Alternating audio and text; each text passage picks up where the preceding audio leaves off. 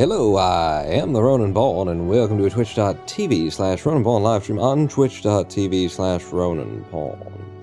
I think you messed up the title, says Kenneth. Wasn't this supposed to be Cluster Truck on console with keyboard and mouse? That's just playing. That's off of my Minecraft on PC with controllers. So we're just gonna invert. The whole world's going upside down and backwards. Black is white, white is dogs sleeping with cats. It'll be anarchy. Hello, Nerd God 56. Welcome in. Wool Swindle. Wait, no, probably that says Woot Swindle. Really? You want to swindle? Because we're gonna swindle over here. Oh God, I'm feeling so patriotic. Never mind. Oh, shoot. Well, that's not gonna work, is it? I didn't have the controllers stood up. Oh, my bad, with keyboard and touchpad. I mean, yeah, Cluster Truck has some categories like that, in the extensions, board now, you know? Like, I believe Wolfie holds the record for playing Cluster Truck with, you know, Donkey Kong bongos or some bullshit. Okay, yeah, the controller was not on, it's still not on. Why, okay, now it's on. Unless it's out of battery and it keeps turning off, in which case I just plug it in, it's no big deal. There we go, we're into the swindle. Woo, exclamation point. It is definitely anarchy. You should do touchpad getting over it. Getting over it with Bennett Foddy, Has anybody done that on the DK bongos? I feel like the DK bongos are like the avenue to YouTube success, you know? If I want to really make money, I'm gonna invest in a $35 pair of Donkey Kong bongos so that I can play all of the things. Oh jeez, I thought I was joking, says Kenneth. Yeah, no, there's definitely a, I think Wolfie holds the record for beating Cluster Truck with a controller, anyway. Yeah, on PC with a controller? It's weird. PS4 touchpad getting over it. yeah, but the back, only the back. You can only use the back touchpad on the new PlayStation controller that's got like a touchpad on the reverse of it. And then, yeah, that's what we'll do. Challenge runs. So, I have been speedrunning the Swindle again, you know, on my recuperative days, which there have been more of them than than days where I'm not recovering from something. So yeah, I decided let's do it again, and what I have done that has made it a lot more, like, tolerable to me, for some reason. Like, it's a horrible speedrun, this speedrun. It's full of RNG, a lot of times you can't even start, doing the speedrun. The thing that has made it more palatable to my delicate sensibilities is I've started to actually, like, note down. I've got a little scratch pad here where I'm putting a mark down every time I get a forced reset, every time that I take an honest death, and every time that I would call the death that I just took bullshit. And just noting them down feels like I've got, you know, I'm creating, number one, a ratio, like a statistic, how many runs actually do get started in this game. Which is nice to have, but number two, it's like a way of officially venting, and I don't have to, like, get angry about it because I just mark it down. Yep, that was bullshit. There we go. That's another strike in the bullshit column. And and then the forced resets. It's actually like when I get one, instead of being angry, now I'm kind of excited because I'm like, ooh, I get to put another forced reset in the column over there, and the percentage of them is getting more stable, you know. Maybe on some bodacious bongos. We can speedrun on anything. DS5 has back touch. I wonder if you can play Vita titles on the 5. Yeah, I think it's used PlayStation, or one of the controllers has a back touchpad on it. I know that it's true, and it's gotta have something to do with Sony, because they're the only ones who would do something stupid as that. I got one, DDR pad, Minecraft Bedrock. Dance Dance Revolution pad, and alright, we're gonna start, that sounds like it might be fun. Or DDR pad, Minecraft VR. Well, now we're just expanding on VR at that point. Alright, so, wait. I need to get it up so that I can at least see the first split, and now the controller has disconnected. There we go, it reconnected. Alright, and 3, 2, 1, go. The first split, when you open it, is the longest one, you know. It took 7 seconds to get my feet on the ground in the first level. It's always the way. But, yeah, just keeping a record of, you know, how many plus L plus ratios has made it a bit more tolerable. He says that at the beginning of the live stream, and then just wait, you know, for the screaming out loud. I mean, that's usually, most people scream out loud. If you're screaming, like, quietly, or just inside, then you need to see a professional at that point. Something's gone wrong. So this is already looking like a forced reset, because there was that whole room below us that we just can't get into. Yeah, there's many rooms to the right and below that we can't get into. So, is this a viable opening for the Swindle speedrun? It is. I will play on this because we got more than 80%. So I've got some new methods for the speedrun that I've been using, and I think that they have a possibility of working out. I haven't actually completed a run in the Swindle using these methods, but, you know, I believe, anyway. Number one, it starts out... Okay, did I open and close the door in the same touch of the button there? This son of a bitchin' game, fucking, fuck, cock, shit, fucking... No, the main change here is at the very beginning, I am trying to get two... There's Big Ben in the background. 2 100% clears before I make my first buy. Without upgrading to be able to hack yet. That's the idea here. And usually, like, the average is I can get out of 3 levels in 2.5 minutes, with 2 100% clears. If I can do that here, I don't want to start on a non-100% level like we just were forced to start, but I can start on that one, so that increases the rate of, you know, possibility for this version of the speedrun.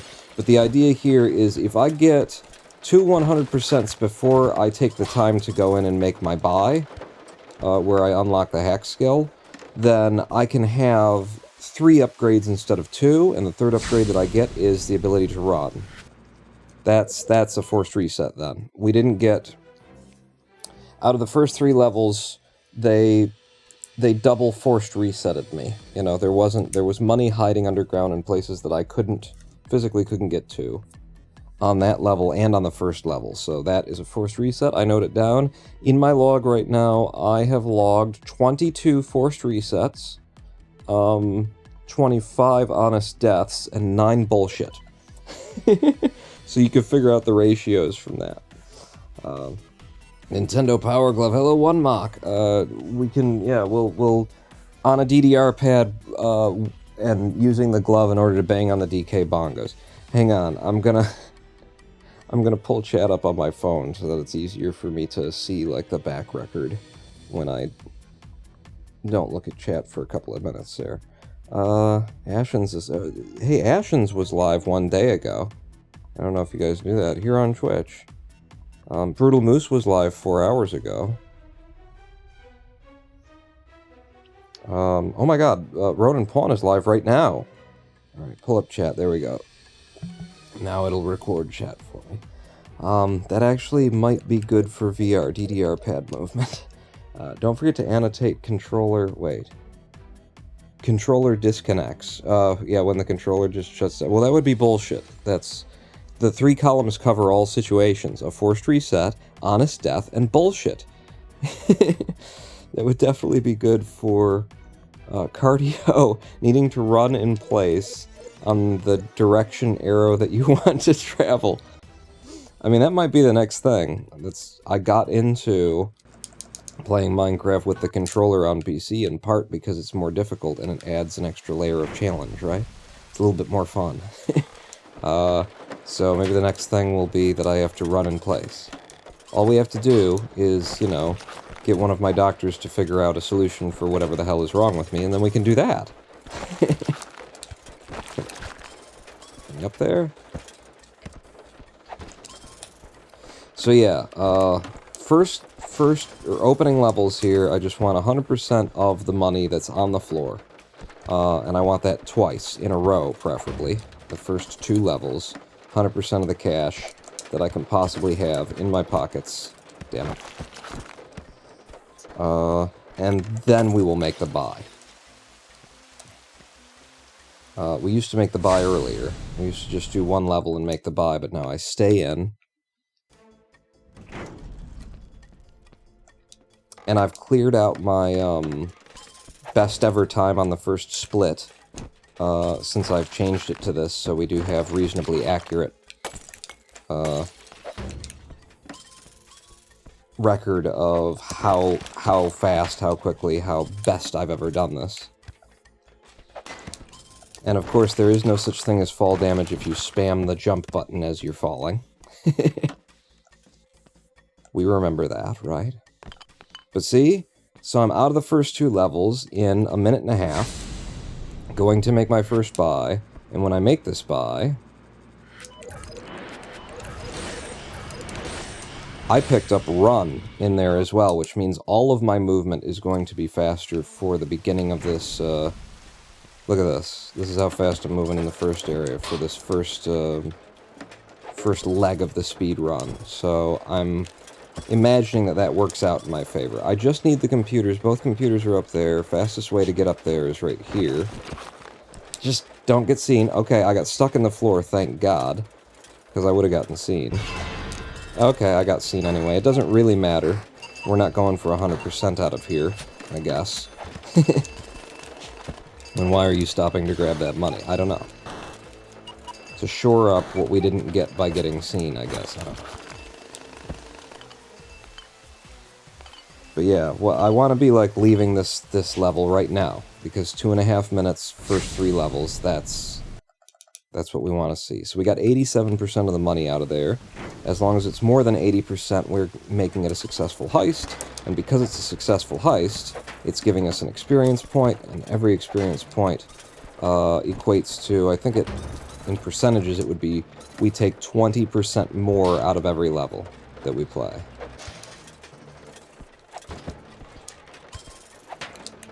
And it certainly doesn't hurt me any to take 100% of the money out of some of these levels occasionally. So, if it's looking, and it's looking like in this one it might be possible.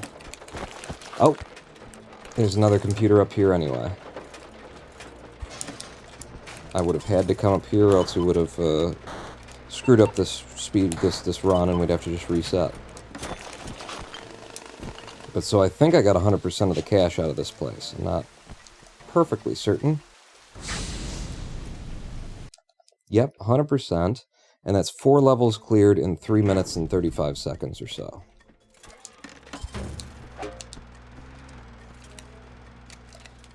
Wouldn't forced resets just fall under the bullshit category? I mean, I'm keeping it in such a way as you can assemble the statistics yourself, you know? What counts as total horse shit and what counts as just partial horse shit?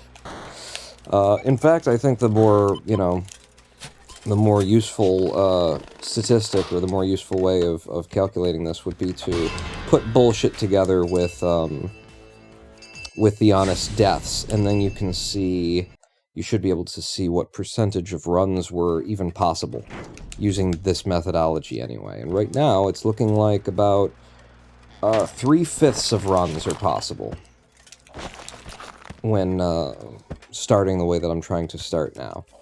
Which isn't that bad, you know? It's nice to see the numbers because it makes it feel a little bit more possible. You see 3/5 and you're like, okay, well, you know, so I have to throw 2/5 back. Most of the forced resets occur in the first level or 2. Some of them do actually occur at the end of this first, like, 5-minute section, or 6 or 7-minute section of the live, or of the speed run. But by and large, far and away, whatever idiom you want to use, most of them occur right at the beginning. So throwing back 2/5 of them doesn't seem that bad. I would really like to not be seen and take 100% out of here. As much time as they have forced me to spend on this level, I feel like we can make it worth it if I get all of the money out of this particular level. Now that means I have to come up through here, and that means I have to wait until I'm safe to merge through the floor. Grab that. They just made me hang around in this level for a very long time, and it's like, if that's gonna be the case, then let's get the money, not be seen, and not die, son of a bitch. I knew that that was like that, but it was like, I can't justify waiting around anymore, so that goes under honest death. We're up to 26 between yesterday when I started tallying and today. I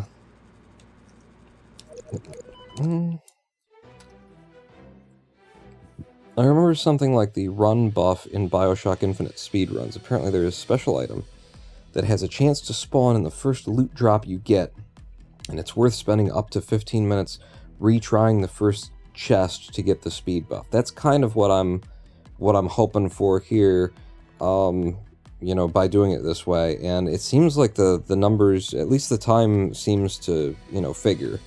I don't know that it's going to change the speed run that much in the beginning, but because we're faster up front, I can stay in the slums a little bit longer, get more successful heists, and be walking into the rest of the game with a higher percentage bonus for every heist that I do afterwards.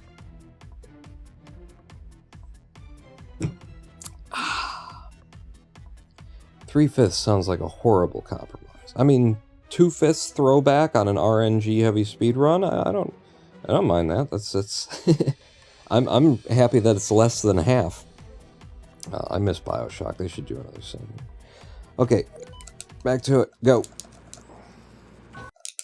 I mean, this speedrun is very much about that. And then, you know, I feel like the Swindle as a speedrun has been, it's all about luck. Like, when I get a good run, it'll be because I'm playing, like, I've lucked into that moment where I'm playing really well. Even that end of things. Alright, well, that was, you know, first level you always take that risk. Every single time. I'm just checking to see whether or not it was possible to get to all of the places. And it looks like it was, so that's an honest reset. Yeah, and every time I have an honest reset, the number gets better. That 2/5 thrown back, 3/5, you know, have a chance.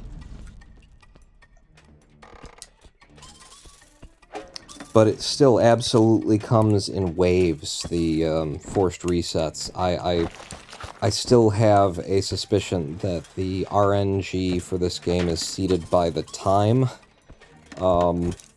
and that when you get into one of the bad, like, hours of the day, you're just going to get a whole bunch of levels that you have to reset and reset and reset and reset on, because, my god, it really comes in waves. It's either that, or it's something like that, like the idea of when you start the game, the way that the RNG seeding is done is it's done in a, you know, way that it's always going to come in a sequential, like, line, and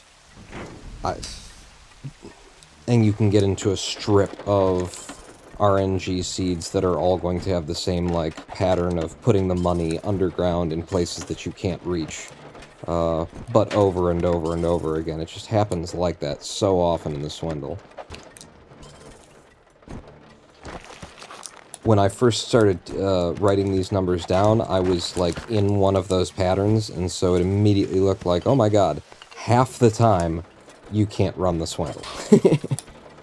But it's gotten better since then, because I exited that period. Those floods, those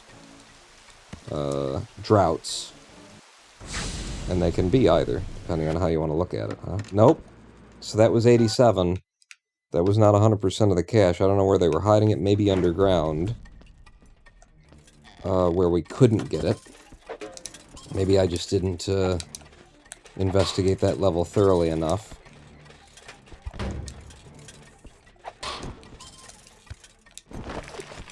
it's still... fuck. It was still run viable, technically. Although I could have like a third category here for technically viable, where it's like, you know, if you don't get the first 2 levels back to back where, you know, you can get all of the money off of the ground, then that's detrimental to the speed of the speed run. There's an argument for you should always just reset if you don't get both of them. But part of changing to this methodology was the idea that if I get one of them bad, but it's still over 80%, then I can stay in to that 2.5 minute mark, and maybe we'll get more runs up and off the ground. See how far I had to come in for 1 piece of money on the ground? That's the beginning of the speedrun. Having to check every little corridor like that for the 1 scrap of money that might be there.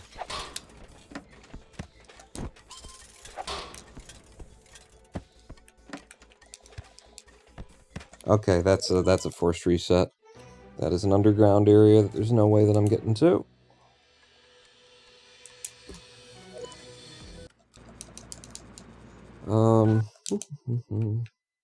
Time-dependent RNG. I wonder if it's time of day or game... Game run time. Well, I actually do have, you know, it's just conjectural, because I haven't, like, taken data or anything like that, but I do feel like it would be time of day and not the game runtime, because I have reset the game while I'm in the midst of a flood of bad RNG, and resetting the game has not broken that flood. And I feel like that's happened many a time. Many a time. Okay, that was a not bad opening level, and I'm sure that I got 100%.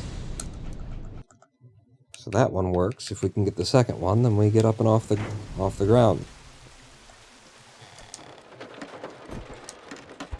But I also do have to get through without being seen, playing well, not dropping into enemies' views. Nope, there you go. That's underground money that we couldn't possibly get. There's no way to get there. That's a forced reset. And it's too much money, you know? That's the other thing. If there was only 1 scrap of cash underground, then maybe that would result in an 80% or higher, but that would have not been an 80% or higher. Makes me wonder, is it local system time, or is it getting an external time source, or is it system uptime? Ooh, that's possible. Like the computers... I mean, since 1968, when the Unix standard began... that'd be interesting. You could either change the local time every time you start, or intercept the NTP, some other... Is it NTP, or is it... There's 4 letters to it, isn't it? Like, something time protocol or something. Server it checks, or whatever, to always report a certain time. Ooh. Always get the same... That is actually interesting. I mean, I would have to have a lot more data, by which I mean just hands-on experience of being in one of those floods, and, you know, it just refusing to break until, you know, 15 minutes had passed on the clock, to go scouting for that. But, I mean, if we keep playing, then I could see getting to that point where it's like, let's see. Is it just NTP? Network Time Protocol, okay. I thought there was another letter. I guess I'm RTMPing into NTP in my mind. So there's 100% in 42 seconds out of the first level. That feels good. I feel like we're on pace.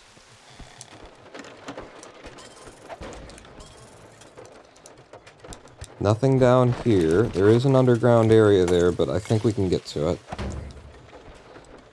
I certainly don't know that we can't yet. Okay, I didn't really mean that. I'm just trying to get up here so I can get over here. Can't be seen. It does make you feel a little bit more like, I don't want to throw away any of these where we actually did have the possibility to run on, you know? When you know that about 2/5 of them have to be thrown away, each one of the ones that didn't have to be thrown away feels that much more valuable. But this looks like a start. in a minute and 36. We're exiting. Now I just do the menuing.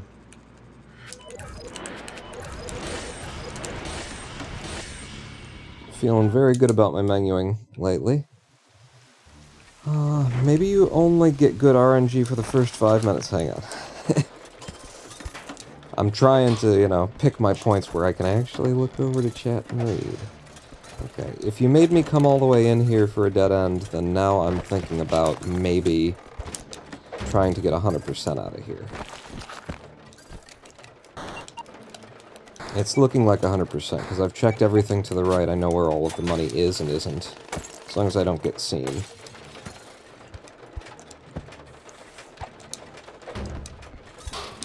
Knock you out the window, that opens my exit and escape. Because I don't have to knock the window out, you did it with your face, bitch. And we're leaving at 2.5 minutes, that's what I like to see.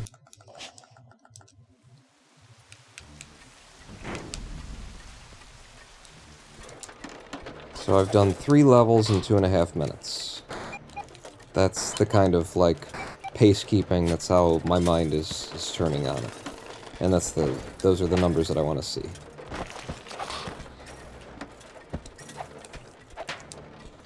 It is way harder to walk up to these guys and just smack them over dead. Once I've gotten this speed upgrade, it's easier for me to just stand in one position, let them walk up to me, and then smack them at the right distance. But once I got the speed upgrade, I can very easily overshoot, walk right past, walk right into their sight cone when I'm trying to time it.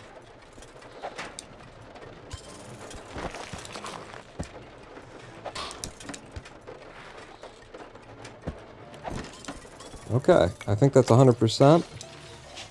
And that level took a little bit over a minute. 100%. Again, I don't need 100%, but if it's there for the taking, if it doesn't take too much more time to do, might as well. If they've made me explore a huge area in order to get to the point where I'm making the decision, might as well.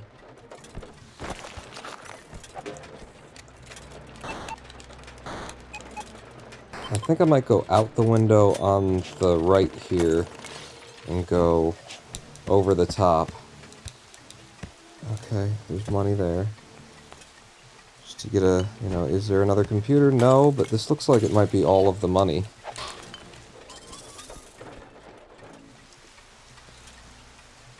I'll stay near the building on this fall. Yeah, that might have been another 100%, and that took a minute. Pretty much dead on a minute. So I think I've 100%ed everything at this point, which is why we've got 9,000 in the bank right now. And I've done so at a very, like, fast pace, too. This is a pace that, you know, the game has to choose to give to you. You can't just have this pace because you want it. And there's a computer we can't get to in this level. I'm getting the hell out of here as quickly as possible because I want to keep running on this. And we'll just reload for another level. So we probably wasted 20 seconds there on a level that just wasn't viable even from the start. I'm not even going to bother trying to get 100% out of here. Just give me the computers so that it's a successful heist. Damn it, I got seen. And without knowing where the computers are, the odds of me being able to make this into a successful heist now are pretty slim. But I might. Especially with all that floor money to my left and right. Come on, get me through.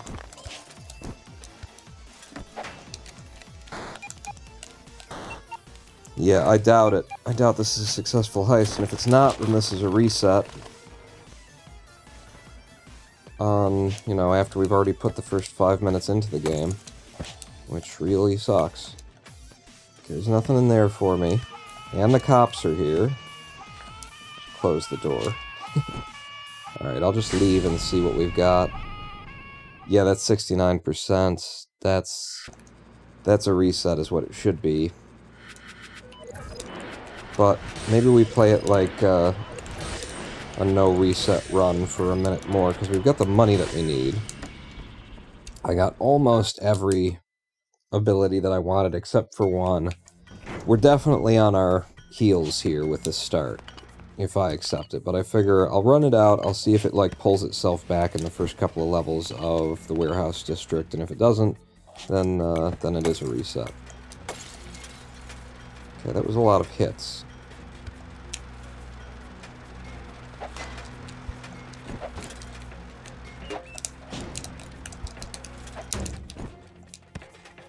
Okay, that was a lot of risks. Ooh, but we've got 2 PCs right here, real quick, easy for me to try and grab. This could redeem itself. You know, what we've got to do is we've got to be getting all of the computers out of these levels in the warehouse district so that they all count as successful heists. So what just happened there is, I mean, these are the rules of the game, but that goes under the bullshit column. So I get to put another check on the bullshit column there. I was on the I was standing on the 4th tile away against the door. The door is on the 4th tile. You know how I know that? Because the door didn't blow up. And the tile that I was stood on was the same tile, but the explosion killed me. Because this game is designed in such a way as it actually hates you as a player. If you put a pinky toe over a hole that has spikes in it, then your entire body just got killed by spikes. If you have, you know, 1/4 of your character model is stood on a tile where an explosion would be happening in a 3x3 grid, then you're dead. It always, like, prefers, in the measurements of movement and on its tile set, it prefers to kill you. It always prefers to kill you. It's absolute bullshit. It's the opposite of the way that every other tile-based 2D platformer has ever worked, and it's part of why I love it. But it's very annoying during the live stream. That makes me want to buy the game and experiment in a virtual machine, says NerdGod, to see if you could force the RNG to be good and bad by adjusting the time. I mean, that's kind of what we did. We didn't need a virtual machine or anything, but, you know, we did hack Flatcraft. I'm so happy with that. And now we know, you know, that I can just go into inventory files and change what I'm holding, and I want to go back into Flatcraft. And give myself all of the obsidian to go to the Nether and see if the Nether worked in the Alpha 1.0 demo build from a year ago. I forgot I was a nerd. I'm buying the game.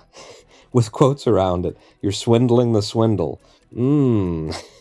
Sorry, Dan Marshall. What's the slow-mo frame perfect? It just randomly does that, you know, to increase the badass factor of the game, to make things look cooler.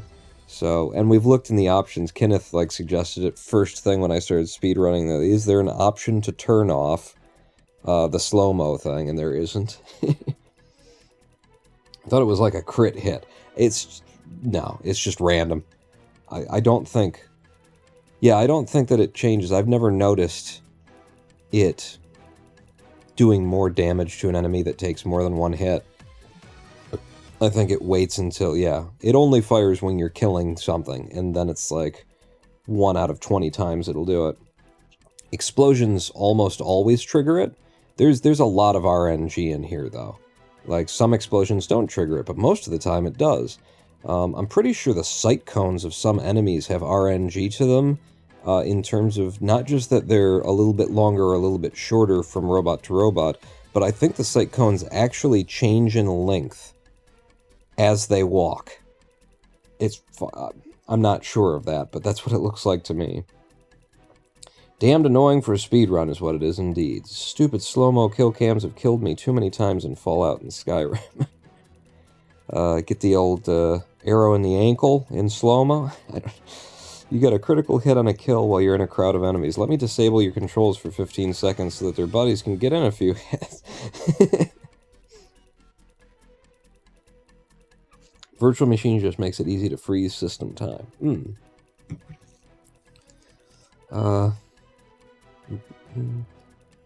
So now, NerdGod, doesn't that mean you've got to, like, get good at the game? so that you can...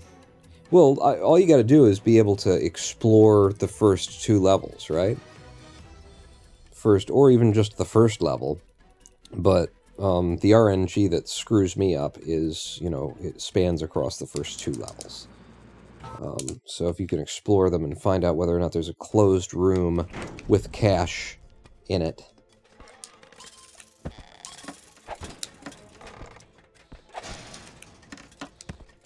Well, you've got time frozen. For example, right here. Right here.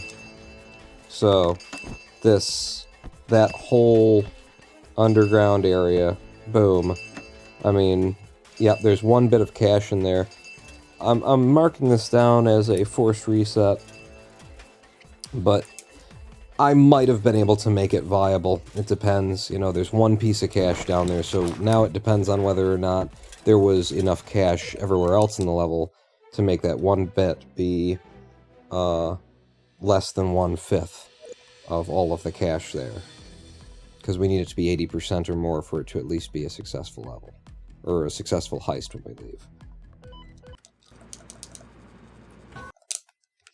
But yeah, it definitely helps, like, creating a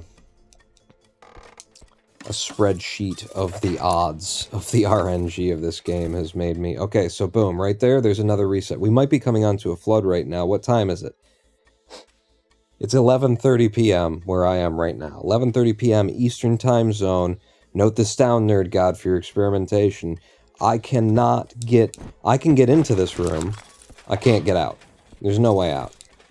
So now I'm stuck in here. So these 3 bits of cash were just impossible to get.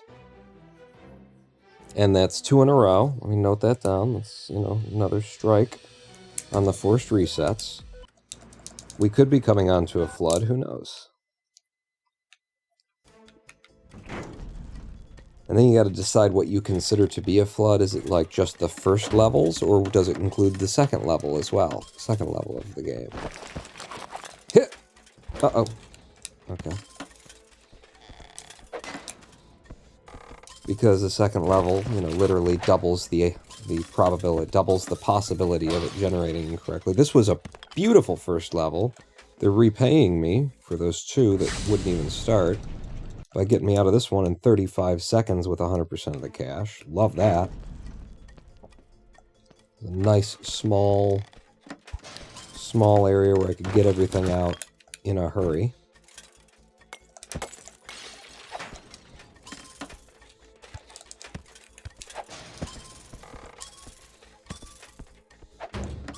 Bit bigger of a building this time. Oh, and then I got seen. But so that's going to be an honest death in my log.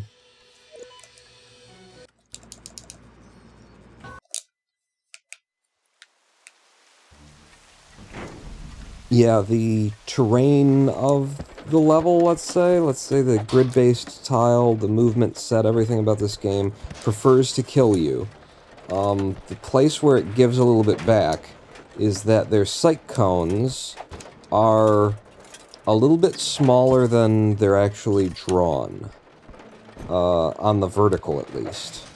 Maybe on the horizontal as well, so there's a little bit of give there. So it takes it from you in terms of if you're ever stepping on, like, a hazard in this game, if you're ever passing over a tile that has the possibility to kill you, it's probably going to kill you.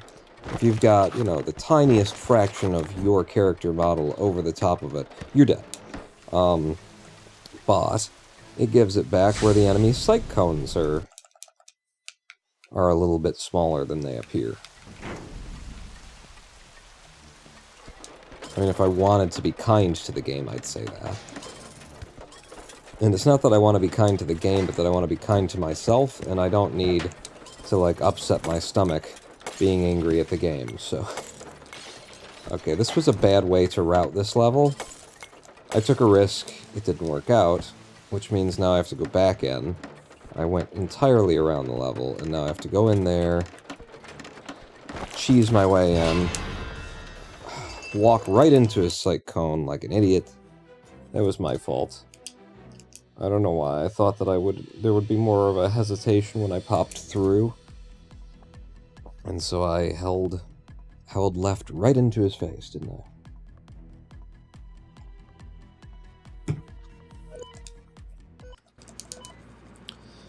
But yeah, this is my history with the Swindle. This is how it goes. Is you know, it usually takes quite a while to warm up to what needs to happen to get this started.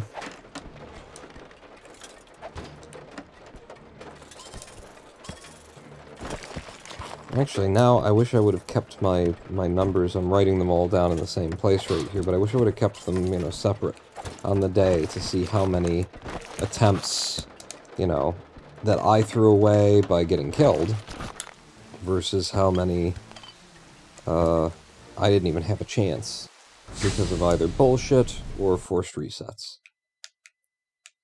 I think it's probably about 50-50 right now. It might actually prefer, you know, that I have screwed up more often than the game has fucked me over. But some stuff like that is also, like, level 1, level 2, you gotta, like, take those risks where you can't necessarily see where you're going. You know, you need the speed.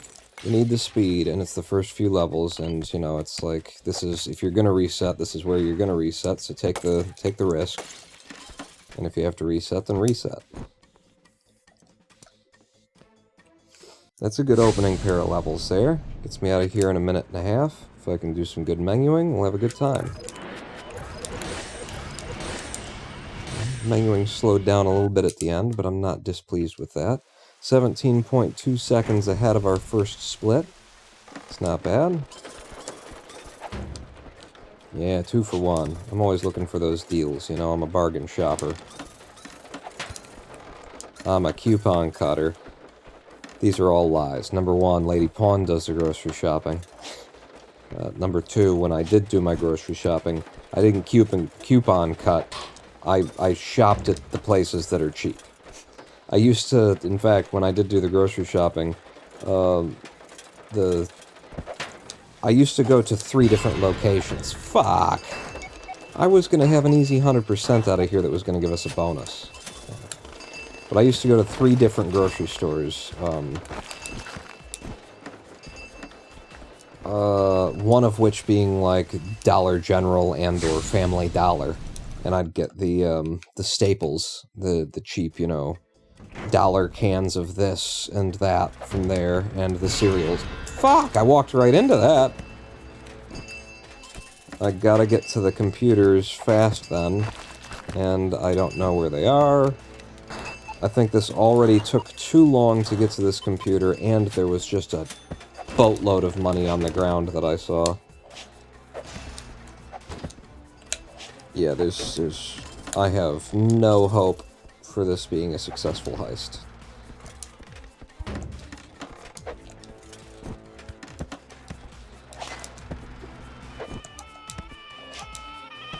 Oh.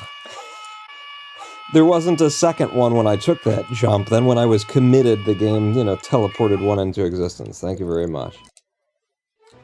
Teleported one into existence? Yeah, you know, like Scotty on TNG. Scotty on TNG? Yeah, you know, the episode where they brought Scotty back because he put himself into the teleportation buffer for like 50 years or whatever. Actually, in universe, it would be hundreds of years, right? Like, between TNG and the original series. Was it like 300 years or something like that? I love that episode, says Nerd God. That's a really good one, isn't it? And you know, you got like the old mechanic trying to talk to the new mechanic, and Geordi's like, what are you talking about? Like, they're on completely different levels, different pages. Technology has advanced and left him behind, and, you know. Yeah, I think it was 200 to 300 years, and he lost his partner. Like, Scotty had a lover, and they were dead now. That was the one where Scotty taught Geordi that the specs have some leeway. Yeah, you know, like in the end, after they spent most of the episode making Scotty feel like he just had no place in this new era, and that the thing that he used to be really good at, that he was, you know, now 200-300 years behind, you know, that he'd have to go back to school. Taught Geordi how to give her all she's got. Yeah, and my favorite bit, I think, you know, at least like favorite quote, and I probably won't remember it exactly, but was the part where he's like leaning in, and you know, Geordi gets a call from the captain asking, how long is it going to take to get that thing done? And Geordi's like, 45 minutes, Captain. And then Scotty leans in and he's like, how long is it really going to take? It's like, what do you mean? Like, well, you never tell the captain how long it's actually going to take. How's he going to think that you're a genius? You gotta add 15 minutes, you gotta pad it. Something along those lines. I loved that. It was such a fun little way of acknowledging that Scotty was always, you know, 10 to 15 minutes ahead of his projections, and why that would have been possible. He was always padding it out to make himself look even better.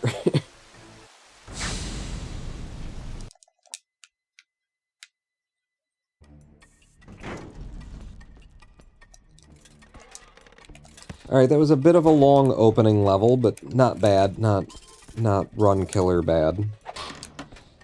And not as bad as some of the stuff that I've played on. But this is another big building they've generated for me here.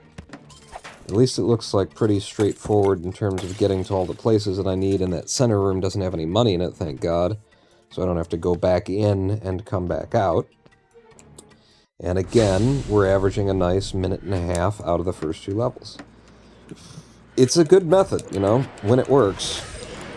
And it does apparently work more often than it doesn't work, according to the statistics we're beginning to generate now.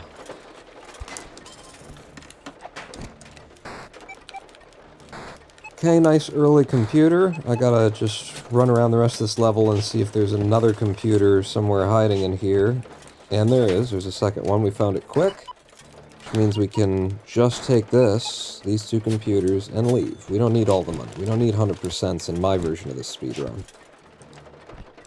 And I should know what's best. I'm the world record holder, and I'm trying to beat my world record.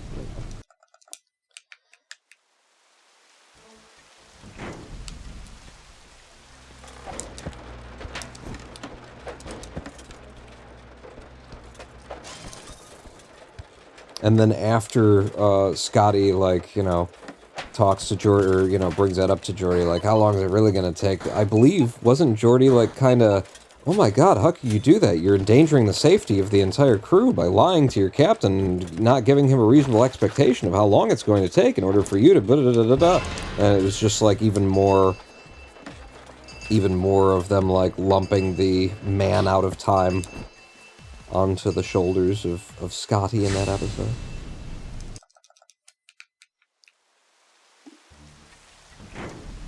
Like, we don't fly by the seat of our pants anymore, okay? And all of our spaceships are covered in wall-to-wall carpeting now. We're soft in the... Oh no, I'm gonna get seen. Alright, well, if I'm gonna get seen, then I lean into it, make sure I clear them all out, get the money out of here in a hurry, and then make sure that there's not another computer. There is. We found it quick. As long as I can get the money out in a hurry, we're good. That's fine. That's going to be a successful heist. No problem. Guaranteed. Guaranteed.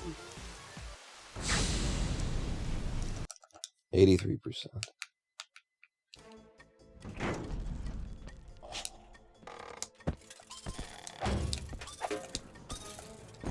Okay, I can already see one of the computers in there.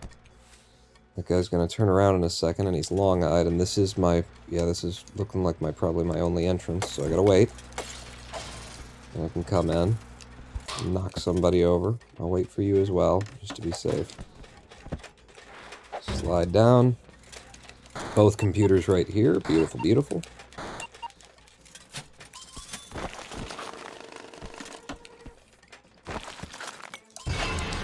Okay. So that... You heard it, right?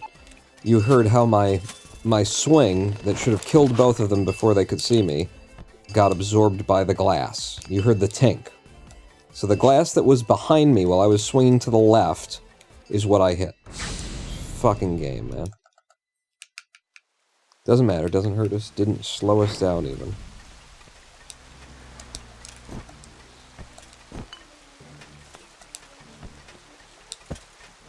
Yeah, it's a lot of floor money. I need computers.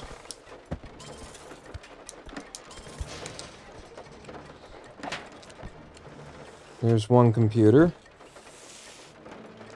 I still only have one. Could just be one.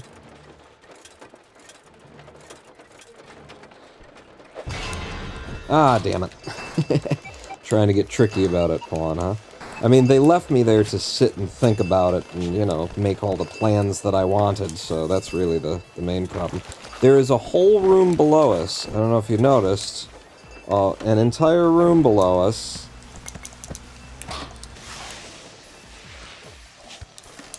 That we can't enter. So if there was a computer down there, then the game just totally screwed me over. That was 78? That's... no way. That's bullshit. If I were going to quit playing right now, I would be writing the word bullshit. Well, I would be putting a strike next to... yeah, I'm marking that bullshit. We have to restart. Because we also didn't get, like, enough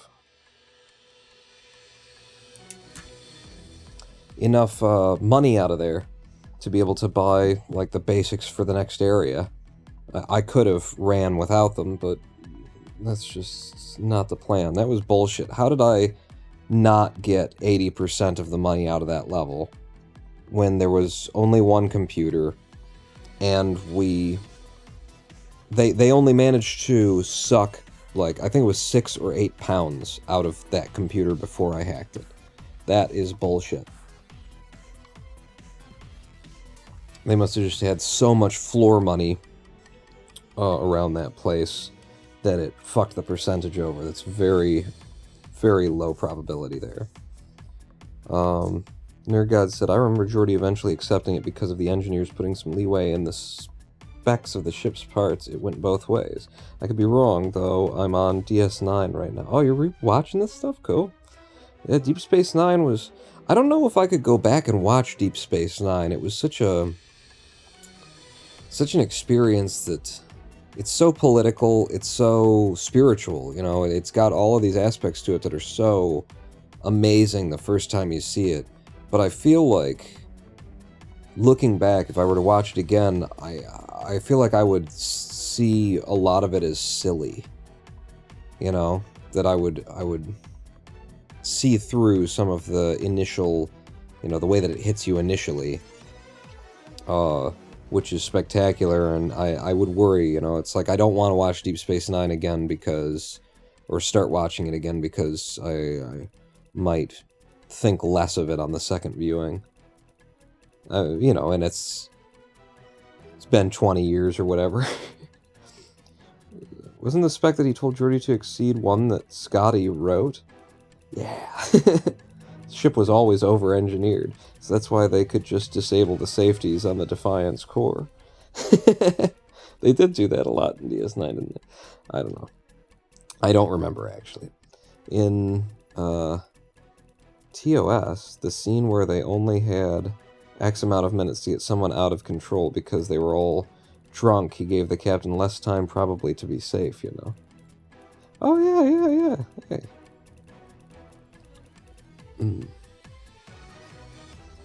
It's mirroring the current political atmosphere in America with the coups and whatnot, in my opinion. And the Republicans believe they're Republican. DS9, I mean. Oh, really? Wow, that's an interesting lens to reconsider Deep Space Nine in. Just to see it through the light of modern politics. That could make it interesting. That could make it worth rewatching, just to be sitting there and trying to sort of shove, you know, the uprising of fascism in America, I mean, I guess yeah, I don't want to get into it, but, you know, just to put Trumpist, fascist, new right, mentalities onto the Cardassians or whatever. I don't know. Where does Bajor fit into that? Is that just the, like... Because they had some weird shit going on, too, occasionally, the Bajorans. So, are they like the, Southern Republicans, who think that, you know, Jesus wants them to have a pickup truck and a strong leader who's willing to nuke, the rest of the world if they call him names on Twitter? Is that... Just trying to think of, like, Bajor with its religiosity, that was sometimes a little bit just fucking ridiculous. I mean,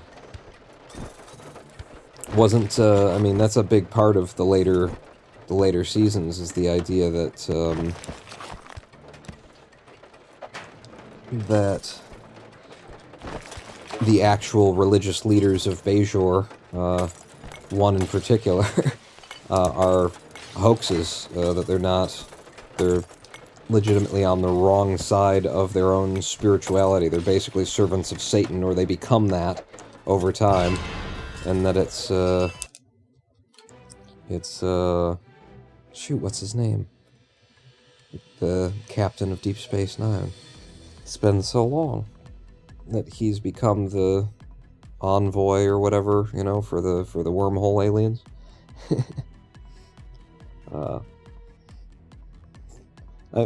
It's made it very fascinating seeing how Cisco, thank you, solves issues and inspiring. Bajor is classic Republicans. Cardassia is Trump-publicans. I haven't heard that word before, but I like it. And Starfleet is everyone who's against that. Bajor, Ukraine, Russia is Klingons. Or, wait, Dominion. The Dominion is Putin's Russia. Cardassia took over Bajor, the classic Republican Party. Cisco, like the Routers. That's how you spell it. That's how you remember it. Is that he's the Router. But yeah, Bajor's religiosity, you know, turning out to be true, and also they're doing it wrong, you know, or something like that. Like, it's true-ish. And you've got it wrong. Hey, what's that look like to you? That looks like a forced reset to me. Brings us up to 27 forced resets.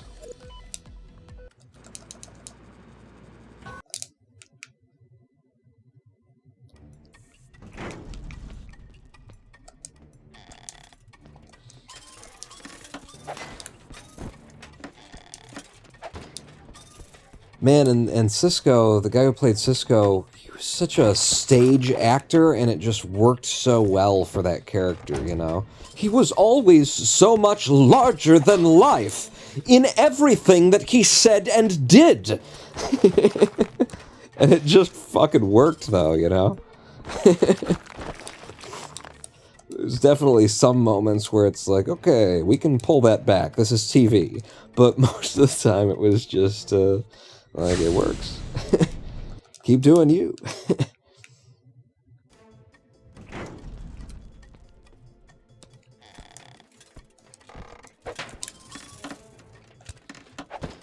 He was so Shakespearean in his delivery.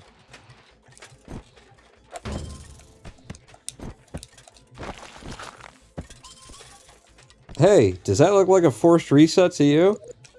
That's money in a place we can't get to. That's what defines a forced reset. 28 of them so far.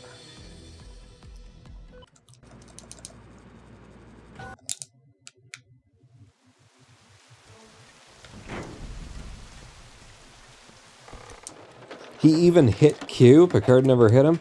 Really? I don't actually remember Q showing up in Deep Space Nine. I mean, like, I know that he shows up in everywhere eventually. But, I don't, like, remember an episode where Q shows up in the world of Deep Space Nine, you know? I remember quite clearly when Q, and his suicidal compatriot showed up in Voyager. But yeah, Deep Space Nine, they just had so much crazy shit that was always going on in Deep Space Nine already that it just seemed like, Q, who needs him?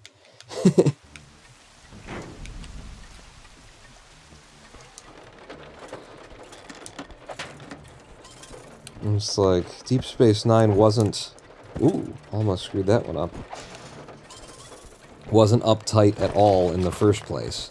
So it was like it didn't need Q to come in and shake things up and liven things up. And so, I don't remember if he showed up in Deep Space Nine.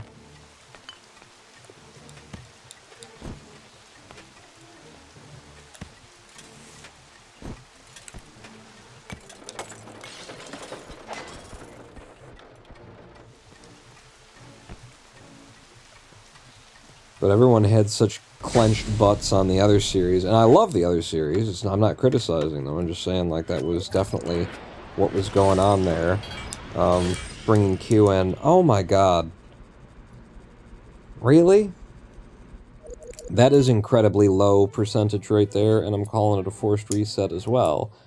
The odds of doing the first two levels and getting 100%, and the bonus plus the money that you picked up in the place, you know, in both of the levels from off the ground, not being enough to buy all three of the things has only happened to me once before. That is the lowest of the odds.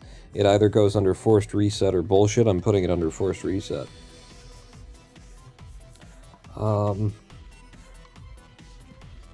Deep Space Nine, didn't Q come to help with the wormhole or something? I mean, after I saw him, you know, on TNG, just, like, put an entire... Didn't he put, like, a galaxy or maybe it was, like, a solar system? He just, like, put it in his hand and threatened everyone who lived there, and then somebody from TNG walks up behind him and and he just, like, no, I was just kidding, and blows it away, kind of thing. The idea of Q's help being anything but, you know, dangerous. I don't know.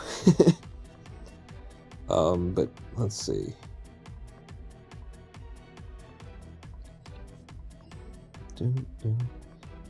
But yeah, Cisco hit Q, huh? Cisco literally got tired of his shit and hit him. That's so good.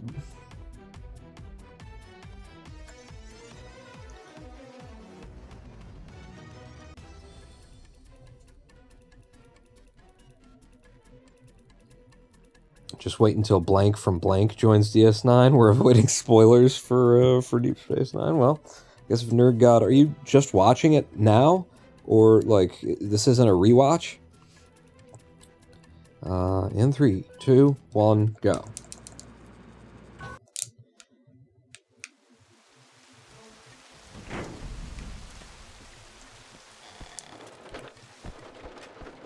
Yeah. Really? Okay, I'm gonna put that under bullshit, because it makes me feel better to do so.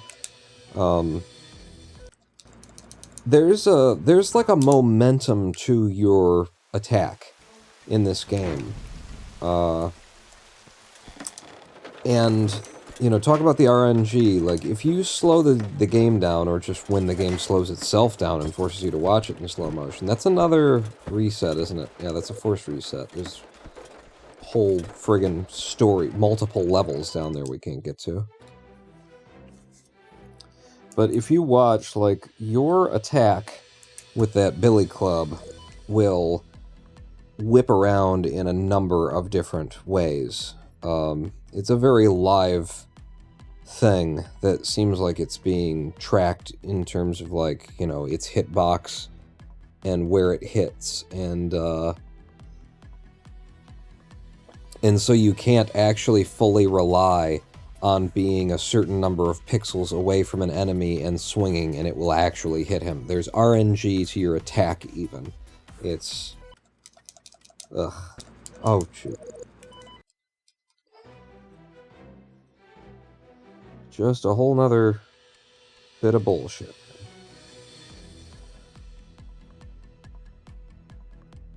No, I'm rewatching. I'm actually excited for Voyager. Oh, okay. I'm thinking of W, OB, and True. There's coffee in that nebula is something I say regularly.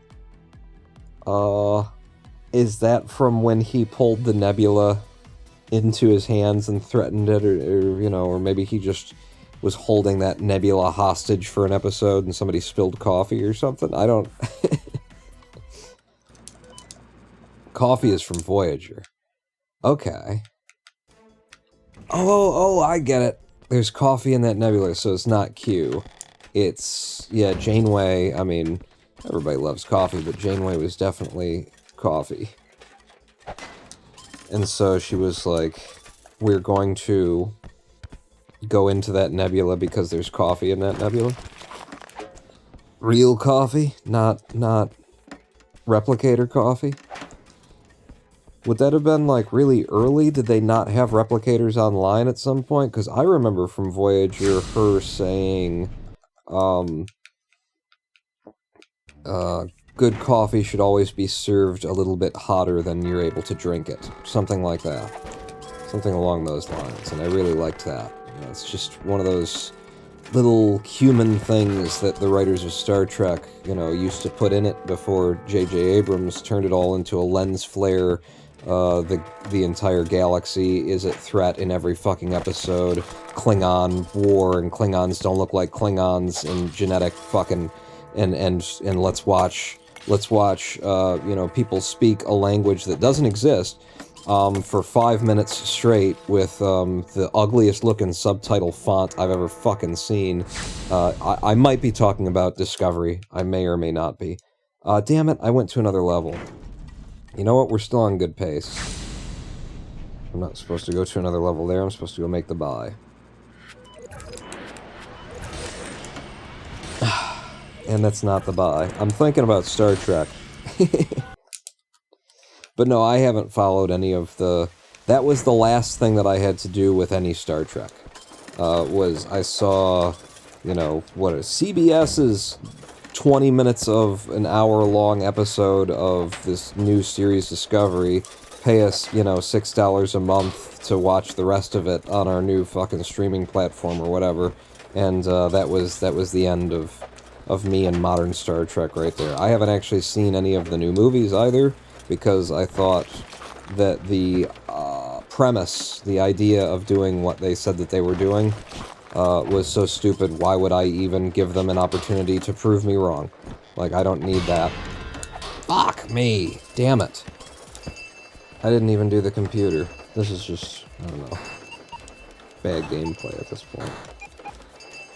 Did you see the JJ movies from the alternate time? No, I didn't see any of the Abrams movies. Like, I've seen 15, 20 minutes of you know, footage kind of thing, but I just thought, like, why would you do that? Why would you go back there? Why would you set this at that time? Why would you fuck with those classic characters? Why would you, you know, and so there was no reason, you know, if prima facie, on the surface, this is already a bad idea, then you've failed as a storyteller, and, you know, step one is, am I interested after I see the cover of the book? No?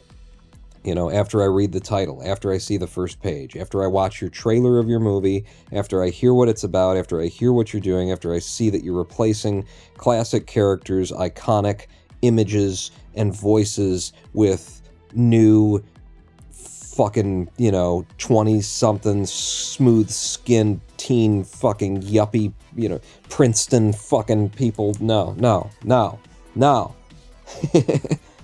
I close the book at that point. No. I don't need to see any more. I don't need to watch your movie. I'm not interested in what you're going to do in this timeline. Because I'm guessing you're going to do something to the timeline as opposed to do something in the timeline. I liked the first two, and third was okay, says Nerd God. Well, to each their own. I mean, I didn't see him at all. I hated the premise. I'm, you know, Lady Pawn and I were just, you know, she just said something to me that made me realize that the experience of, like, seeing a movie or, you know, just absorbing media in our world has changed entirely. Because it used to be that you would see something that was a new, creative, clever, like, it was new, and you didn't know what to expect. That's the most important part. You didn't know what to expect. You see a trailer on TV, you'd say, oh, I like that actor, or I like that director, or something. That seems nice. That seems like it might be fun to me. And then you would go to the movies and see that movie, and you would find out what it was. Every fucking thing being a rehash, rebuilt property, rebooted, re-this, re-that, re-the other thing. Like, human beings at this era do not have the option of experiencing media the way that we used to experience media, which was you'd go, and then you'd find out. That's a forced reset. Whole bunch of areas that I can't get to. And then if it was something great, you know, it hit you and it had an emotional impact and you formed relationships with brand new characters based on how the actors portrayed these people in these situations, and it was all fresh and it was all new and it was all alive. Now every actor is like playing someone who already existed and has already been played by a previous actor, and it's like everything is just regurgitated bullshit because they know that they can sell tickets to something that they franchise. And art is just fucking dead, you know? It's dying anyway. You gotta go well out of your way, and, you know, the things that you can find that still have artistic merit, that are in the same wheelhouse as these fucking rehashings, they're necessarily low budget. They have to be low budget, because nobody will fund them, because they've got the option of just, you know, let's take a property that we already know that there's a fan base for and make another thing out of it. And so all of these actors and all of these, you know, professionals in the entertainment business will just, you know, get to copy-paste. That's what they're going to do. They're going to have to copy-paste, they're going to have to find a way. And then it ends up ruining, this is what I said to Lady Pawn, it ends up ruining things on a whole nother scale, because the people who work in the industry, all these creative professionals, they're so desperate to actually do something creative, even though they're being forced to work on this regurgitated, rehashed fucking bullshit again, that they end up ruining the stuff that they're being forced to work on because they want to do something creative with it, you know? It's like, well, we know that you would like to make something, like, new and interesting, you've got your own ideas and whatnot, but, we've got the license to Superman right now, so make something out of that. Alright, that was another forced reset. There was no way to get to a whole underground section. Make us something Superman because we've got the license to it, and that's what we're trying to make money off of today. And so, in an attempt to be creative with Superman, what do? They, like, make Superman the opposite of everything that Superman has ever been. He's supposed to be, like, he's a fucking Boy Scout. He's the, you know, like, this is the property where good triumphs over evil, and the only question is when it's going to happen and how it's going to happen. And the interesting part of, like, you know, Superman's at least cinematic universe and you know, its more publicly known universe is how are you going to put Superman into a morally difficult and precarious situation, and then how's he going to, like, do the right thing anyway, because he's fucking Superman and that's what he does. Because he's Clark Kent goddamn motherfucking Superman, and that's what that's supposed to be about, and, you know, people, the artists, are forced to work on, you know, a property they don't want to work on, forced to rehash something, and they're like, well, let's do something different with Superman. Let's go to his darker periods. Let's go to his... It's like nobody wants to see that. No one is interested in that. Don't do that. But it's like you can't blame them because they're forced to work in an industry that doesn't let them be creative anymore. It's like, if you want to do that, just do a new thing. But no, we can't. We're not allowed. We're not allowed to, you know, make something new. Because then it's going to be 20 to 40 years before we can, you know, say that it's being rebooted and the investors will put their money behind it. We need to, you know, milk the things that already exist right now. I mean, could they have not looked at like what happened to Superman and its following in the comic books? This is the second one, Paul. When they started, like, killing Superman and inventing new Superman and doing all this weird dark shit with it, and seeing, okay, yeah, that superficially that sold comic books because it was an era of comic books, but then no one gave a fuck about Superman in the comics anymore. It ruined Superman, and nobody really gave a shit. Nobody was buying those comics anymore. They bought, you know, what they needed to for their collection to say, I have a copy of The Death of Superman, and I have a copy of the, you know, choose your own fucking Superman bullshit that they did. You know, I've got a copy of one of each of the 4 books where I could choose New Young Superman, or Superman but made of metal, or Superman who's not Superman at all, but we're calling them Superman.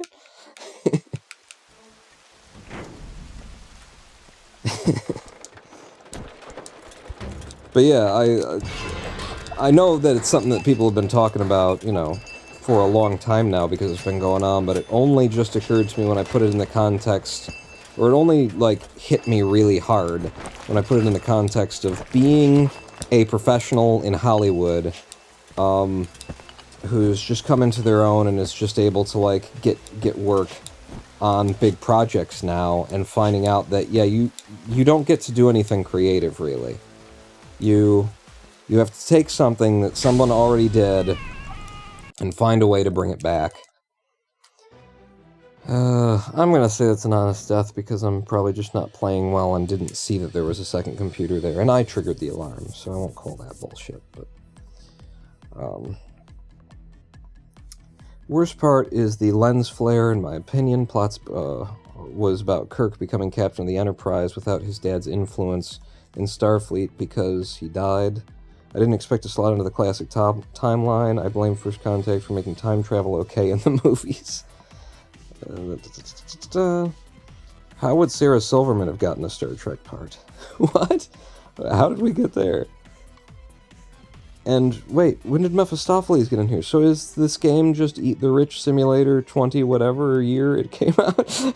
I think 2014 or 2015 it came out. And you are definitely like a thief, but you do start in the slums, although you never see that there's anybody like in the slums, and there's all these cops hanging around and they're protecting money. So, you know, I don't know what that's about. It's hard to put a capitalist agenda or anti-capitalist agenda onto this game. It doesn't... It works very well as a 2D platformer. It doesn't necessarily make sense otherwise. I think it's actually based on an Italian movie from the 70s. What? Read it wrong. It's from 1997. Really? The Swindle? You think this game is based on it? Am I reading chat correctly? You know me, I like to jump around and read chat out of order and context and make up my own story of what you people are talking about. But are you saying you think that the Swindle is actually, you know, based on... I mean, I could see that it's inspired by just heist movies in general. And you've got an IMDb link. It's a heist game, but the big heist, the Swindle, is to steal an omnipresent surveillance AI before the government can implement it. Exactly correct. Yo, what if water, though? Thank you, Nerd God. Yeah, let me get another swig. Eat the destitute. Yeah. But yeah, I would hate to be like a young professional in Hollywood today. You know, I suppose if you were raised on this bullshit, then maybe it's fine. Fuck. I'm not even gonna register that as a... I'm not marking that. That didn't happen. If I don't get more than 5 seconds of gameplay in, then it didn't happen.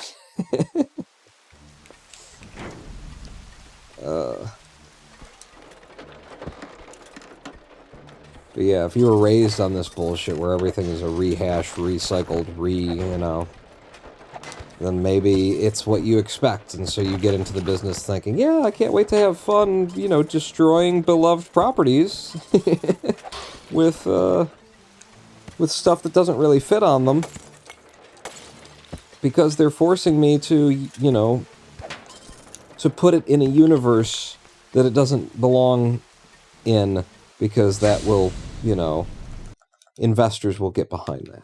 It's gonna suck even more with AI, putting dead actors in new movies. Oh my god, yeah. Yeah, that's I really think that, like, someone needs to... I don't care what they put in the contracts, you know, and I know they've been doing it since the dawn of time, that say we have the, you know, rights to reuse your likeness in all formats and mediums, known and unknown, in this galaxy or others. I know that that's how all of the contracts have read, thanks to the monopolization of the entertainment industry by a set number of players, so that if you want to be involved at all, you have to sell your soul on day one. But I don't care what the contracts say. I think it's so morally reprehensible that that you've got to just null and void that kind of shit right fucking now before it gets out of hand. Like, it should not be allowed. It should not be allowed, even if you agreed to it knowingly.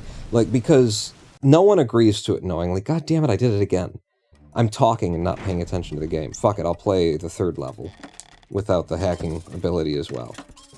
No one agrees to it knowingly. I mean, they may technically know in, you know, terms of what the law considers knowingly, but the law considers, you know, the terms of service that no one reads, or could read.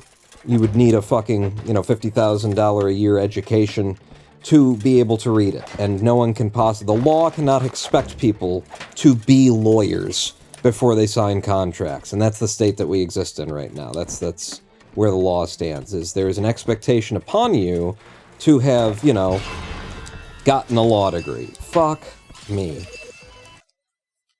Alright. Bad gameplay. But no one, you know, who signed all of those contracts in the fucking 60s and 70s and 80s and 90s even, and even in the 2000s, none of these people could have possibly imagined that after they are dead, someone will be able to put new words in their mouth and make it look like they did a thing that they never did in their life. That was not the intention.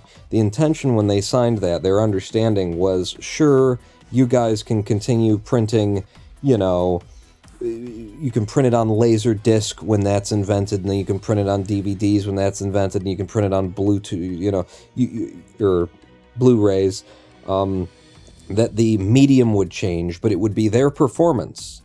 It would not be, we synthesized your voice or got someone who sounds like you. We got someone to do an impersonation, and then we digitally, you know, put your face on some other actor in order to sell more copies of a thing. That is literally like defiling the dead. That is defiling the dead. Do we not have laws against, like, digging up dead people and doing things to their corpses? Because this should be considered the same. If the person who signed the contract could not have imagined the fucking technology would ever exist, then, no. And even if they could, I don't care. Like, that's just, it's disgusting. It's absolutely disgusting. Like, we got problems with people, you know, not hiring the actual human beings who need jobs by, you know, training apes, and just Lady Pawn told me about a story she read, by training monkeys to collect the coconuts and stuff. Like, we got issues with people not being remunerated for their work on a number of different heads, including, like, not hiring people, and, like, we're gonna go down this road now where dead people are getting parts over living actors. We're gonna do that? Okay, that's going under bullshit. Because I was on a stairwell that his sight cone shouldn't have allowed him to see, number one. Number two, he was already dead by the time he turned around. He was already dead by the time he saw me, is how I count that anyway. I have to make myself feel a certain way in order to play this game, and this is important. I'm fine with Peter Cushing, because it was basically a cameo, but it's scary. Yeah, I'm not fine with that, even. I'm not fine with, you know, that's... I'm not one to invoke slippery slope. I just think the whole thing is fucked up. The whole thing is absolutely disgusting. Like, if an actor who played someone who's important to your plot died, then you have to, like, write your story around that fact now. Like, those are the facts of life. You don't get to negate death, the reality of the world that we live in, bring someone back to life in a hollow, soulless form, and make them say the words that you want them to say. That's just it's not okay. That's never going to be okay. There's no circumstance in which that's okay, and we need to, you know, fucking,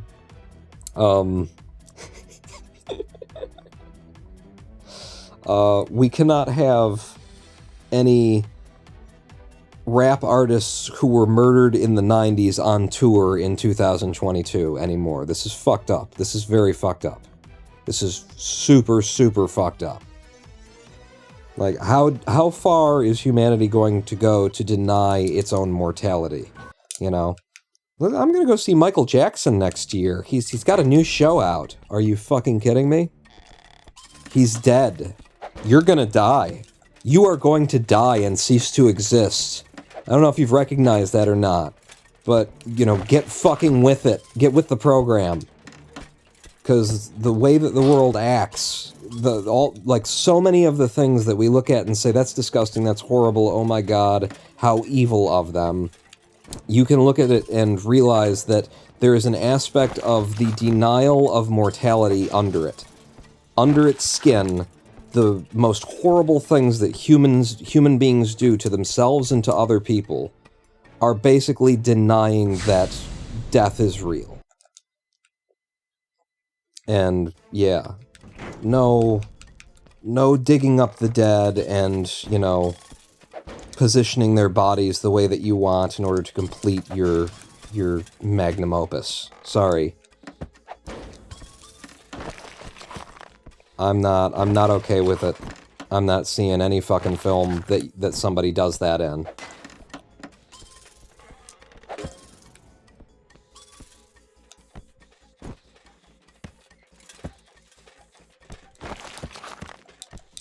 Okay, that is a very big building with not a lot of money in it. But we got in and out pretty quickly, and we can actually play the Swindle. First 2 levels, done. Oops. Almost messed up my buy there, but we're good, and we're started in 1 minute and 50 seconds.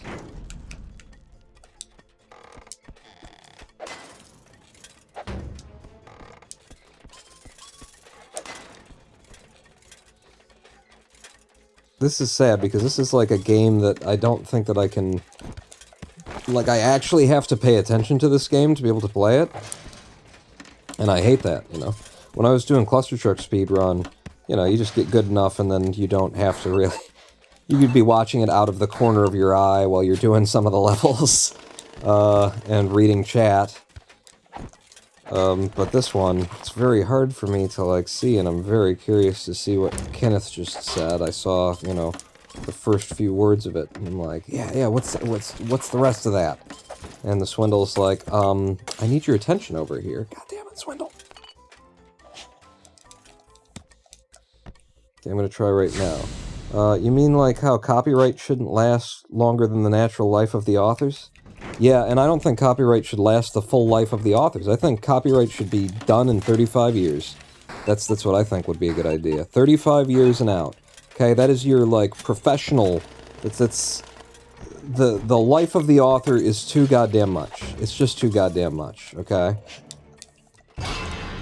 We need to be moving forward with our culture, with our technology, with our medicine. You know, like, that's the interesting part. That's what I like to invoke when it comes up is, okay, how long does it take for, like, if you design, you know, a cure for cancer, and it actually works, and it cures a certain kind of cancer, what are the rules on how long you're allowed to charge $20,000 for each, you know, version of it, and no one else can make it because you hold the copyright, even though, you know, it's now known what it's made of? How long? How long under law? Because it's not the life of the creator of the drug, because medicine is fucking important. because it's life and death, because it matters. And I would argue, that our culture, our technology, our science, that all of these things are important too. Okay? And that if you've already, like, established that we can't possibly invoke this kind of a rule set for things that are important, then you've already acknowledged that you shouldn't invoke that kind of rule set at all in the first place. You know? That you can't do something that's life and death and make it so that, well, we gotta preserve somebody's ability to make a big fucking pile of money off of it.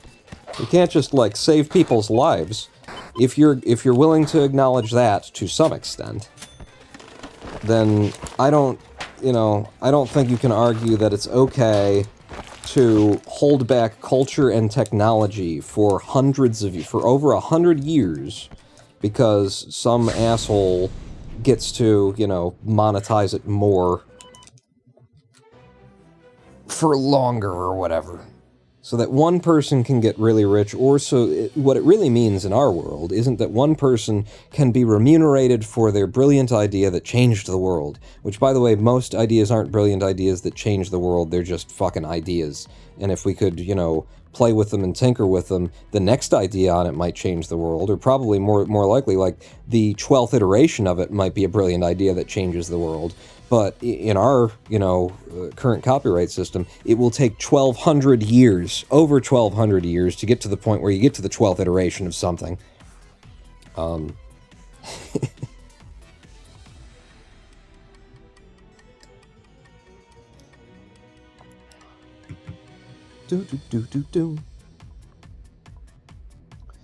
Can't wait for us to attain immortality. And THW, the acting industry, to become bloated to such a ridiculous degree, no new actors come into the scene. Well, don't hold your breath on immortality, because you won't make it to immortality if you hold your breath. You get it? What are your thoughts on the bill that was signed not allowing the rail strike? Idaho, what's that? Let's see. There's a bill from the 1970s that already stops rail unions from striking because they're necessary infrastructure, and it was voted into place by Republicans. No. What? Something that fucks over the working class to the benefit of billionaires was introduced by the Republicans? No. Are you saying that the Republicans are not on the side of the little guy, of the farmer, of the middle class, of the white collar or blue collar worker, of any worker whatsoever? No. What are you talking about? How could the Republicans, with their southern drawls and they're talking about family all the time, not be in favor of the working class with all of their policies? Oh, no, you're talking nonsense now. I think that medical stuff like that should never be copyrighted, says Mephistopheles, and I believe it doesn't last that long, with medical copyrights. Which is why I'm saying all this, is why I'm trying to use that as a platform position for everything else. Like, if you already acknowledge that when things are important, then we can't hold them back from other people being able to iterate on them, or from being able to have competition in the marketplace. If you already have acknowledged that at law, as I believe we have, then when you say that Disney should have Mickey Mouse for 120 years, you are saying that our culture is not an important thing. And, like, the culture in which you grow up defines your perception of the universe, defines the scope and the width and breadth of your mind, of your ideas, what you think is real and what you think is fake, what you think is true and what you think is false, and what you think is possible and what you think can't be done. And so I think there's probably nothing more important than the freedom of our culture to go in any and all directions, and where storytellers can't tell a story, because the guy who last told a story using these characters has only been dead for 80 years, and so he's still got 40 years left on his copyright, and his family still gets to... That that is fucking ridiculous. 35 years is what I would give anyone. And if we had 35 years, that solves the problem of art dying the way that it is right now to all these rehashes and reboots and everything, because you'd only have 35 years where you've got the exclusive, like, rights to something. And, you know, then it would fall out of you having the rights, which would mean now everybody else can use it. And then you'd get other stories, and then there'd be competition in the marketplace of ideas, and there'd be iterations on your characters, and there'd be, you know... In other words, there would be freedom. There would be market freedom. But the people who champion the loudest that capitalism needs to be free are actually for marketplace restriction. They just want marketplace restriction that benefits billionaires. They don't want oversight from governments who are trying to protect the people from giant corporations that have way too much power and absolutely no ethics or morality, because that's not what a corporation does. Even, you know, the fucking CEOs in the boardroom will need to fucking admit that. They have no ethics. They have no morality, because they are running a entity that has no soul, and the whole premise behind that entity is to be soulless. Because if it weren't soulless, then it couldn't make as much money. And then who would invest in it? People who actually cared about something?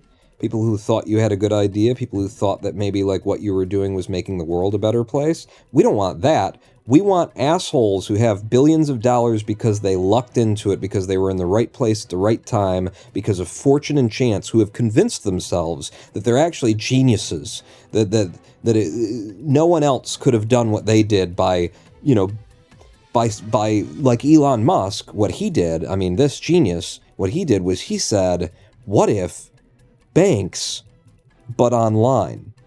Fucking brilliant. Fucking abs. Oh my God. Give that man so much money that it will actually be, for him to have as much money as we should give him, people will be dying because he has the money and they don't. That's what we should do with Elon Musk, because he didn't even think of it, but he was in the room when someone thought of it and helped them to get it. So banks, but what if they were on the internet now that exists? Oh my God. Or fucking Bezos. What if a library? What if Barnes and Noble, but .com? What if online you sold books? That man needs to have so much money that he can fly to the ionosphere and claim he went to space in a cowboy hat. That's what he needs. That's what that man needs. And in order for him to have that money, I don't care how many tens of millions of Indian children have to starve to death after pulling a 14-hour shift, sewing labels into the backs of shorts that were pressed on Chinese textile manufacturer and then shipped to them so that the children would sit there and sew them in for a quarter of a penny per day.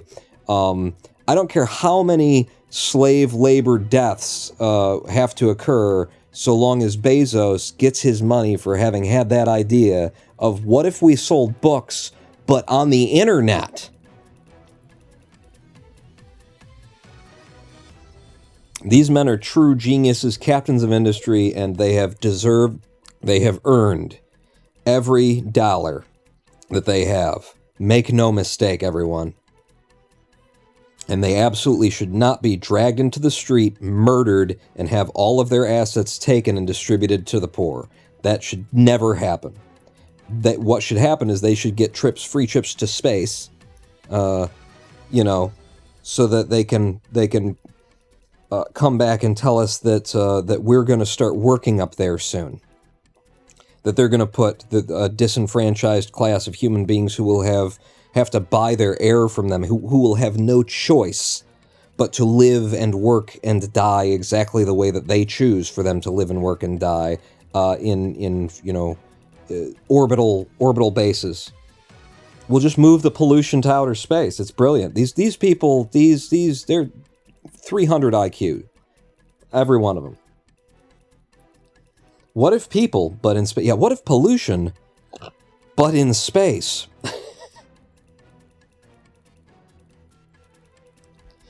Oh, we were speedrunning, weren't we? I forgot. Lived my ass off when I heard him say, what if people went in space? We're gonna move the pollution to space is what we're gonna do. I just came back from space, which I actually definitely didn't.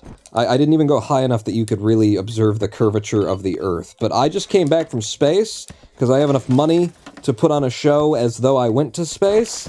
And let me tell you something, I got ideas that were definitely not prepared for me. I'm not, you know, this isn't a speech that I'm giving to you that was definitely written and these words were figured out before I even sat in the little plane that went halfway up there. No. I'm genuine and heartfelt. I've been changed and moved, and whatever the actual astronauts who actually go to space say about seeing the Earth from the moon. Whatever. What we're going to do is we're going to take poor people, ship them to space, make them do the shit that I want them to do, and so that we don't have to, like, advance technology or, you know, restrain ourselves at all so that the polar ice caps don't melt. That's where we'll put all the pollution. We'll just keep doing everything that we've already been doing that's wrong and bad and horrible and that doesn't work and that has resulted in, you know, the global poverty rate that we have today. In space, though, what if in space? I deserve all of the money. I deserve hundreds of billions of dollars is what I deserve. Me and Bill Gates and Bezos. Oh, jeez. Oh. We got all the best ideas. We're all just fucking brilliant. Can't wait to buy, like, you know, a social media platform that everyone on, even the people who love it and use it every day, think is absolutely horrible and destroying human culture. Can't wait to put out a bunch of money to buy something that is about, I don't know, 15 years past its heyday for an incredible amount of money, and then, like, immediately make myself look stupid in the media by telling all of my new employees that they're either with me or they can fuck off. Like, what do you mean? It already exists. What do you mean we're with you? What do you think that you're going to do with it? It's already what it is. What are you planning to use this platform for something that it's not really... Are you planning to manipulate the information that's presented on this platform in order to force your own agenda down? What do you mean? It's already built. Wait a second. Did you just out yourself as having nefarious plans? You evil fucking asshole, you? Did you? Yeah, these guys are just brilliant. They're 350 IQ, every one of them. Like, what the fuck was he even talking about? What the fuck was he even telling, like, people at Twitter? You know, you're either on board with me or something, or you go fuck it. It's like, wait, this platform already exists. There's not a lot that you can really change at this point. Like, if you wanted something different and new, then you could just pay people something different and new. So, what are you talking about? Oh wait, you're just openly letting everyone know who's got two fucking brain cells to rub together that you are intending to manipulate this platform, change algorithms, move things around, let certain people back online who maybe are fucking Nazis, in order to push forward, you know, some kind of agenda that you're planning, right? Like, there's no other reason for you to be or do any of the things that you've just been and done.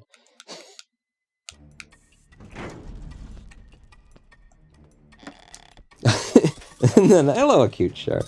Cute Shark says, you know, and if you don't like it, then you can just go try and find someone else to work, or somewhere else to work as a software developer in a marketplace and economy that really needs developers right now. And actually, there's a shortage of you guys, so I guess you could probably kind of demand whatever you want if you just did go somewhere else.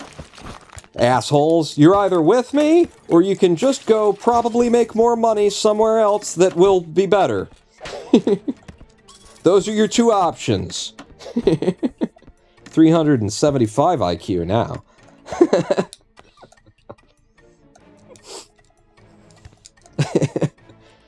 You're either with me or you can go get a better job somewhere else for someone who you won't feel dirty working for. Wait a second. That's an option? Okay. Probably shouldn't have reminded me that I had that option.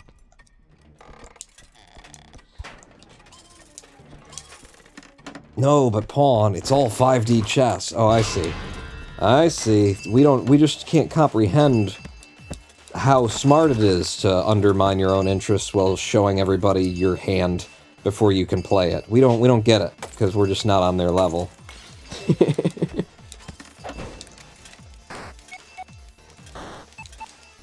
Like, and, you know, does anyone notice that there's might be, like, some kind of... I don't know how anyone is just dumb enough to, like, vote for the Republican Party at this point in history. I don't know how we're there. How can you, like, there's whatever republicanism used to be, I don't know if it's been that in my lifetime, but, like, how can you possibly not notice that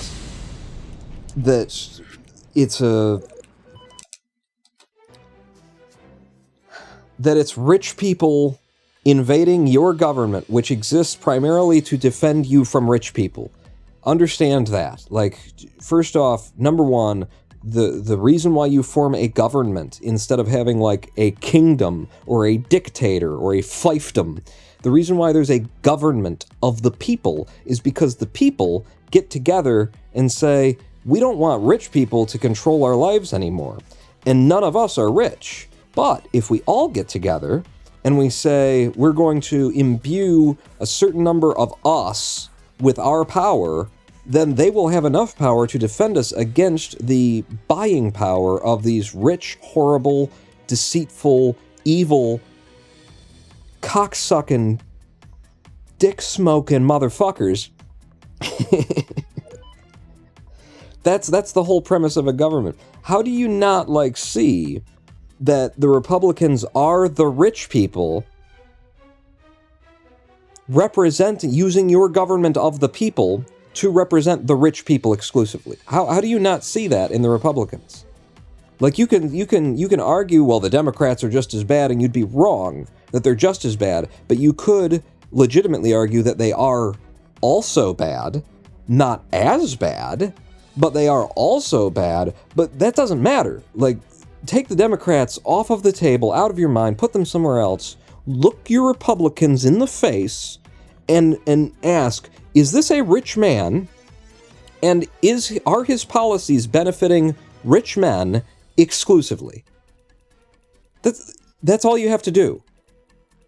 There's no other, like, we don't have to argue anything else. Is this a rich man who has money that he has kept for himself, and because he has kept it for himself, other people don't have it? Limited number of resources. Is he a rich man? And does it just so happen that all of his policies that he's trying to convince me have to do with something else? But all of them always benefit rich men. Huh. And there's a much larger group of people who aren't rich, who always get fucked over by them. Huh. And then ask yourself, am I a rich man with lots of power, who can buy my own way when I want it, however I want it, who can make people say things that I want them to say just by handing them money, who can make people do things that I want them to do just by handing them money? Am I also a rich man? No? Well then, here's what I'm going to say to every Republican. Be selfish. Be incredibly selfish. Okay? Don't give anybody any, don't be incredibly selfish and choose a representative who will represent you, who are not a rich man, who cannot pay people to make them do and say what you want them to do and say, who cannot buy advertising to change public opinion about things. You are not a rich man. Stop electing rich men who support rich people. Be selfish instead.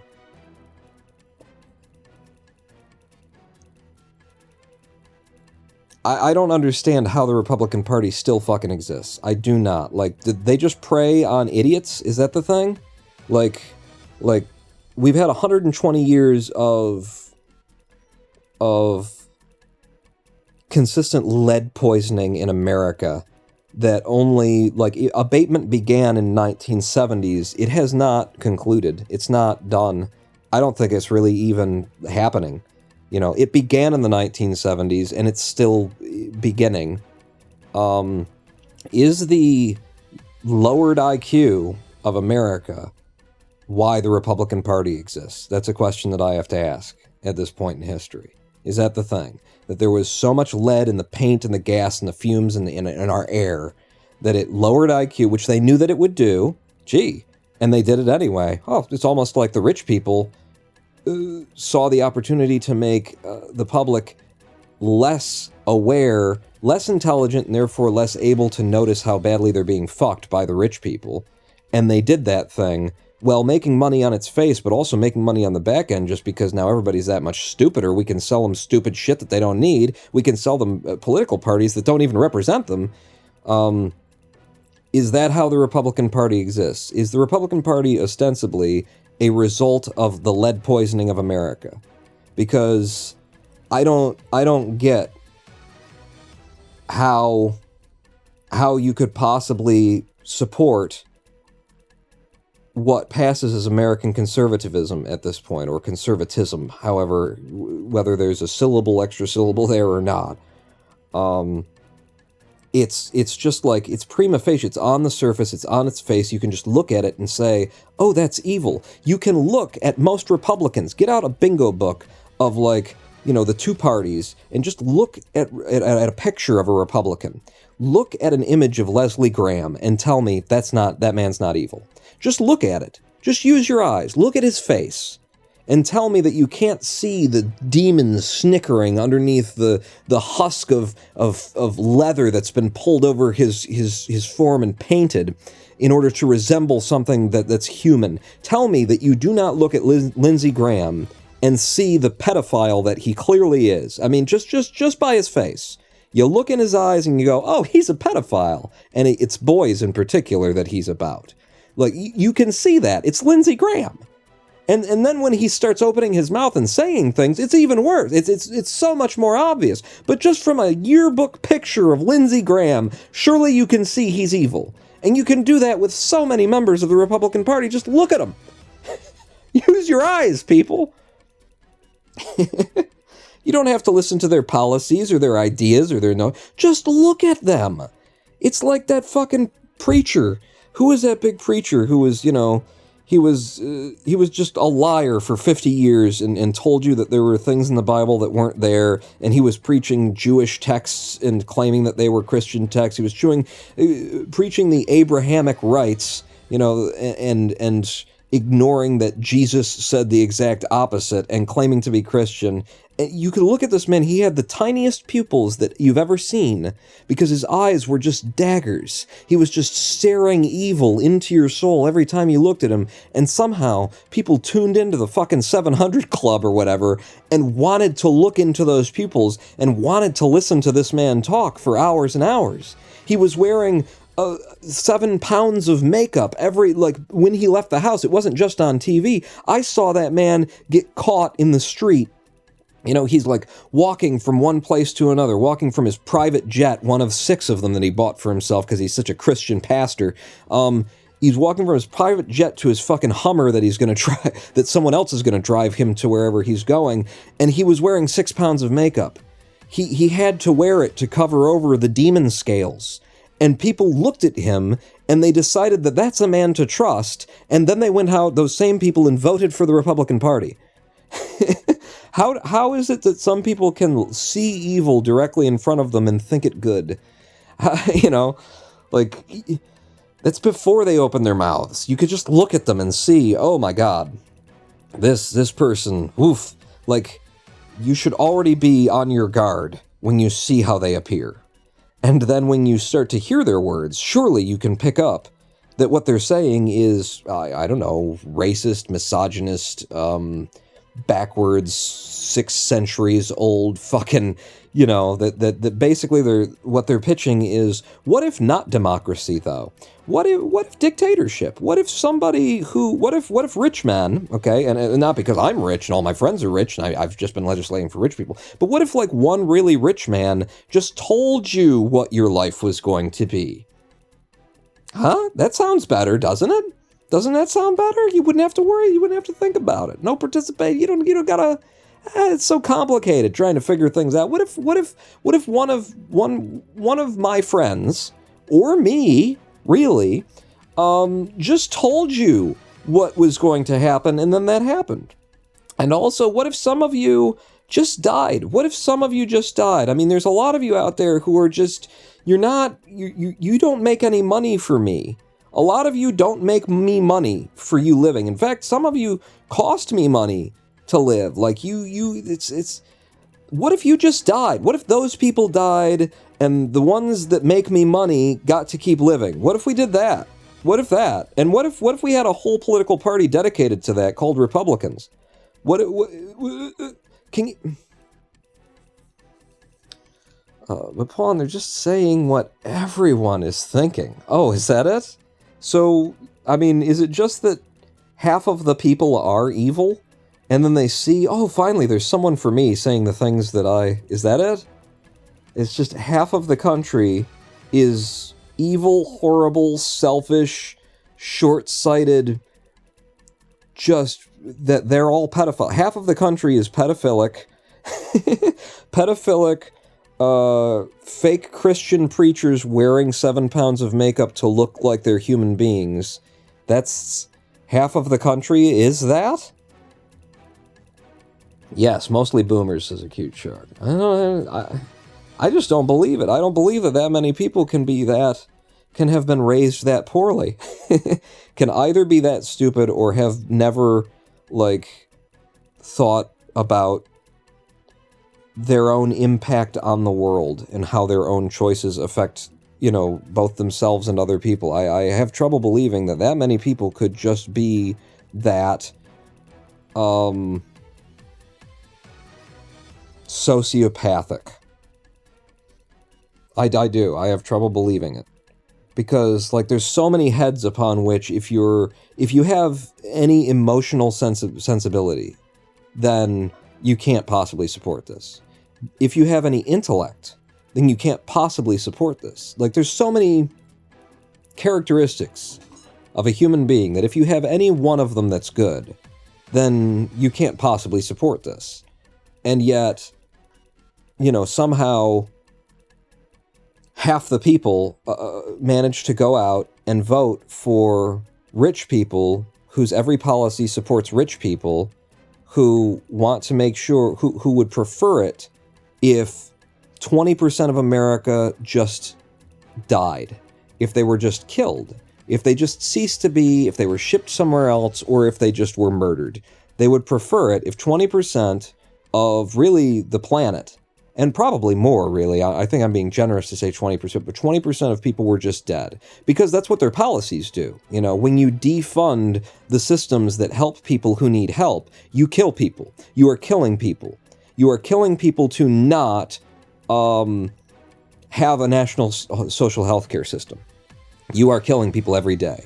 We know how much it would cost. We know that we could afford it. We know that actually it would pay for itself and be... It would save us money. It would literally make money in comparison to how we are right now. But we don't have it, and every day that we don't have it, you are killing people. You are murdering human beings. It is your fault if you are voting for Republicans that people are dying. You are killing people. Republicans are killing people by enacting these things, and they're killing people. Why? For money. Because, they are rich people helping rich people, and it is rich people who are running healthcare organizations, who are running health insurance. There's no care involved in it. Health insurance organizations who have set this whole thing up in order to make sure that they make as much money as possible, as opposed to setting it up some other way where, I don't know, maybe you help as many suffering and dying people as possible. That's another way you could set it up. We went the opposite direction. Why? Because money. Because money. Because money. So if you are voting Republican, you are voting for people who kill people for money. That is just fucking, there is no gap in that logic. There is no place where you can insert and say, well, not really, though. No, you are. You are. You absolutely fucking are. Republicans keep anything that's called, social welfare out. Any suggestion that we could have some kind of national system of of medicine, of health care, which is the only thing that makes any fucking sense, morally, intellectually, or even monetarily, if it were about the American government, the American country having money, then the thing that we should do is national social health care. The country would be richer if we had national social health care. It has been proven. The free markets of capitalism are provably inefficient and cost more for no reason. They allow people to charge exorbitant amounts for things that other people will die if they don't have, when the things that we are charging for cost pennies to make. That is not efficient. That does not make the country richer. That does not make you, as an American citizen, richer. Who it makes rich are the people who are already rich. They already have money, so they're using their money to buy influence so that they can influence having more money, so they can change, so they can work public opinion and they can change people's ideas and push them down paths where the person who paid the money in the first place gets more money back. Old money keeping itself not just alive, but richer, making itself richer and richer and richer and richer. That is what you are supporting if you vote for a Republican. And I don't know how that isn't just fucking obvious. And so let's have that democratic public election where that is obvious and everybody knows it, and then all of the rich people can go right the fuck ahead and vote for that policy. And the 340 million of us who aren't rich will vote for the thing that isn't stupid. We'll vote for the thing that makes for all of us, makes all of us better, that uplifts the entire nation, that is economically viable, economically feasible, ecologically feasible, that doesn't melt the planet to its fucking core so that rich people can just continue to be rich. We'll vote that way, and then, the 0.1% of people in this country who have the kind of money to think the way that they think can go ahead and vote that way, and it will have absolutely no effect. Let's have that election. But we can't. We don't. Why don't we? Because those rich people I'm talking about are rich. They have money. They can buy politicians. They can buy whole news networks. They can start channels on television and call them news, even though they're not news. Say that they're fair and balanced when it is provably not fair and balanced, and they can change the laws to make sure that it allows them to do that if needs be. They have the money. They're using the money to convince people with their own mind and with the access to democracy to do what is clearly, obviously, oh my god, what are you fucking stupid, against your interests. It is against your own interests. People with money, that's what money can do. You can put so much of it out there, you can repeat a message so often, you can change the zeitgeist of culture with your money so that up is down and black is white, and Republicans are for the little guy. Are you fucking kidding me? Republicans are for freedom because they protect the freedom of billionaires to make money, while restricting your freedom to continue living. Yeah, that's who to vote for. There's a lot of comments. We need to take a live stream break. That was just, that was the pre-live stream rant that we always do around here. Current progress will be lost? Of course. Let's lose it. Wait, no. I should have just gone straight to save and quit. I need a live stream break, and then I want to read, probably during the live stream break, I'll sit here and read back what you guys have been saying. Yeah, let's take a live stream break, and then maybe we can get to the swindle. It's just, there's certain things that just blow my fucking mind. I don't understand. How? How with Republicans? How does anyone look at Donald Trump and not go, oh my God, that guy is Satan? How do Christians, how can there be a conservative Christian? How can the Bible Belt vote for fucking Donald Trump? Like, you know, the fucking, if you've read Revelations, even if you've never read any of the Bible because you're an idiot, right? You trust your pastor or something like that. Fine. How many times has your pastor told you stories about the rich man and he amassed his gold and then his gold was cankered and rusted and he did not go to heaven? How many times have you heard a story about, and then you see Donald Trump standing in a room in a hotel that is named after him, and the hotel's room are plastered in fake gold? How do you not see that this is Satan? How do you have like predictions about antichrists and the end of times, and someone will come and they'll seem like they're a good guy, but really they're a horrible, horrible human being, and if you just look at them, you'll be able to see, and not... How do you think that this man could possibly be your guy? And then he gets on camera, then he has the federal government assault 500 or 600 protesters illegally on the steps of the White House, and the steps of the symbol of our government. He sicks, military on protesters who have every right to be there, who were not disturbing anything, so that he can clear a path, so that he can stand in front of a church and hold a Bible upside down, 666, sign of the beast, Satan, devil. He assaults people in order to create a photo opportunity where he holds up the Bible and holds it up wrongly, and he didn't even have the permission of the leader of that church in order to be there. Oh my fucking God. Like, what is wrong with you? If you can both call yourself a Christian and vote for Donald Trump, what is wrong with you? You're not a Christian. You've invented your own fucking religion. Youism. And it doesn't make any sense. Anyway, we're going to go to a live stream break, is what I was saying. We'll be back in 7 minutes. Don't go anywhere, pawn that out. That's the wrong thing. That's the right one, though. Pawn not out is what I said. Yeah.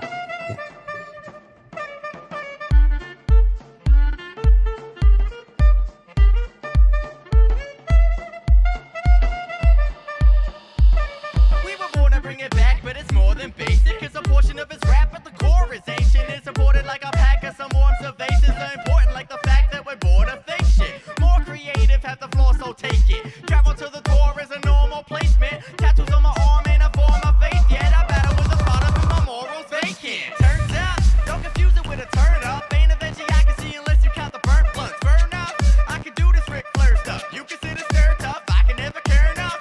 Care 11 kind of trouble when we're paired up. Apparently the fair started early, grab a bear stuff. My gears, clutch, and motor are all a rare cut. Basically with blood diamonds, ain't that hard to sell us.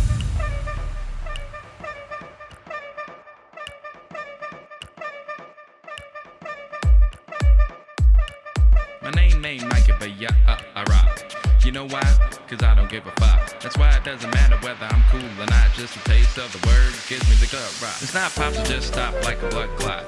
Cause we're here to blow up like we came from Iraq. Electronica embezzled by hip-hop. Here to kick ass until the heart stops. Hipsters put on their cool shades, and thrifters keep the money they've been paid. And drifters have nothing to say but mind lifters don't give a damn what they say.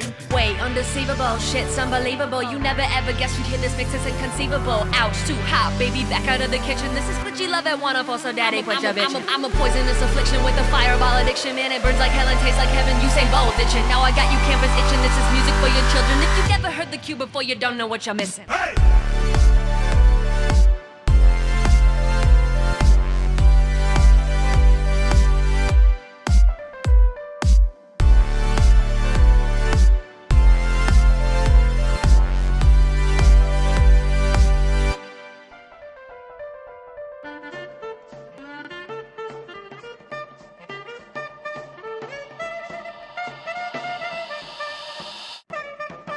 Doesn't matter if you're cooler, Hottest in the cortisol, president, or lose a box.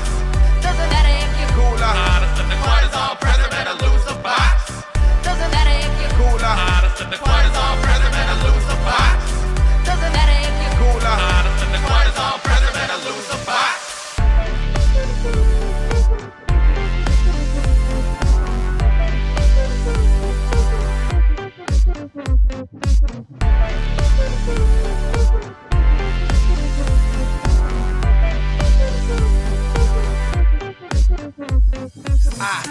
club like Neanderthal. The choir got everybody dancing, dog. Y'all on that X, I'm a sentinel, standing tall. No time to stand still, please don't meander, dog.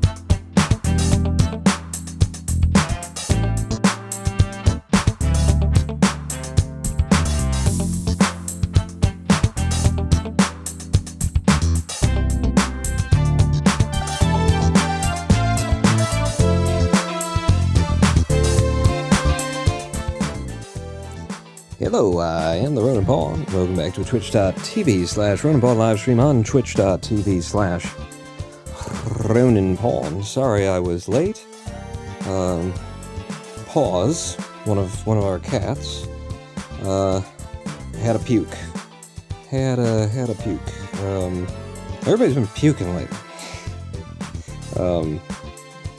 Bags was definitely like sick a day or two ago, and so he was doing a lot of throwing up.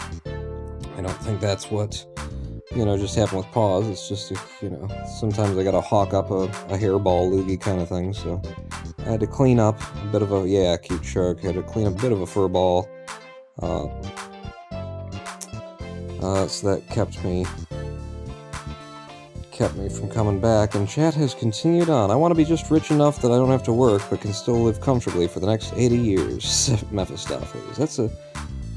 I don't want to be rich. I want to be in a position where I have security.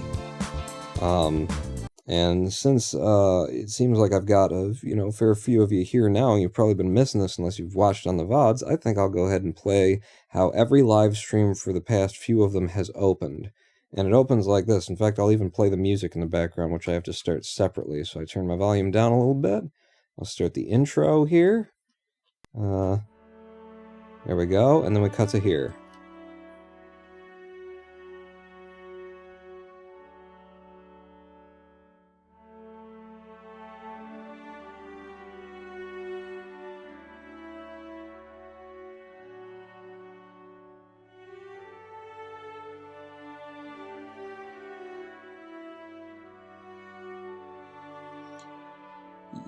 He's not saying anything? You can't hear it? Why can't you hear it? You should be able to hear it. I can see FDR. I can see... Oh yeah, it's not coming through on the PC audio. Why wouldn't it be doing that? How odd. All you hear is the music? Well, then we might as well come back over here, and he can shut up, and the music can shut up, and then I can just pull it up locally and play it. Yeah, that's odd, because it definitely comes through, like, I can hear it playing, and it's playing in OBS, and OBS to send that audio from him through to the PC, so that we can both hear it, you and I. You and I... Ooh, wait, maybe that's the problem. That might be a misconfiguration. Fuck you. Click in there and then that pops up. It might be a misconfiguration here because I've been changing things around. Let me try this again because it might be important that I have this configured correctly. So if I were to start him back up, that'd be here. Certain economic truths have become accepted as self-evident. Now you can hear him, right? A second Bill of Rights, under which a new basis of security and prosperity can be established for all, regardless of station or race or creed. Among these are the right to a useful and remunerative job, the right to earn enough to provide adequate working but food, no clothing, music. and All right, well, recreation. fine. Hang on, then I'll hit the music up for you again there too. Okay, then we'll turn the music down, and then I'll do this. In our day, certain economic truths have become accepted as self-evident.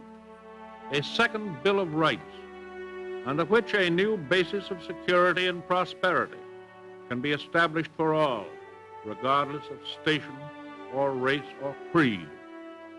Among these are the right to a useful and remunerative job, the right to earn enough to provide adequate food and clothing and recreation, the right of every farmer to raise and sell his products at a return which will give him and his family a decent living, the right of every businessman, large and small, to trade in an atmosphere of freedom, freedom from unfair competition and domination by monopolies at home or abroad, the right of every family to a decent home, the right to adequate medical care and the opportunity to achieve and enjoy good health.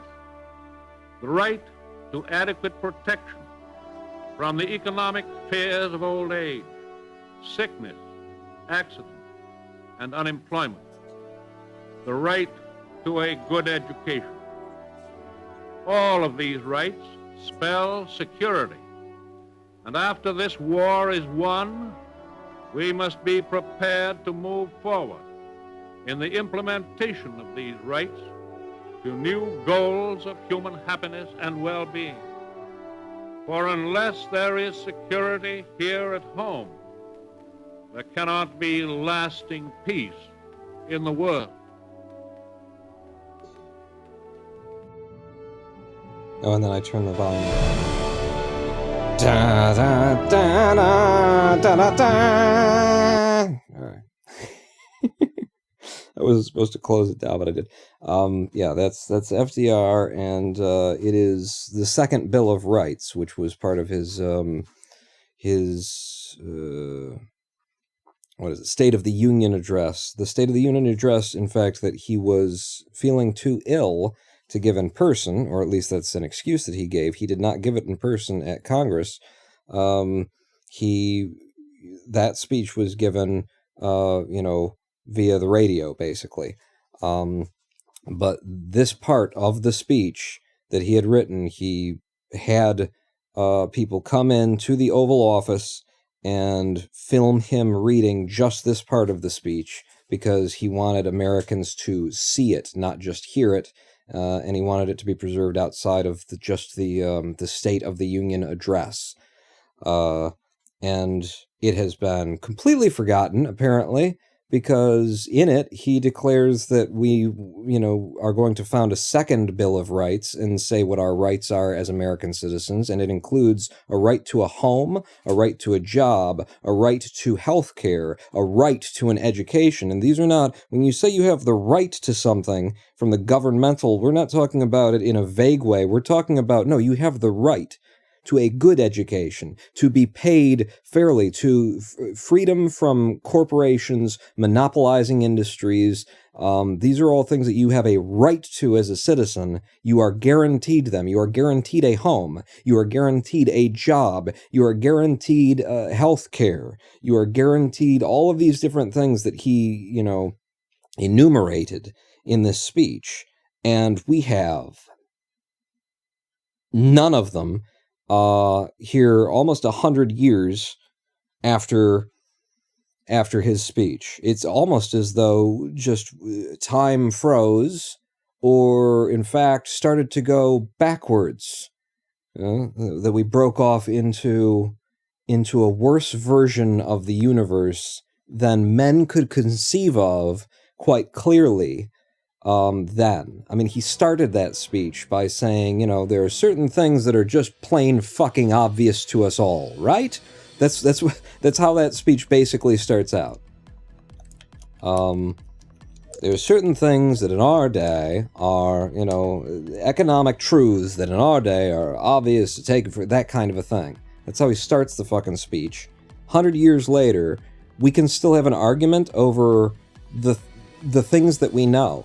We know by maths that it costs more to have a competing healthcare industry where private individuals who are only in it to make as much money as possible allow people to die and outright kill people in order to make money. We know that that's a bad thing, and also that it costs us more money. Like, if it's not a big enough deal for you that it is ethically and morally wrong to kill groups of people in order to enrich yourself, if that's not really an issue for you, but what is an issue for you is the idea of you don't want to be wasteful with money, well then, fuck you, number one. Number two, we know by maths that it costs us more money, it costs the entire country more money to run these systems the way that we allow them to be run. We're not running any systems, the systems are running themselves off the fucking cliff. It's making certain people very, very rich as a lot of other people suffer and fucking die.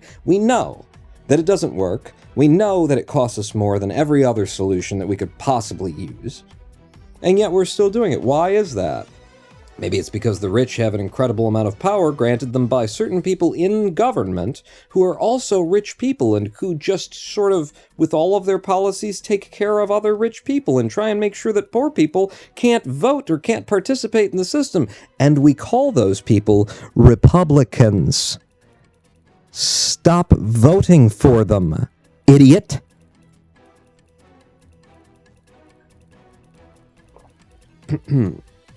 And new game.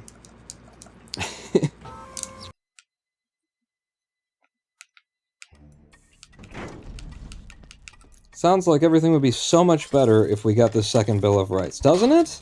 So that's what I want. You know, Mephistopheles said that. I decided to play that because Mephistopheles said, I just want to be rich enough to, you know, something, something, something. I said, I don't want to be rich. I want to have security.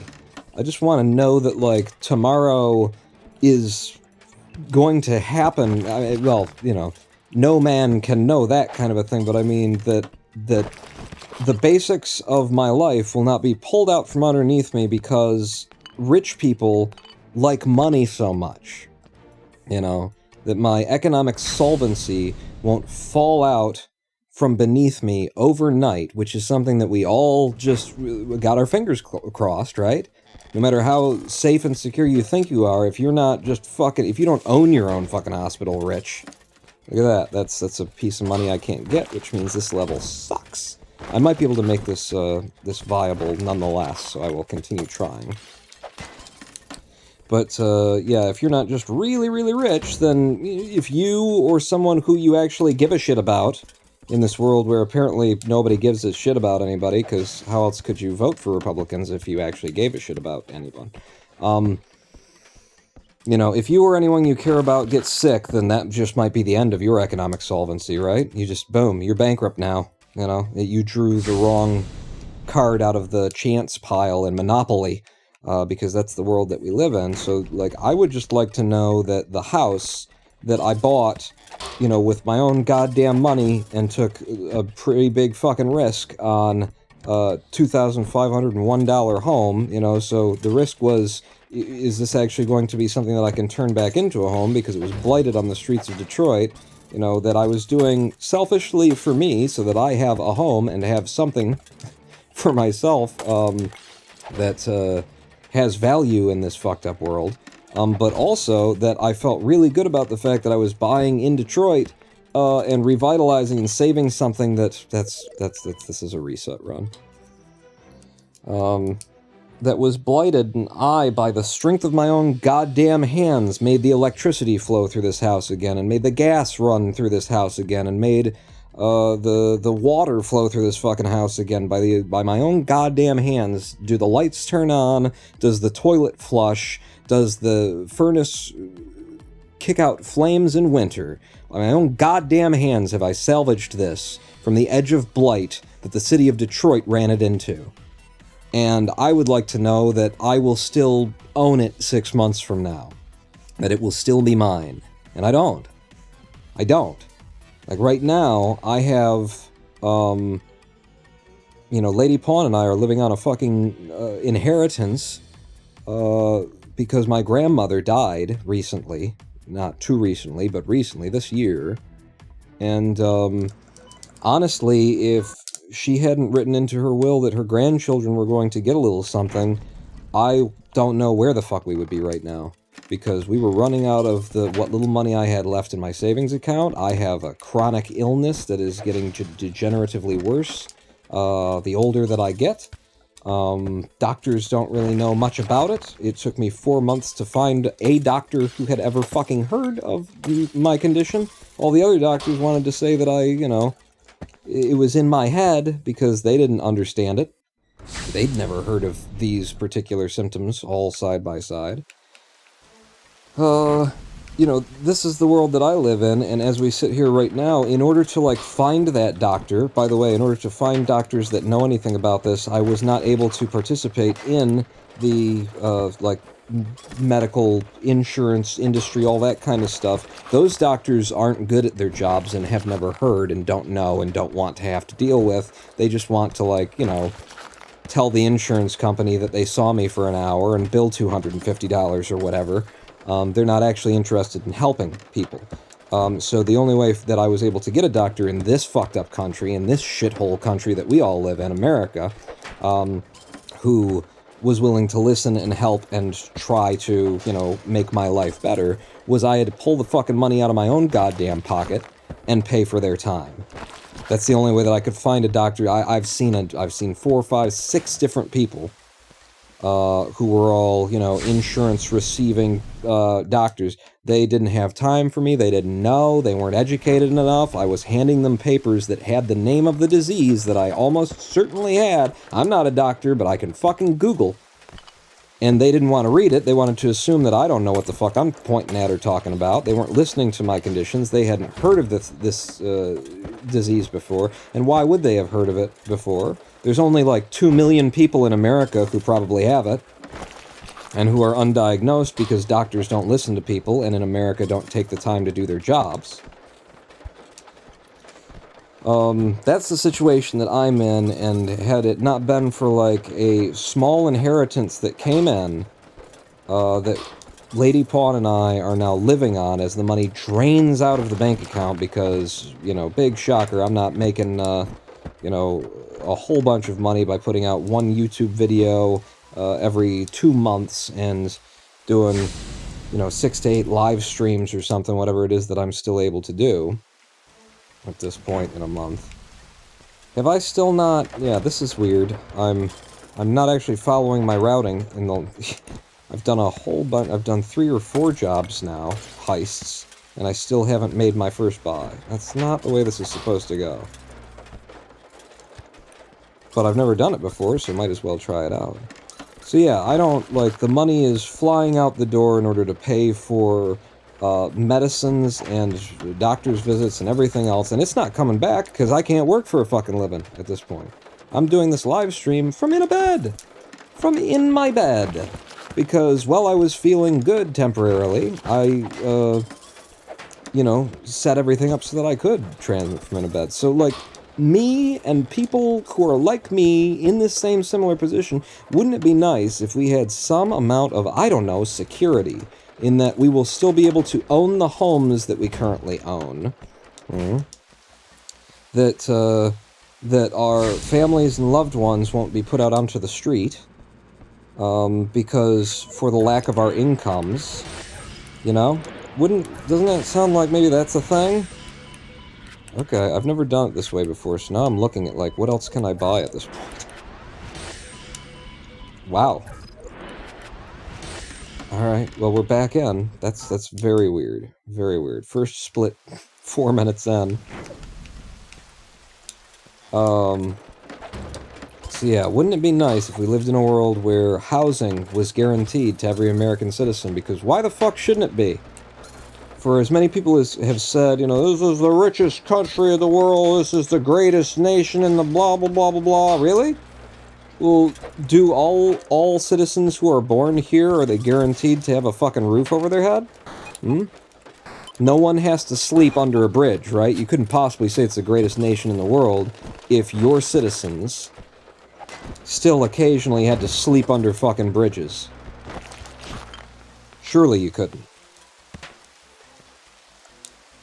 No? A lot of them actually do. Like 50,000 every night Americans are sleeping rough outside somewhere? Really? And this is the greatest nation in the world, you think? How do you think that? How the fuck do you think that? There are nations where people don't. They don't have to anyway. Some of them choose to because they've got that option and they want to, you know, live simply and be in touch with nature. But they don't have 50,000 people. How could you possibly claim that this is the greatest nation in the world? Well, you got 50,000 people sleeping on a fucking sidewalk. What are you talking about? In some kind of theory that you've got or something? Is this some kind of, like, alternate dimension thing? Do we have to do... What kind of math is this? Does this involve parallel universes in order to come to these conclusions? It would have to, right? Surely. 50,000 of your citizens are on the street on any given night of the year? Holy fuck, what's wrong with it, with your country?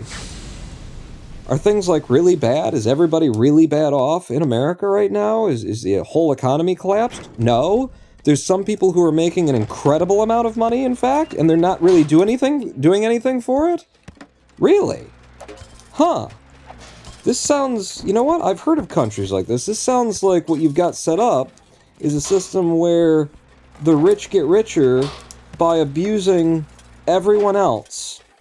And so the poor are driven into absolute destitution. The middle class is destroyed. It sounds like something that I've heard of, talked about in a lot of economic textbooks, right after it says, things not to do with your government. Ways not to run a country. And then it lists these things. Signs that your country is definitely not one of the good ones, I believe, is the chapter and heading. Definitely not one of the ones that's working well. I mean, there's so many, like, governments in Europe that have socialist sort of, this is what was a really weird run, and I finally screwed it up in a way that it really shouldn't be recoverable. I'm going to reset that.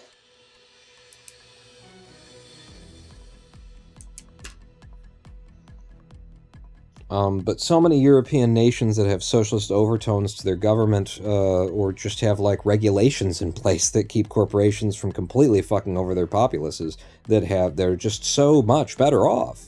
Where, you know, you're born into a world where you know that you'll get an education, and you know that if you want to go to college, you absolutely can go to college, and it will be paid for, and you won't have to worry about it.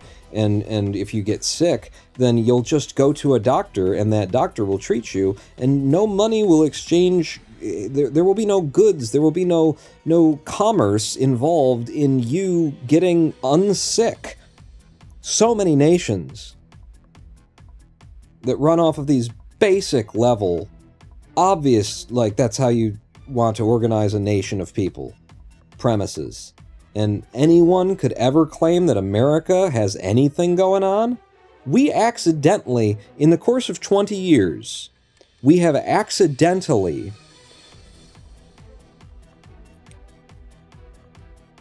shipped 5,000 of our own citizens to countries that they have never been to before, claiming that they weren't citizens of America.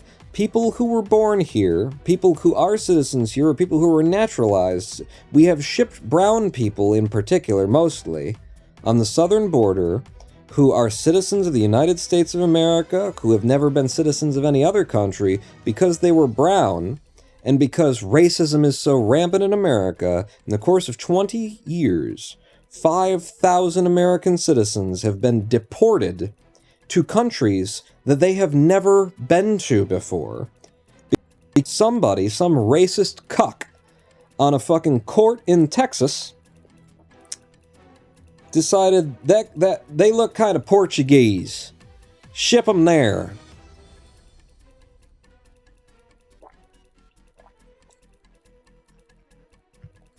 If you can't figure it out, just send them to Brazil. It's a big country to probably fit in somewhere there. Fuck it.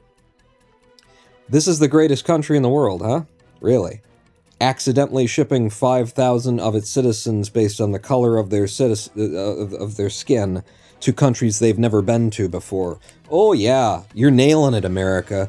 Oh, the Republicans, that southern belt that really likes to vote with the conservatives, they've really got something that's working great for everybody. Kind of hate how close we, Canada, are to the States, because we used to be more socialist, but since we seem to follow everything the U.S. does, that has eroded over time. You know, don't fucking follow us, Jesus Christ. But yeah, that's all I want. I don't want to be rich. You know what I want? You know what would be really great for me?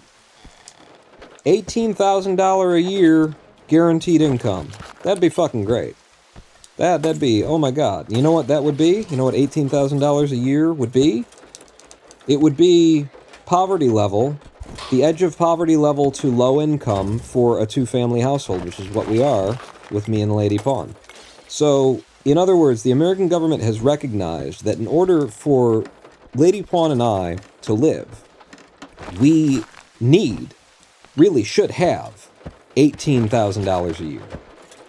However, the American government, the greatest nation on earth, has not done anything about that whatsoever. Not a goddamn thing, really, have they done about the fact that we don't have $18,000, and that I, as one of the, 2 people in the fucking household, am very limited in what I can do for labor in order to bring money in.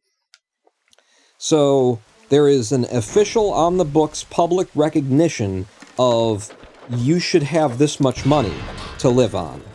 And also, there is no money provided.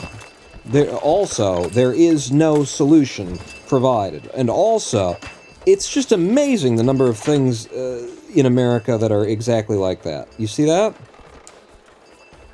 Right down there, that room, he just picked up money. Even though I screwed this up, I'm marking that as a forced reset. We would have been forced to reset right there. There was money in places we couldn't get to it in the first 2 levels, and that's a forced reset.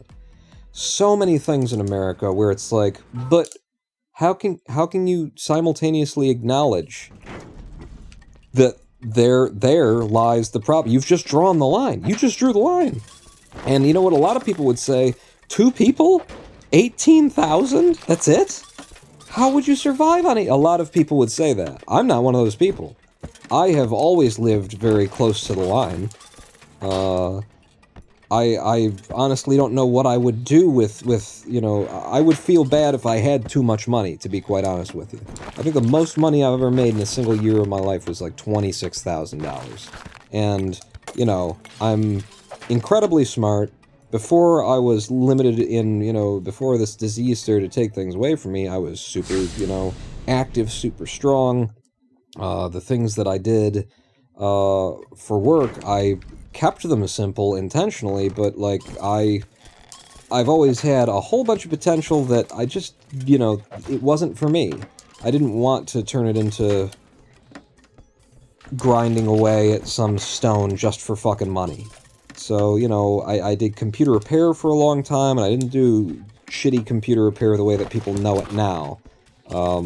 Where it's, some teenagers at fucking, the big box computer store that drive out in a special colored van and they don't really know what they're doing, and all they can do is, install a new hard drive or change out your fucking power supply. I did real computer repair, where you came in with complex issues and problems and we solved them, where you came in with viruses and spyware that was just all ripped out throughout your registry and everything else, and instead of just saying, well, what we'll do is we'll wipe out your hard drive and we'll try and save the data, that you need, and give that back to you, and we'll put you on a fresh system. No, I took the viruses out, because I knew what I was doing.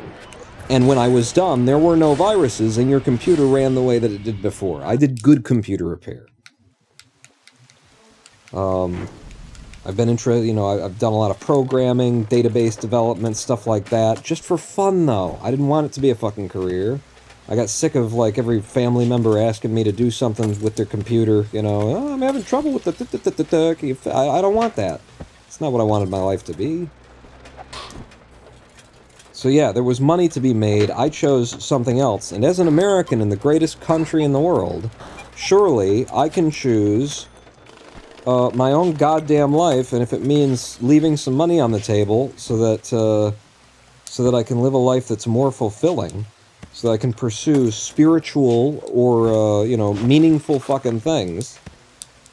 I don't know, maybe it's one, like becoming homeless, in order to follow the teachings of Jesus Christ, in order to better understand what he was talking about. This is not going well. I don't like this. I'm resetting. Or maybe, I don't know, becoming a monk in a Zen Buddhist monastery to more deeply probe the nature of the human experience and the nature of our own universe and of our ideas about ourselves and who we are and what this is and where this is going and all of that.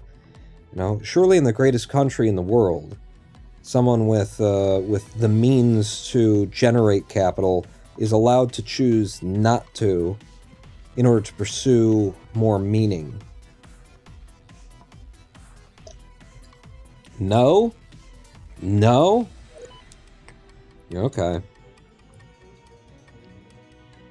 There's your first mistake, Pawn. You chose something other than money and being a soulless, hungry fuck wanting nothing more than more money. That was, in this country, that is a mistake that you would make. Yes. If it doesn't show up in a actuary's table, if it isn't a line in a budgetary, something that the CEO can look at and say, all right, more money, then it's not actually. Why would you even do that? What?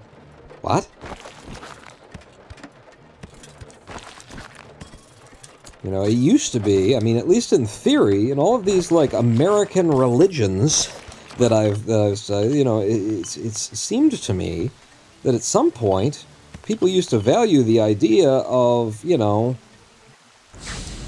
choosing the simpler things in life and pursuing those things that had meaning and depth over just trying to get for yourself what you wanted. In fact, that really popular religion in America, I think it's called Christianity, I'm pretty sure the guy who started that thing, who it might be named after, had some very significant perspectives on money that started out with, give everything that you have to the poor, take up your cross and follow me.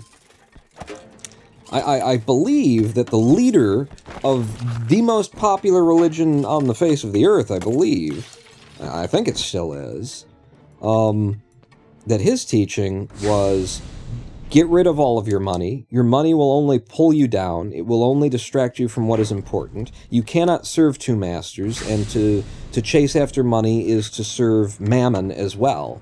It is to try and serve God and mammon, and you cannot serve mammon and God. I believe that was his teaching, the most popular religious leader of all time, apparently, as of this date. I checked. I looked at the social registry there. I looked on, how many people are showing up to Jesus' live streams. I checked, he's verified on Twitter. Pretty sure that his perspective on money was that it will destroy you, it will rob you of everything, and you can't, chase after it and also serve God. That there will be a day, that there will always be a moment in that situation where you have to choose between whether or not you do the right thing, that you know is right, that you know would be correct for, and in fact, Jesus equated God to other people in all of his teachings. You can just fucking read the man and you'll find that if you want to know how to serve God, then look to your brothers, look to, make your neighbor, serve your fellow man, and you will serve God. That's what he taught. I'm just pretty sure that guy was pretty against money. He was pretty against the acquisition of personal wealth, and that he saw it specifically as anyone who has wealth has deprived someone else of what they need. That there's gotta be a line. Surely there's a line somewhere that you draw and say, okay, well, at that point, you've got so much that someone else could be using that to just eat, and they're not, and they're hungry tonight. But your stores are so overfilled. I'm pretty sure Jesus had, a whole bunch of parables about that, in fact, where it was quite specifically stories about a rich man filling his farms and filling his barns and tearing down his old barns and building bigger ones to store his food so that he could tell his soul, "Soul, we have much stored for tomorrow.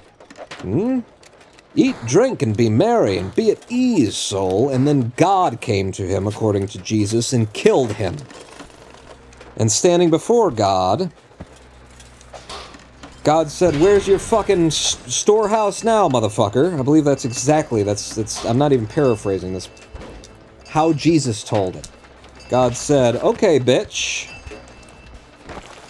Since you decided to take all that food and all that you could have fed everybody else with and put it in a barn so that you'd know that you had it for tomorrow instead of letting other people eat it, how about this? Boom! You're dead, motherfucker. Now what's all that food worth to you? I just destroyed that computer. I'm having fun, I think, talking. I'm just gonna run into that pit of spikes and reset. And we'll see, I'll just keep having fun talking. And maybe we'll get on a good run. totally your fault, where you had no choice and no control over your own body falling apart? Is that... You also made the mistake of developing chronic disease. Seems like a skill issue to me. Yeah. In the world, if you can't sell your body, then what good are you, right? Then he capped his ass back to hell. That's right, he did cap his ass back to hell, and in hell, his ass look up and sees Father Abraham in heaven, and in his bosom is a beggar who died on the rich man's porch, begging that he be given some food. And he cries up to Abraham, "Abraham, Father Abraham, please send the beggar down here to deliver just a little bit of water to my tongue, for I'm so parched in this heat and this burning flame of hell." And Abraham says, "Go fuck yourself, you cunt." Matthew 14:12.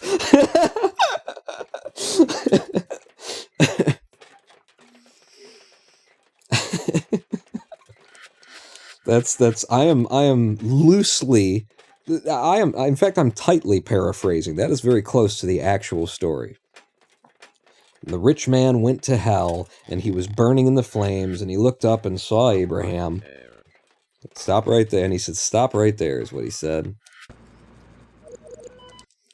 He said, "Father Abraham, send Lazarus, that he might deliver but a drop of water to my tongue, for I am parched."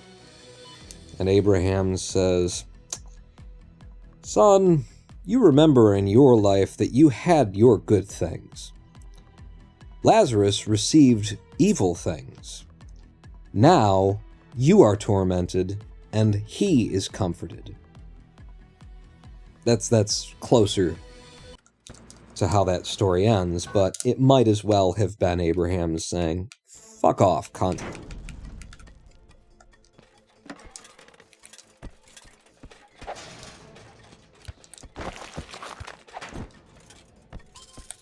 Did we just get like a bomb, like text message saying, "Come here and you can buy viewers for Twitch"? Well, we're having a discussion about the pervasive, the invasive nature of capitalism and its amorality and the way that it destroys all good things, and how people who have great deals of money go to hell, according to, quote, Jesus Christ.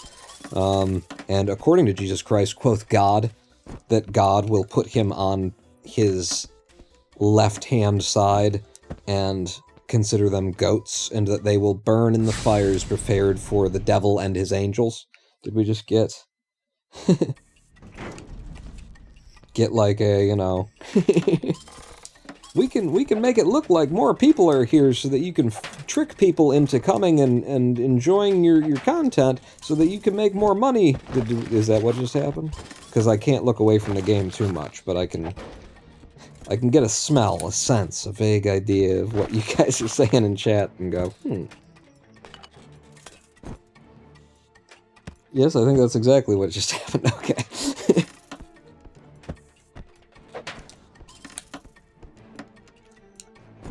Yeah, I didn't think there was anything down here, but I wanted to double check. This is the second level.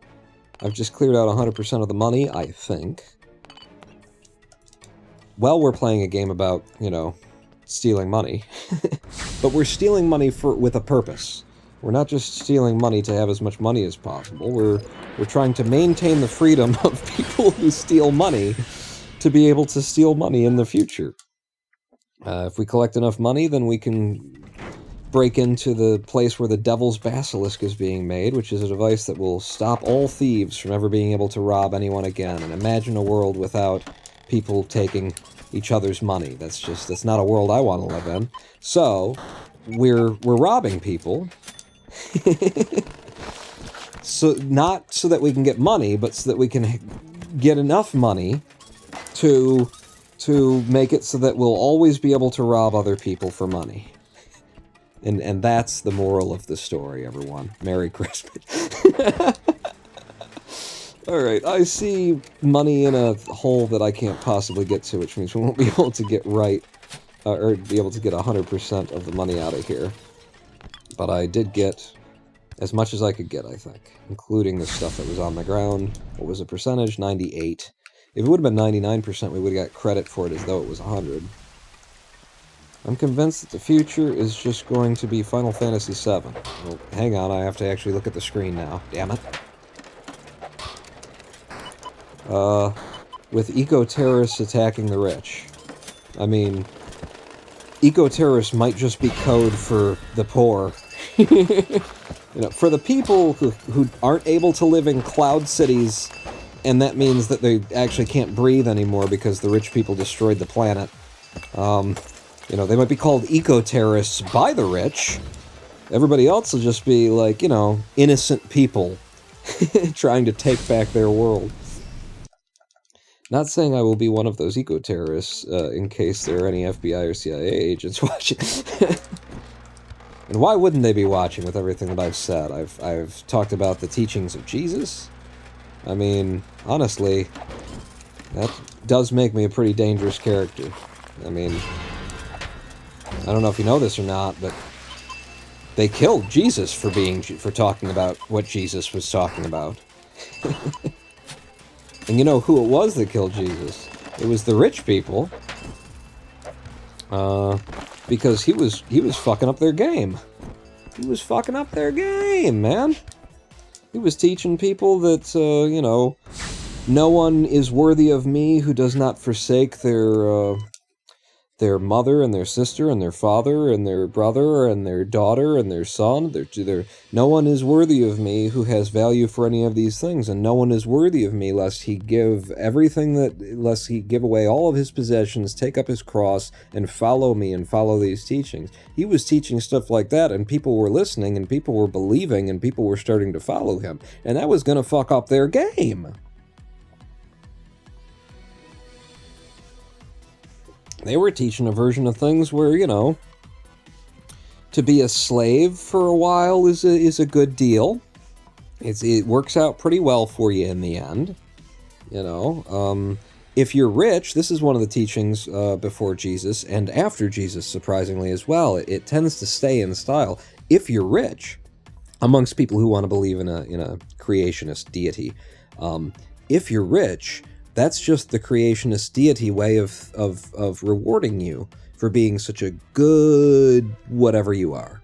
Christian, whatever it is, and whoever your God is, if you're rich and healthy, then that's because God loves you. If you're poor and ill, then that's because God hates you and you're doing everything wrong. You need to change whatever it is that you're doing in your life. You need to repent. You need to apologize to your God.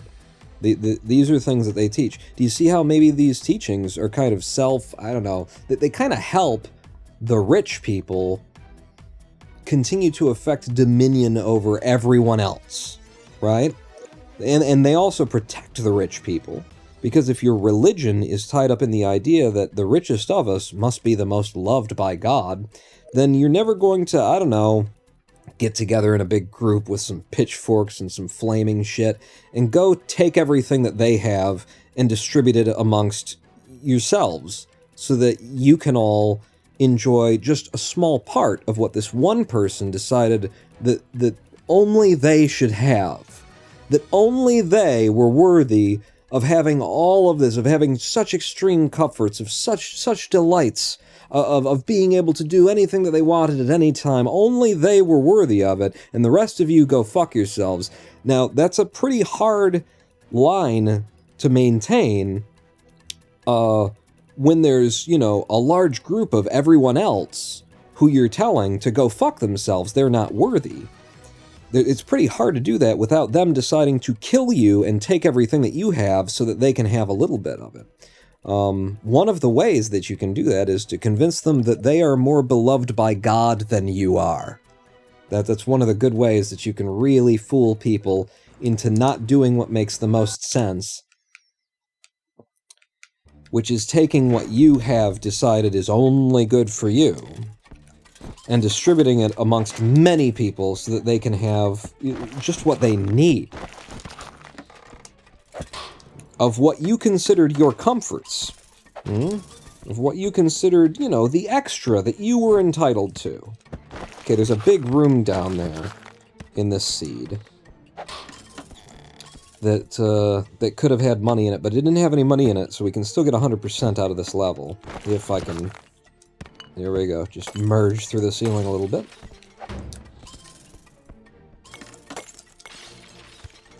And, you know, each man has to decide for themselves how much is too much and what is enough and that kind of thing, but I think there's some lines that we could all sort of agree upon.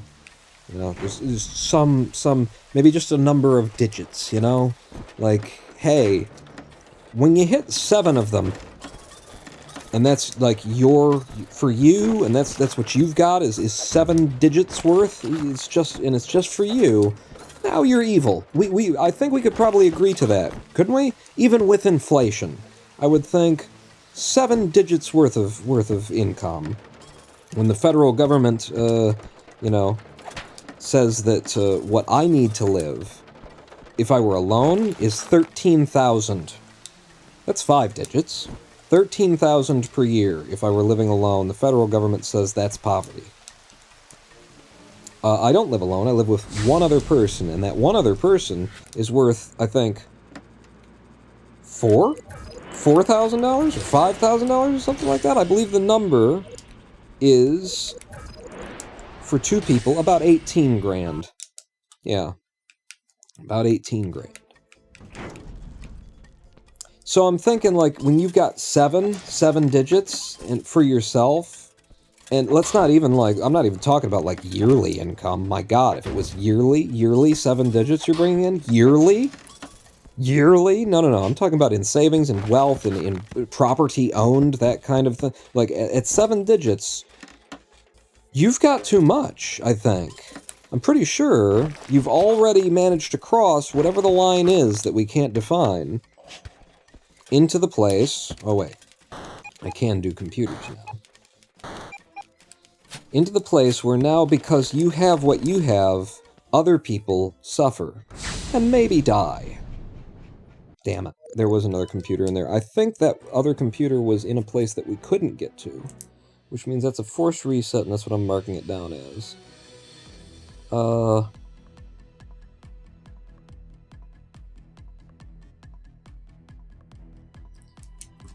Yeah, there we go.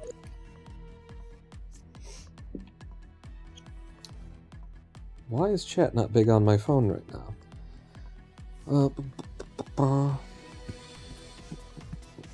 If I were homeless and someone told me that apologizing to God would magically solve my poverty, I'd beat them to death with a tire iron.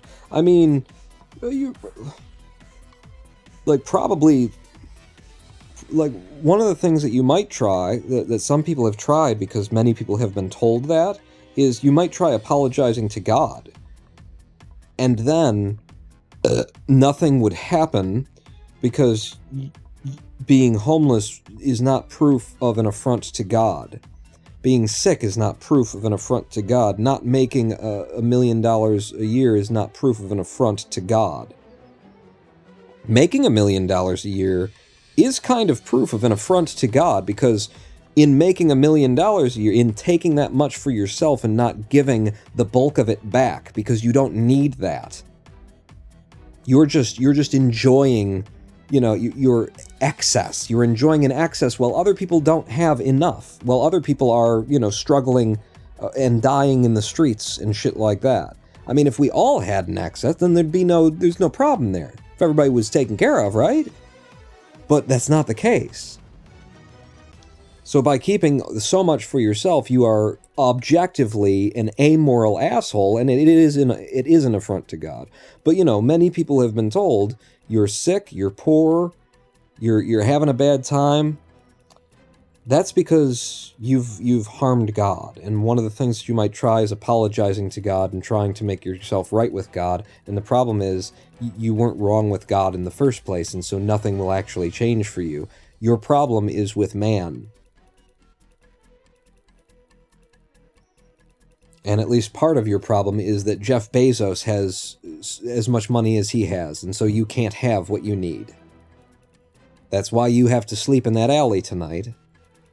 That's why you're accepting a cot in a warehouse that's rented by a church somewhere for the homeless tonight, is because Elon Musk decided to buy Twitter instead of providing you with a meal and a roof over your head, which he could have done 1,000,000,000 times over with the amount of money that he has reserved for his own uses, for his own comforts, his own delights, his own ostentatious excesses.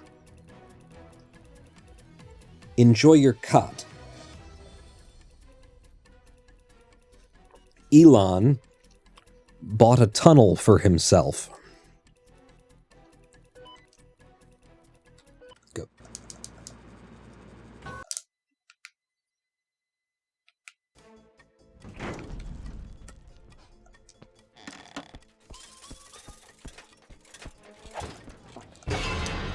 Ah, fucking. I like that. Elon bought a tunnel. You get to die. There's also the agnostic. Do you mean egoist?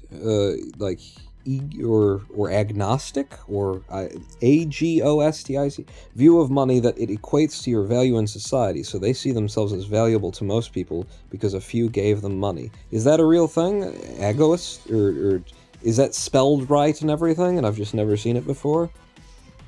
The idea that your value to society is how much money you have, which makes absolutely no fucking sense because, again, we can math it. We have maths. We have numbers. We invented a system where we can track things. And what we know for a fucking fact is that a rich man cannot possibly spend the money that he has. An individual making a middling income will make money.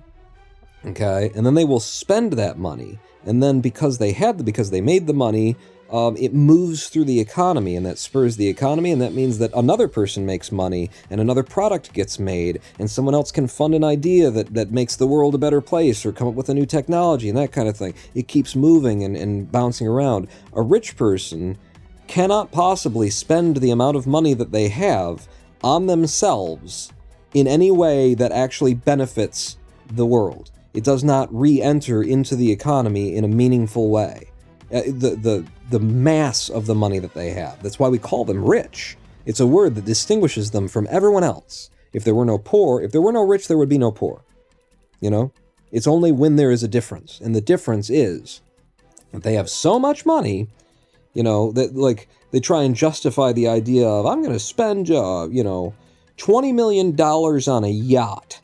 And it's okay, because I know I could be feeding people or something, but what I'm doing is I'm paying the salaries of the people who build yachts. That doesn't help, actually. That's not, no, people would not make yachts unless assholes like you wanted yachts, and the fact that you're paying someone to make a yacht actually makes the world a worse place because of all of the resources that go into your yacht that could have gone somewhere that's actually fucking helpful, that actually provides for people. Like, there is no way to fucking justify, I think I need a yacht, while there are people suffering and dying and starving, while there are children in sweatshops in fucking Asia. You can have a boat, okay, and you can call it a yacht because it's a boat I've got. You can do that. I'll let you do that. You can have that one. I'm marking that as a forced reset. I don't know where the money was, but I didn't see it. You can have a boat. You cannot have an actual yacht. You cannot spend $20 million on a big boat that is for your private use. That's not, no. $20 million could be spent on a big boat, and then people could fucking live on it. Like, hundreds of people could live on it, and then $20 million would have been spent well. For housing for hundreds of people, sure. But one man owning a yacht in no way helps the economy at a level that makes up for the fact that you took $20 million worth of value out of the world. For you. Rich people are the least valuable people to our economy.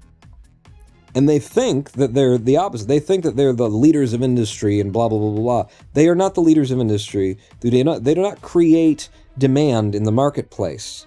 They do not fulfill demand in the marketplace. what creates demand and fulfills demand in the marketplace is the marketplace. It's the people. There would be some other asshole who thinks himself very, very important leading the industry if you weren't around. Because the industry would exist if it's needed. It didn't need you. It doesn't need you. If you weren't there, it wouldn't crumble to ashes. It wouldn't fall apart. People wouldn't, not know how to eat anymore. How are we going to get food, honey? The rich asshole died who used to lead the industry of food. I don't know how all of those truckers are going to figure out what they're supposed to do now when the food is in the food processing plants. What what are they going to do? I guess they're all just going to shut down because some asshole who's got a lot of money, who never actually comes in and does any real work with their hands or labor that actually moves something from one place to the other or creates a product or feeds someone, so that some asshole isn't in his mansion anymore. The world's just going to come to a stop, honey. Holy shit. No. Elon Musk dies right now. Tesla will still make electric vehicles. There will still be a company out there that's that's making reusable rockets. He's a dipshit who happened to be in the right place at the right time. Well, the other dipshits, the other tech bros who got really fucking lucky by being in the right place at the right time and saying, hey, what about if we did that thing that people have already been doing forever, but online, and made a shit ton of money? He put some of his money behind other ideas that were already in motion, and then they continued to be in motion. Nothing has changed because he exists.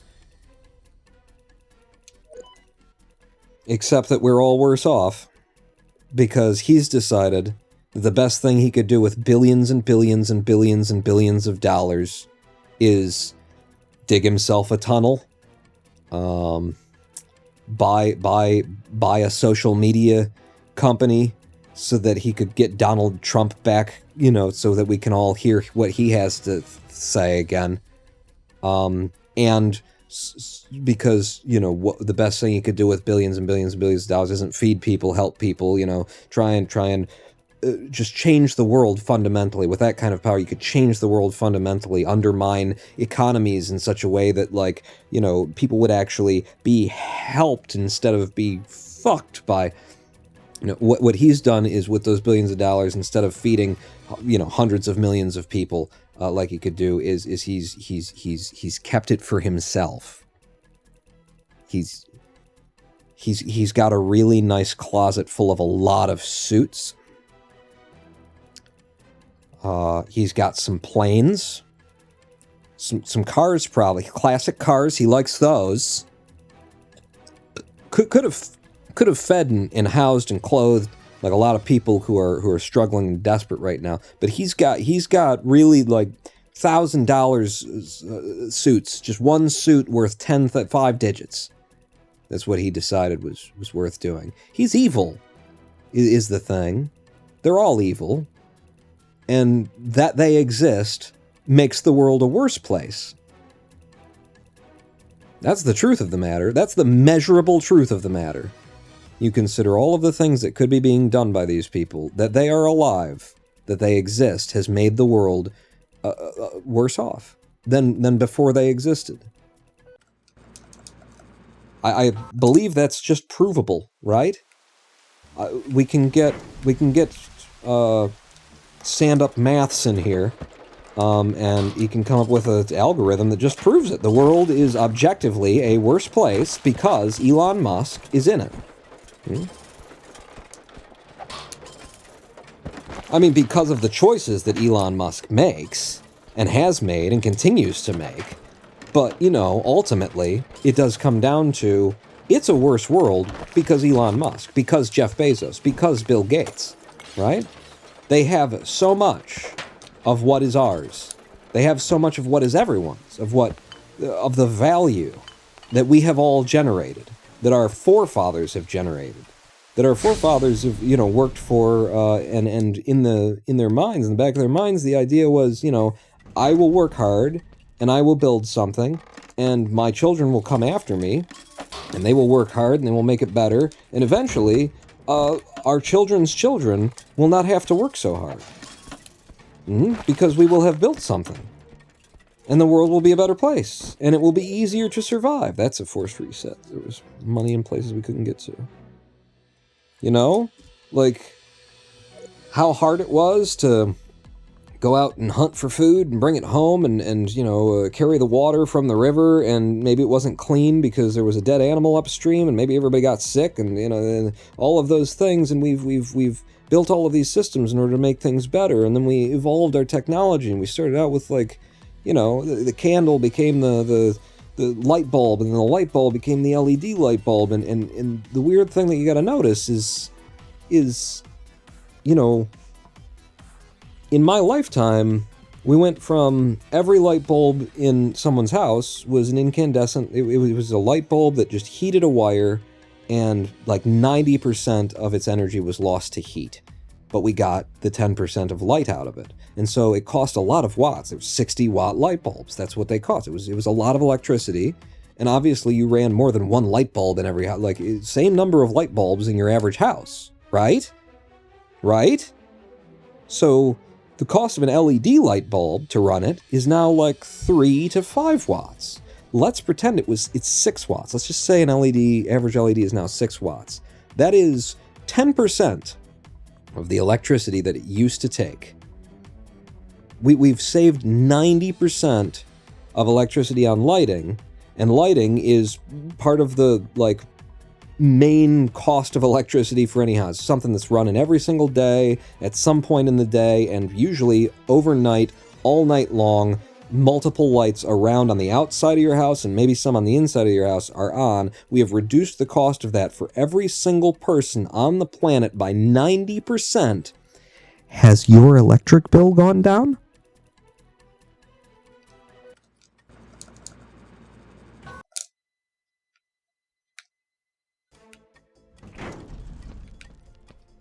Has the cost to the consumer reduced by, you know, that much? 90% of your lighting bill. Has that happened for you? Have you noticed that you have so much more money per month because we have reduced the cost of the need for energy transmission by 90% in this critical, crucial area of something that everybody needs, everybody uses, always. It's a major cost. Major cost. Has your energy bill, like, significantly, has it decreased by half? By 30%? By 20%? By 10? Has it decreased at all? Has your energy bill decreased at all? How can it be that the cost of electricity to the average home has remained the same across such a revolutionary moment of technology? Revolutionary replacement of one old technology with a new one that is it's over 90%. Remember, we decided we'll say 6 watts just so we could get it up to the 60-watt light bulb. So it could be 10%, so it could be a nice round figure. In reality, LED lights, in order to, you know, get back to about a 60-watt style of light bulb, most of these things are running at 3 to 5 watts. So it's better than 90%. How can we have not seen that savings in our pockets? How have we not made... How did everyone not just suddenly have so much more money going around, and how was our economy not massively stimulated by such a massive energy savings? Do you think maybe the rich people who decide what the prices are going to be and what we're going to pay just kept charging us what they wanted to charge us, even though technology had made it so that it doesn't actually cost them as much anymore to provide, that it doesn't cost the industry as much? Do you think maybe instead of, like, not overcharging us and actually giving us back what we were saving, that they just decided to call that profit and rob us continuously? Maybe forever? Do you think maybe that's what happened? Damn it. I wasn't supposed to come back here, and we were on an incredible opening there. We had great time for those first 2 levels at 1 minute and 20 seconds walking out. It could have been like the fastest I've ever done the first buy, but I'm thinking about how evil people are fucking us over, and how obvious it is, and yet how you can't, like, convince people to not vote for that guy who clearly is helping make sure that we're all fucked. You know?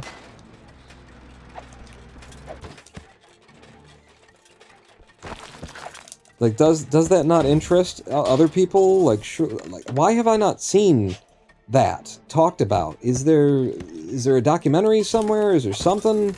Somebody's talked about the idea of, holy shit, the amount of, like, things that used to be mechanical that are now electrical. Things that used to cost hundreds of watts, in order to run, that are now, like, they're running off of a 5-volt CPU, you know, or a microchip. It's not even, you know, not like a CPU, like a computer CPU, but a consumer-grade product-level CPU. They're running off of 5 volts, they're drawing 100 milliamps per hour, and this replaces some, you know, mechanical item, and yet has the cost of utilities that lands on the shoulders of the average household in nations, advanced nations where we've got all of these things rolled out already, has that diminished? Has that decreased as significantly as it obviously must if we're not using that shit anymore? I mean, I know that, like, a large portion of the... I know that there is the cost of maintaining, you know, the infrastructure to transmit, whether it's electricity or water or whatever, that is something that, you know, the price remains. That's not going to change, you know, much with technology. But a huge part of our fucking bills is the actual, like, burning of the coal in order to turn the turbine, in order to put the fucking wattage on the wire, in order to use it in my home. So why has my bill not gone down with the advancements of technology, is my question. And I want to know, you know, has it? And does it make sense? You know, can you actually do the math in some way that says, well, you see, because of the infrastructure overhead and we got to maintain, and you're always having to dig new wires, replace old systems and stuff like that, does that actually even out to where it makes sense that even though we've saved 90%, over 90% of the energy usage that lighting used to require, I still don't see that benefit on my bill? Or am I seeing it and it's just not much? I really think it's a very obvious place that surely someone's done some fucking work on this, right? Because what it is to me is more proof that in capitalism, there will never be a rollback. Whatever the charge was, if there's any savings to be found in anything, where are we now? We're there? No, keep going. If there's any savings to be found in anything, sudden revolutionary, oh my god, everything's cheaper, everything's easier, everything's something, comes along, it will never land in the consumer. The consumer will never get it because the whole concept behind capitalism is theft. That's what profit is. They are thieving money from someone. The name for theft in business is profit. You know, if the company buys hamburgers and they're raw, and then someone cooks those hamburgers, and now they're worth more because they're cooked and they're ready to go and they're warm, then the value that that person who cooked the burger has added to the burger is now stolen by the company and called profit. Now, there is no argument that the company, you know, has an overhead to provide space and access, and that there's advertising and stuff like that. They have a right to some of the money there, but the person who cooked the burger and made it desirable and made it so that it... Okay, wow. He looked right at me. Didn't he? He has done the bulk of the value increase on that burger, right? And so his wages should be based on the value that he's added to the product, surely. Yeah? But they're not. They're set at something that is based on whatever he'll fucking agree to, whatever the market will sustain in terms of the lowest possible wage for the quality of chef that you want to get. Profit is always what was stolen from someone. Someone deserved it, someone did the work to earn it, and someone else will go home with it. That's what profit is.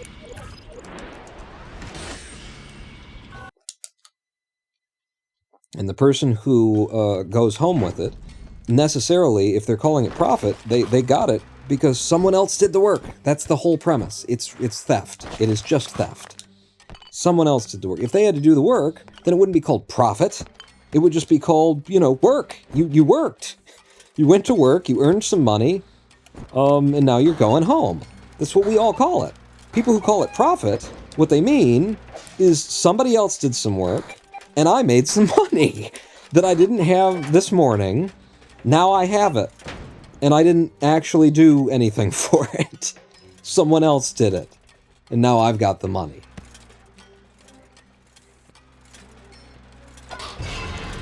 Damn it. Just trying to avoid it. You do a really good job increasing my desire... Wait. Increasing my violent uprising against the rich. I know. I almost got into the industry. But there wasn't enough profit in it for me.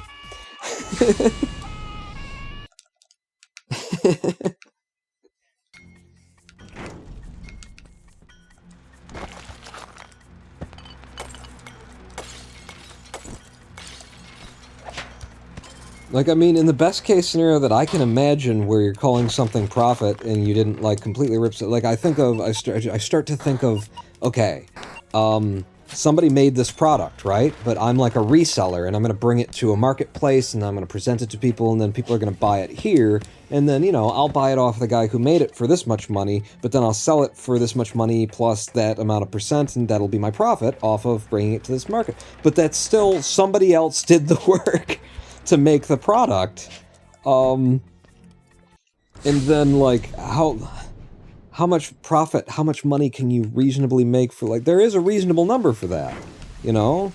It's just, our world doesn't run off of that.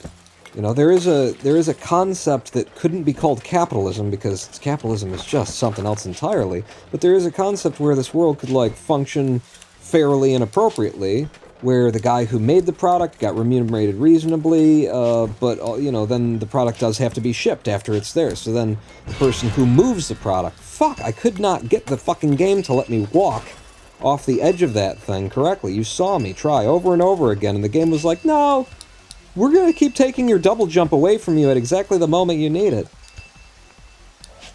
The guy who makes the product gets remunerated appropriately and evenly in reference to the guy who drives the truck that moves the product, and then that's even to how the person who, you know, mans the storefront where that kind of product is sold, you know, the person at the checkout, the person who stocks the shelves at the location, that kind of stuff, and everybody gets remunerated appropriately to the amount of energy and effort they put in per product to make that product available and viable to the public. There is a world we could live in where that's how that works. That is not how that works. And capitalists try and pretend as though that's the world that we live in, and that it is working that way. But it's not. It's absolutely not. How can you get one person who does fucking nothing all day long, Elon? All day fucking long. Not a goddamn thing that you do that's worth anything, that actually accomplishes anything, that moves anything forward for anybody. And you're the one with all the money? You've got billions? But you're not doing anything. Other people are doing things. How am I going to get in here? Bomb in from the roof, maybe?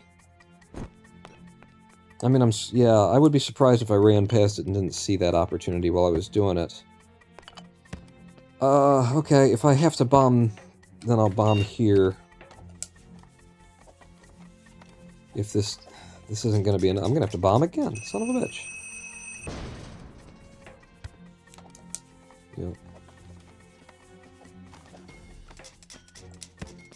I want to live in that world, Computer Shark. Wouldn't it be nice? Wouldn't it be nice? You know, and we could. We absolutely could. We just all have to get on the same page and stop voting for fucking Republicans like they're not... Like they aren't the rich people who are oppressing us. Like they aren't rich people helping rich people. And there's a certain, like, you can say that about the Democrats as well, but, like, there's an effort to pretend otherwise from within the Democratic Party. Like, there's actual people in the Democratic Party who seem to actually not be just rich people making sure... Like, there is some movement. I can't believe I made that. Oh, fuck. Now I've lost my double jump. There you go. Get that out of the way. I can land, get my double jump back, and now go to the right.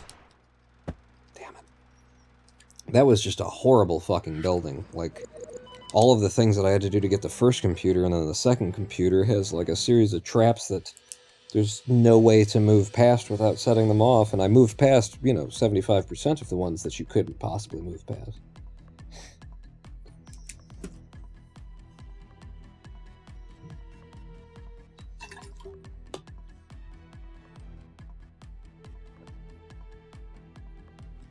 Yeah, we could live in a world where the idea of a human life wasn't that you have to pay for it every second of your life. Like, from the moment that you're born and you start breathing, that you're an expense on someone's fucking chart somewhere. That's the world we live in now. Is like, oh, you're born, that's gonna cost. And you know how I know that we could live in that world?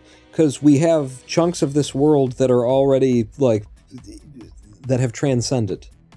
You know? If you haven't seen it, this is weird one. This is a very weird one to recommend in 2022. But if you haven't seen Michael Moore's Sicko, which I think was 2000.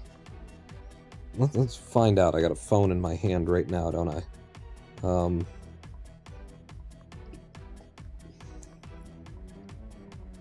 Hey Satan. I mean, Google. Hey Google.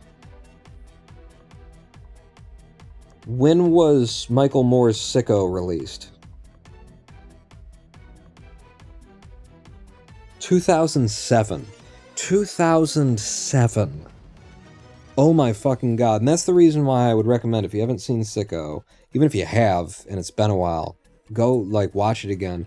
A big part of why I bring it up, or, you know, would say that, is because, like, it was in 2007, and you go back and you watch this shit, and you go, oh my god. The things that he's talking about then, the things that were already working then for other nations that are outside of the US, you know, like, that in 2007, he was talking about how France has a government program where new mothers can just have people, you know, have a nurse come around as, you know, child care, can have a nurse come around and just, it's not a nurse, but you know what I'm saying, can have a woman come around, and not necessarily a woman either, Jesus, my fucking, you know, gendered stereotypes, can have someone come around who will, like, change the diapers, you know, do the laundry, help with the cooking, make sure that the child's, you know, food is prepared correctly, that kind of stuff. Basically, trained people who aren't, you know, human beings who have just given birth to a child and never cared for a child before. You can have, the government will send a woman around completely fucking free, send a person around, Jesus Christ, Pawn. Send a person around, and she will just, like, they will just help you with, you know, getting a hold on what needs to be done to care for a newborn child. And will take the pressure and weight off of your shoulders during this, you know, hard transitionary period where you have to figure out how to care for a child. Holy fucking shit, the government will just do that, and this person is just paid by the government, and there's just a whole industry that's basically created by the government so that this will happen, and because of that, the life expectancies go up and the child's mortality ratings go down and stuff like that. And so people in France are being employed gainfully and making a living, doing a thing that helps other French people who are becoming parents for the first time, or not for the first time, who just would like to have a little bit of help. And basically the entire world gets better. People get jobs. People are paid for work that, really should be done, that makes the world a better place, that makes all of the statistics better for France. All of these things can just happen. And that's 2007. Michael Moore is talking about that in contrast to America, where, you're on your fucking own. There's an entire party out of two. One of the entire parties out of all of two that are viable in America will shut down any concept of the government employing anyone as it rises up, and will willfully attempt to knock the legs out from under any situation in which the government is employing its own citizens, because that's a really bad idea. I mean, just think of when America, employed, as a nation, employed the most of its own citizens. That would be after the Great Depression, and it was what got us out of the Great Depression and what made the middle class into a thing that existed in America, because it didn't before. So that would be a horrible thing to do if the government employed its own citizens and made sure that those citizens had a very steady, stable paycheck, and that they were doing work that benefited the entire nation, every single citizen. That would be awful, right? That would just be horrible, awful. So we really need an entire party of the United States government, one out of two. We really need 50% of our representatives to be completely fighting against the notion of employing Americans to serve Americans. It's a really bad idea. Except if it involves potentially killing people. Then, if it's the military, then yeah, the government employing people, sure, that's the best idea ever. If it involves guns and murdering people in third world countries that are on the other side of the planet and don't actually have anything then that would be good. But people helping each other, Americans helping each other and doing things that benefit us all? Not murdering other people in other countries? I just don't think that's a good idea. That's dangerous, isn't it? Let me scroll up, because you guys have been talking, and then I just keep talking, don't I? I want to live in the world where we can throw Musk and Bezos into a pit of rabid chimpanzees. You can't, that's PETA is going to be all over your ass if you do that. Think of the poor chimpanzees, Mephistopheles. As someone who literally is responsible for subway tunnel sections not crumbling years after they're put in place before they leave the plant, I don't get to be hired on as an actual employee with job security and health benefits. Nope, because I'm a temp, and will probably be for a long time, because the company I work for doesn't want to hire new people. Yeah. And probably a woman still, because men don't know how to do that shit most of the time. Yeah, it's just I'm trying to get my brain to not assume gender based on profession. Because that also feels very 2007. But I recommend Michael Moore's Sicko. Watch it because of how what the contrast and comparison is between the United States and Canada, the United States and England, the United States and France, the United States and Europe, the United States and Cuba. The contrast of nations that have a society and United States that doesn't. Of nations that have an idea for why they exist and what they're trying to do. Like, why have we formed a nation and that kind of a thing? Why do we spend, I'm going to say $2.8 trillion per year on military in order to defend the borders of this nation? Like, what are we trying to protect that's in here? What are we trying to keep from becoming some other part of the world, from falling under someone else's dictates? These other nations in the world, they have an idea.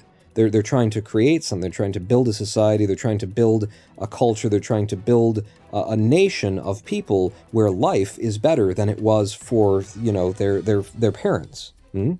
Where it's always getting better and everything's getting easier and we don't have to work as hard, and we feel more security in our lives and we're more stable and we can afford the necessities of life and some of the little nice extras too. So in the United States, we don't have any idea about that.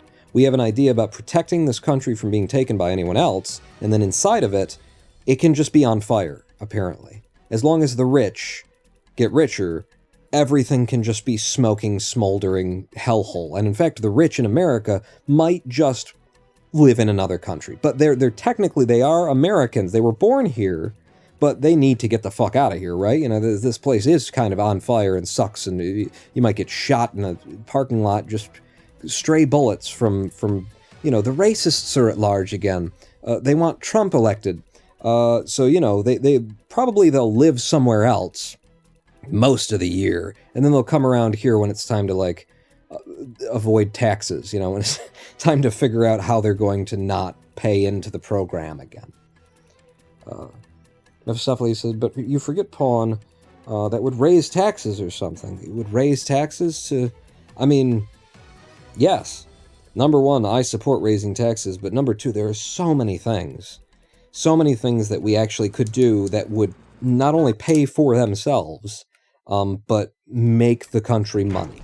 Starting with, in my opinion, universal national social health care. Okay? We know. We've done the study. The U.S.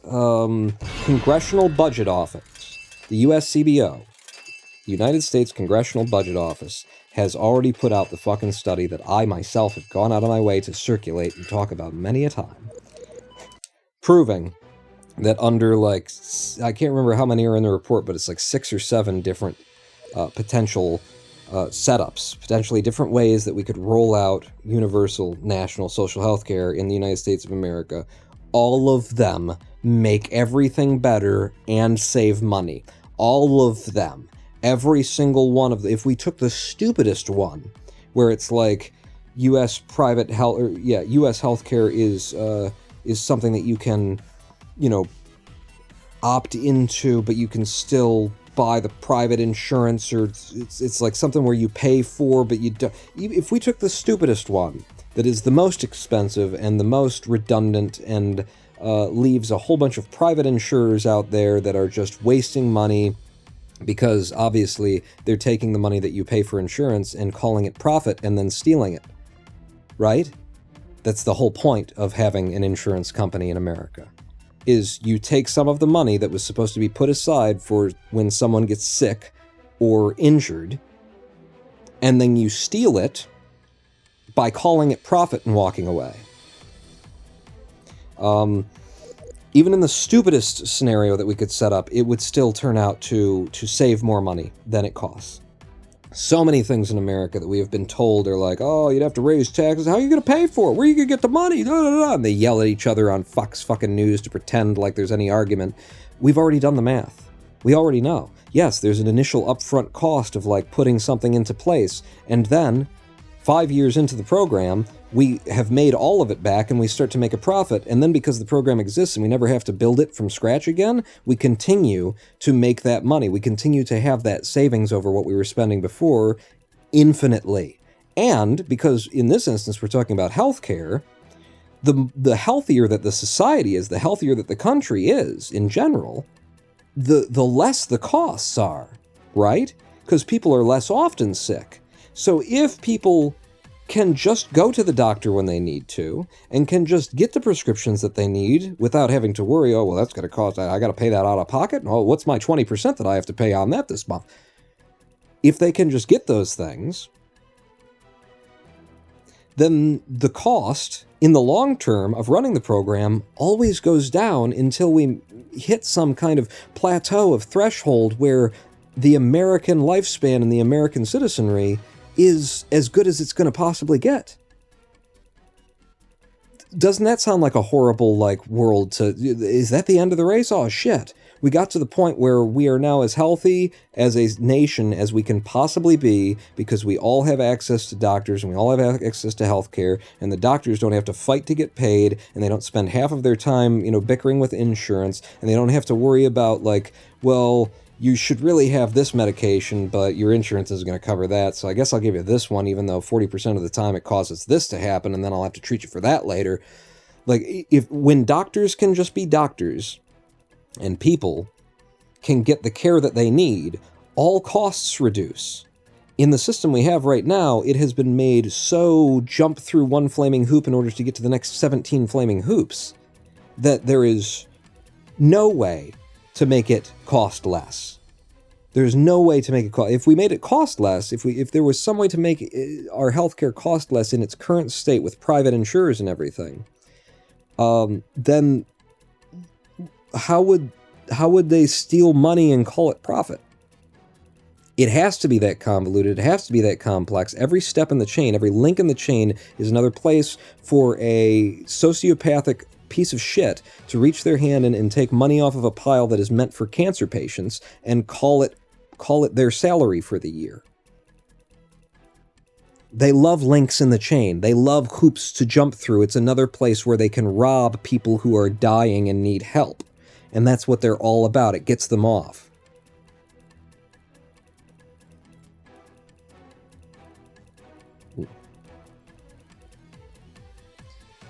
Don't have to raise taxes that much if you take half of what these rich people are making and actually put it back into the system. Yeah, that's I support that.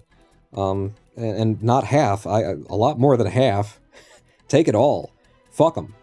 Like these are people who chose for, some amount of time to allow people to suffer and die so that they could have, the better things in life. So let's now take everything that they have and let them find out what it was like on the other side of their plan. Fuck them. I don't mind being, evil to evil, is what I'm saying. I don't mind. I don't feel the need to be better than they are when it comes to how I'm going to treat them after they have been responsible for the deaths of countless. Fuck them. I am better than they are. I don't have to prove that I'm better than they are.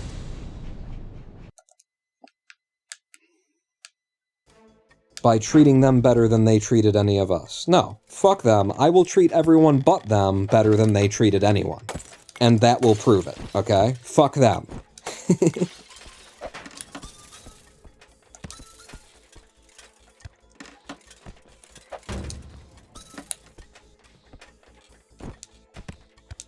Come on. I just want to spam the jump button while I'm going down the hole so that I won't take any fall damage. Do you see the reason why this is a reset? Forced reset. I feel like I've fallen off on keeping my numbers. I'm going to try and keep my numbers better. But I'm having way more fun, like, talking about capitalism, socialism, the state of America, and everything like that than I am the Swindle, so I should just let the Swindle be the side piece here. Pay it a lot less mind. And if something starts to happen, then it starts to happen. But yeah, I really want to know that, because, like, I don't know if probably anyone try and look something up, because, like, right now, if I wasn't playing the Swindle, now I want to look up. Like, has anybody ever, like, talked about the idea of, the cost of utilities should have decreased by X amount of dollars? From the lighting thing that we talked about, where the cost of lighting has gone down by 90% in most homes across the country, but also from, just efficiencies in general. Everything, technology has constantly gotten better, so it should not cost me what it cost, my grandmother to run her fucking refrigerator. My refrigerator is a lot better than her refrigerator was. My refrigerator is fucking probably, you know, on a scientific level, if you got down to the engineering of it, it's acoustically tuned in order to vibrate at a frequency, blah, blah, blah, blah, blah, that is more efficient. And my question is, you know, I think I've got a very efficient house here, you know, I've sealed it myself, I did all of the work to winterize and everything like that. Right now, I've got giant cuts of foam installed into every window that's in my attic, into two of the windows that Lady Pawn and I, you know, in our rooms, that we're in most of the time, just to make it warmer where we are. There's cuts of foam in there. I've right now got, like, plastic seal, you know, for the winterizing the window that needs to go in. I need to, on a day where I feel good, when those come along, you know, we'll do the whole sealing the window with plastic thing as well.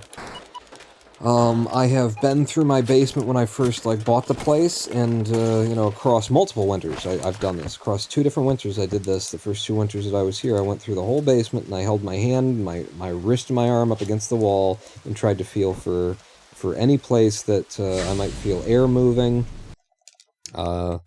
any leaks, that kind of thing, and I filled every crack with foam. I've sealed some of the old windows permanently with the foam, you know, you just can't open them anymore, but they're old windows anyway, so fuck it, kind of a thing. I think I've done really good here. And on the electrical consumption, I'm very, like, aware of how much electricity I'm using at any given point. I've got, like, a meter on my phone, actually, where I can see how much electricity draw my house has. I can review, you know, day to day, what it cost me yesterday, what it would cost me today, how many watts I was using. So I'm very aware, and I have maximized my whole house. And this winter, like, I still expect to pay, like, $180 a month for the cost of my electricity and my heating. That was a reset. That was 76% of the money, not 80. That is so... I got both computers. There were 2 oh, well, I did set off the alarm early, that's why. Alright. I marked it down in my book. So I'm just like, you know, I want to know, because that's like a simple thing, right? We can just take the average household, like, these are known quantities. How much did it cost in utilities? Electricity and gas. You know, electricity and heating is what I'm talking about, basically.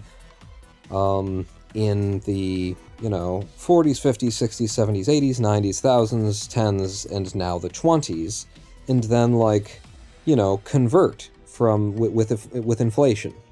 You know, adjust for inflation, and then show me what the average household is paying to heat 1,000 square feet, to live in 1,000 square feet.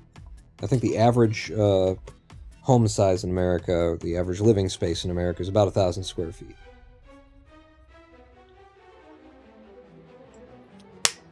There's some 600 square feet, there's some, but I think it would be about 1,000. So it's like, all these numbers should exist, and I'm curious about it. Because it doesn't seem to me like we have,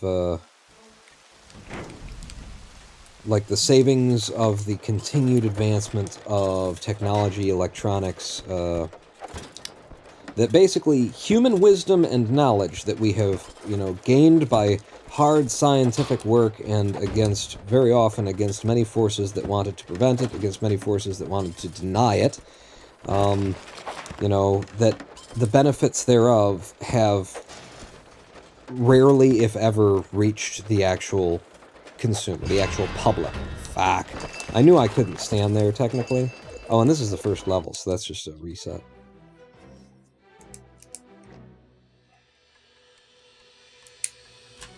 So as of right now, I'll bring you up to date. I got 10, 20, 30, 40 honest, like, resets or deaths.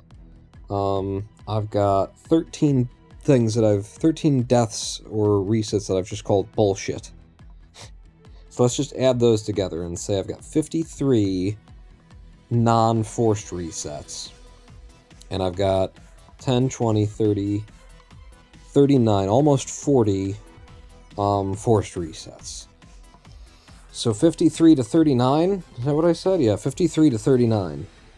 So yeah, about that, what did I say? 2/5, 3/5 kind of a thing? I think that's still in the realm there. When's the revolution, Pawn? I don't know. But I'll tell you this, it won't be televised. It will, however, be live streamed. It will absolutely be... It will be on the internet. Does energy efficiency save money? Energy efficiency saves money by lowering energy use. Energy efficiency reduces monthly energy bills. It's more affordable for businesses and number one, and families. Some energy efficient products cost more to buy than other options, but they typically save you money over the long term. And my question is did we see that savings though? Like, have we seen that savings?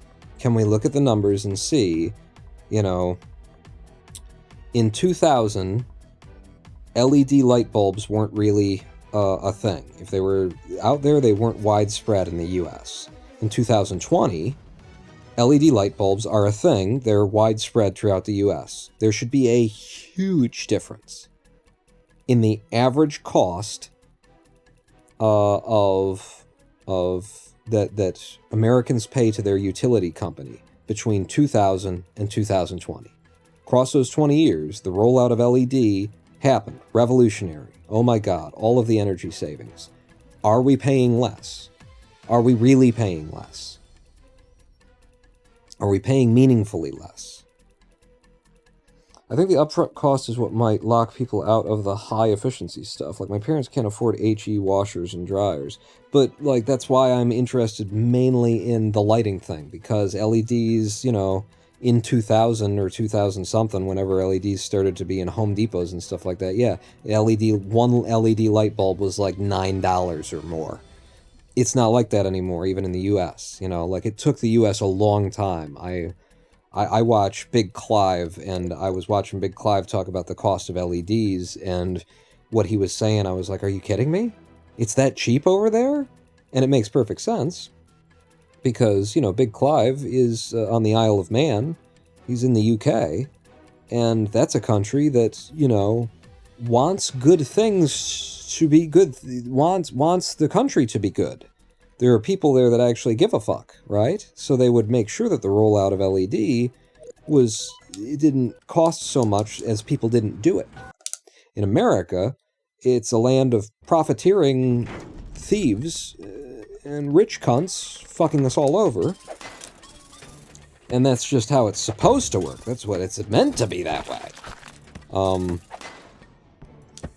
So our LEDs cost like a ridiculous amount of money for a ridiculous amount of time until, you know, finally, like, they're so commonplace that now they can't actually fuck you over on the cost of an LED light bulb. But I feel like the rollout is out there now. It's done. Most people have converted over to LEDs. If they haven't converted over to LEDs, then they went fluorescent, and they didn't bother going to LEDs, and fluorescent light bulbs are still almost like 85%, they're around 85% more efficient than the old light bulbs. So they should still be receiving about the same kind of savings. And that's what I'm curious about. You know, I think that should be seeable, measurable, viewable, and there should be a significant savings to the consumer. And I just don't think that I've seen it on my, you know, that I've seen it in my lifetime on utility bills. And I think, if you did look at it... Oh my God, we're on incredible pace right now. Hang on.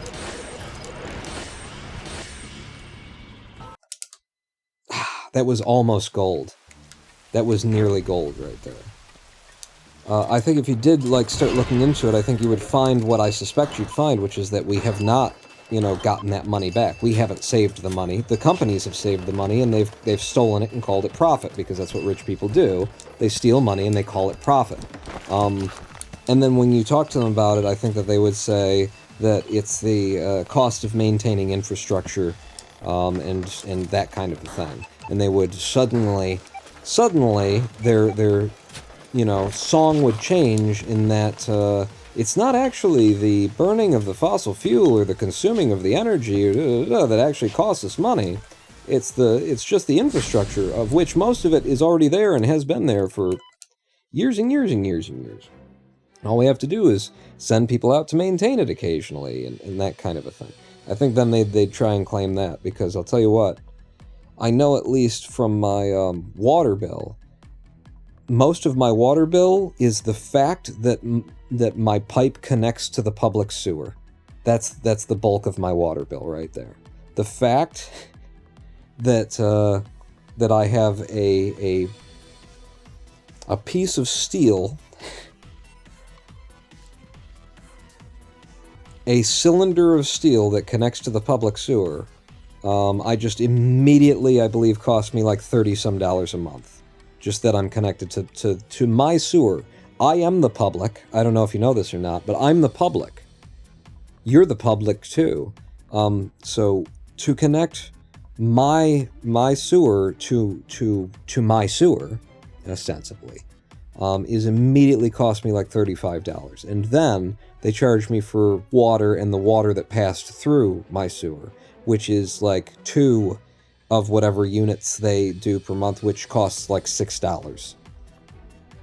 So they start by just charging me for the existence of the sewer, which is incredibly, it's hilarious in Detroit, because the sewers have not been maintained for about 50 years, and they are backing up in such a way that the city has to put out, like, the city has just made an agreement with an out-of-state insurance company that will insure you for $6 extra per month against issues with your sewer. However, if you do pay them those $6 a month, you're a sucker, because read the fine print. What it covers is the space, that basically probably the 12 to 18 feet between the edge of your house and the sewer line itself. That's what it covers. It covers a straight pipe that exits your house underground, that is not under your house, because that would actually cost money to fix.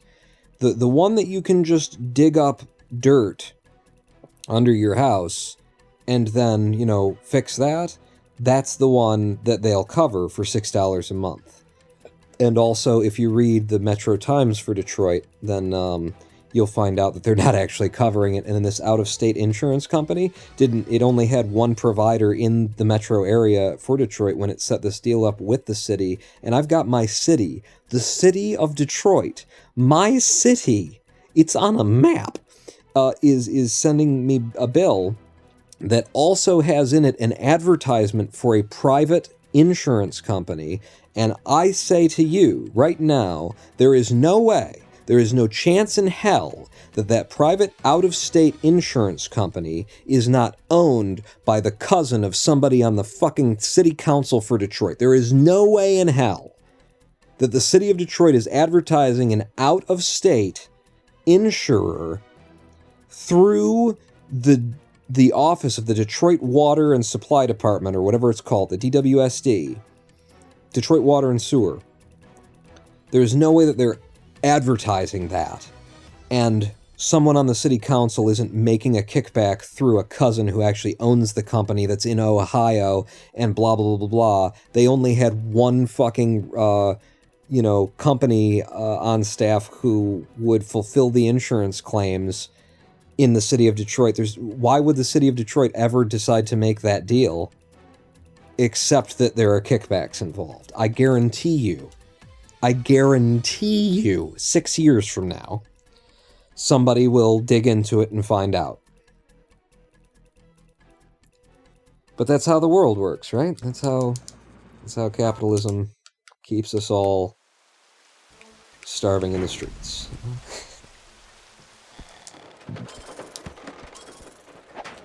Well, Bezos, pretends to go to space to make the other billionaires jealous, as though pretending to do anything would make anyone jealous. And then comes back and says, you know what we should do?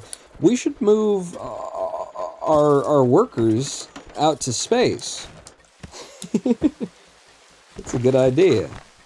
I, Jeff Bezos, rich man, think that's a good idea.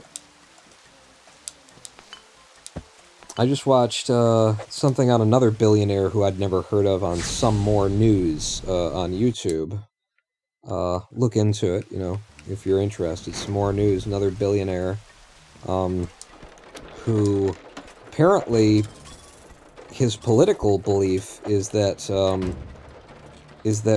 we should have, I forgot that I'm not ready to get computers yet. His political belief, his political ideal is a dictatorship in America. He wants to support what would be a dictatorship, the end of democracy, but you know, they call it, what they're calling it now is more like a national CEO, you know, as opposed to, you know, just acknowledging that it's a dictatorship is what you're advocating for, a dictatorship. And so, you know, he supported Trump in the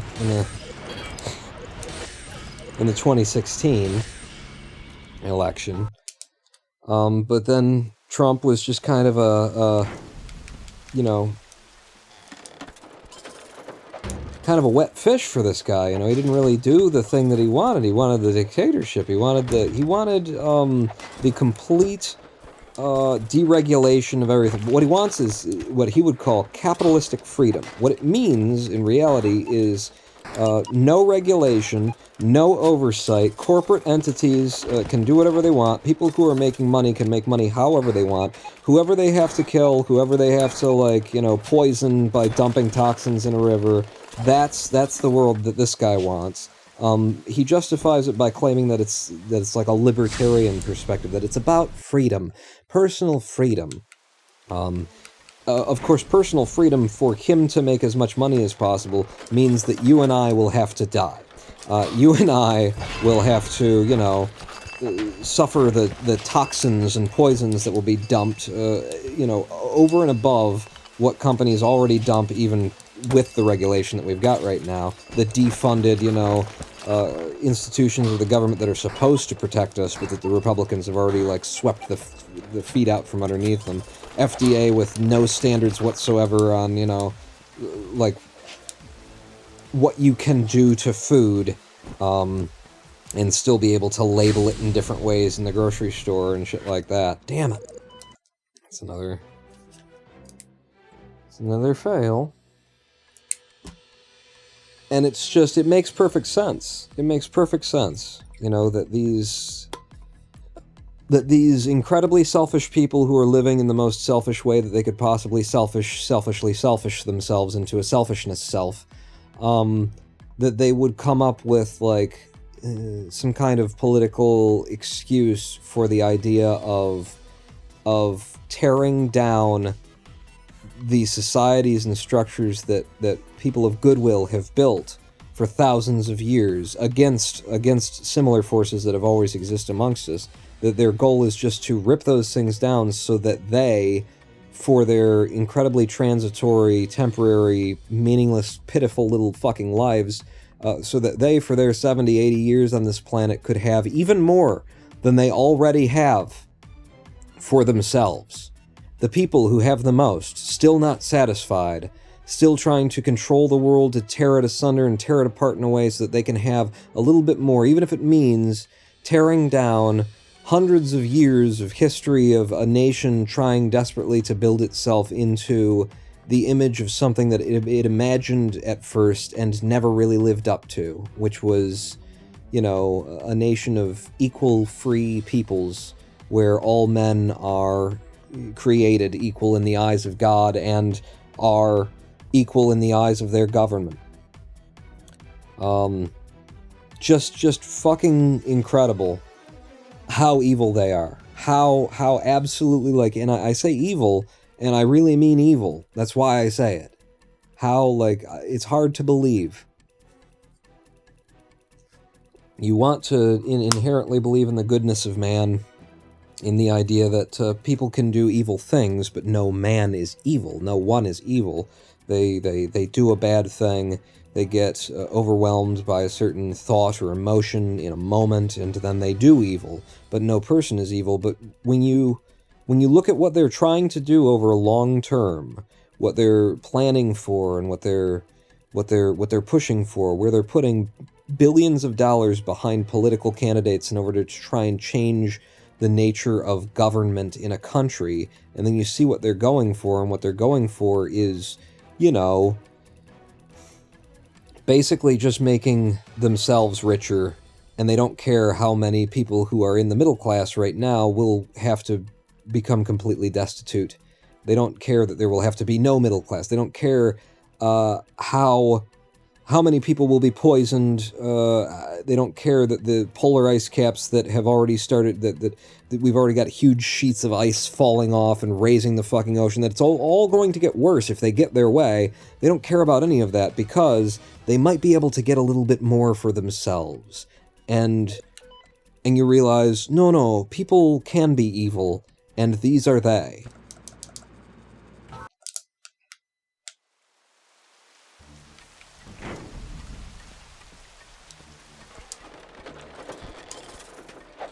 It's not just that, you know, people are inherently good and they sometimes do evil things. Some people are just evil, and it's what they want, it's what they do, they have no interest, it's just who they are, really, it's their identities. They do not see that other people matter whatsoever. They do not care that generation upon generation has built something in order to make the world a better place. If they can get, you know, another 20 years of life in this world where they have even more than they already had, then the entire fucking planet's worth of human beings can just burn.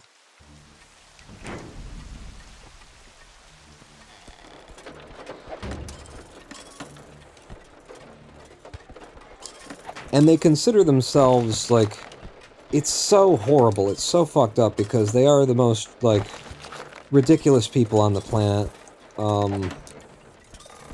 but because of their circumstance, the same circumstance that has created them into being the ridiculous monstrosity that they've become, continuously reinforces their own self-esteem and their own belief that they are top of the food chain kind of people, that they really deserve where they are, and that everybody else is lazy or not as smart as they are, or all of these different notions. Oh, okay. That's a forced reset. I'll show you why. There's no way for me to get to that piece of money, and I had to get to that piece of money. We'd already taken one L on the first level. So there's a forced reset. We're up to 10, 20, 30, 40 total forced resets now. I wonder how many of these people are actually undiagnosed sociopaths, right? Like, we can all agree that most people that are very rich, and those that get into politics for their own gain, are in fact sociopaths, right? Yeah, absolutely. But I think, you know, you can be born a sociopath or you can become a sociopath, and I think that a lot of people, you know, started out and they could have broke either, or they could break anyway, kind of a thing, but, you know, nature or nurture, and they got nurtured into a belief system where they are leader of the pack, top of the evolutionary food chain. They believe that they are, you know, the smartest, savviest, the bestest kind, and that's why they've received the things that they've received, as opposed to acknowledging, like any man should when a windfall comes his way, or even when he works very hard for something and then it works out, that he has been very lucky, that he is nothing but fortunate when it all comes down to it, that the thing that he has worked incredibly hard for, the working incredibly hard for, merely gave it a chance to happen, but that millions of other people have worked very hard for the same thing, and it has not happened to befall them. And so if it happens to befall you, then with humility, you must acknowledge that, first and foremost, you are amongst the luckiest of us, and perhaps, instead of believing yourself to be a ubermensch, Superman, captain of industry, leader of the pack, baddest wolf in the clan, what you should do is be very thankful and be very humble and give you have received to those who need it once you have what you need. You know, you take what you need and then from the excess return. And now that you're in that position to be able to generate that kind of wealth, you can generate that kind of wealth for everyone instead of just for you. You got really lucky. Time to turn that into something that benefits everyone. Or you could be a horrible, evil, demonic human being having lucked into the situation that you're in and just take it all for yourself and decide that the reason why you got it is because you're just so fucking great. And that you earned it, you deserve it, you worked hard, you play hard. All of those kind of bullshit things that rich people tell themselves as they flip the pages of the Ayn Rand novel that they're reading, another horrible, racist, fucked up human being who thought that, you know, the white Europeans who came here and mutilated and massacred the native population here, that that's all's fair, all's done well, because, you know, basically eugenics, you know, that's all of this shit ties together. Like, the reason why these people sound so evil and what they have to justify their existence, and their existence is so outrageously ridiculous in comparison to everyone else. They have to keep coming up with a justification, and one justification after another justification after another justification. It gets more and more ludicrous. You know, where their political ideals suddenly shift into the political ideal that makes them the most money, even though it's different than what they used to say aloud and go for and that kind of thing. Now it's about preserving their own wealth, and then another justification, another justification, another justification, and eventually you get to eugenics. You get to the idea that I have become rich because I am, you know, great. I'm one of the great people, and the people out there who I could be helping with my wealth, who are the least amongst us, who are, you know, destitute, who are in poverty, who have been pushed to the bottom of society, I have to come up with a reason why I'm not helping them. And so another justification, another justification, another justification, and basically you're at the Nazi state. You get to eugenics. You get to the idea that, well, those people are the, you know, the reason why they're poor, the reason they're destitute, the reason that they're at the bottom is because they are the worst of us. They are the least. In the evolutionary chain, in the food chain, they're actually pulling other people down just to exist. You get to that. And all of it just started with the fevered, desperate attempt to justify how you, as an individual, could possibly decide to keep all that wealth for yourself while other people are suffering. You needed some kind of rationalization, right? You got to surround yourself with other people who are in that situation, so that they, you know, together, even though you're this tiny 1% of the planet, and less than 1% of the entire planet, but this tiny little group, if you all group together, you all hang out together, you all make, like, expensive places where no one else can go but you, then you can feel like maybe it's normal. Maybe there aren't people out there who are dying and suffering. They're all responsible for their own lots in life. That no one has ever been cast a bad die on the table. You know, that they worked very hard to get a good role, but they got a bad one. That's never happened. No.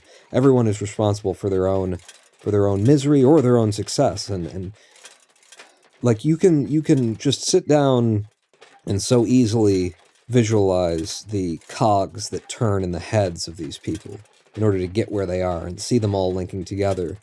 It's just incredible to think that they're that stupid, to think that they're that unaware,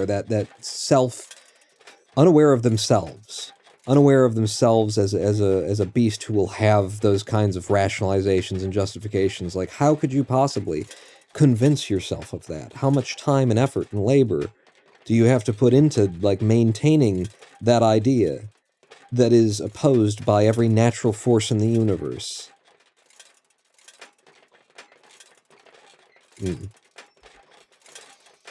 Anyway, I guess I need another live stream break. I was just going to kind of walk away and not even roll the live stream break because I'm that lazy right now.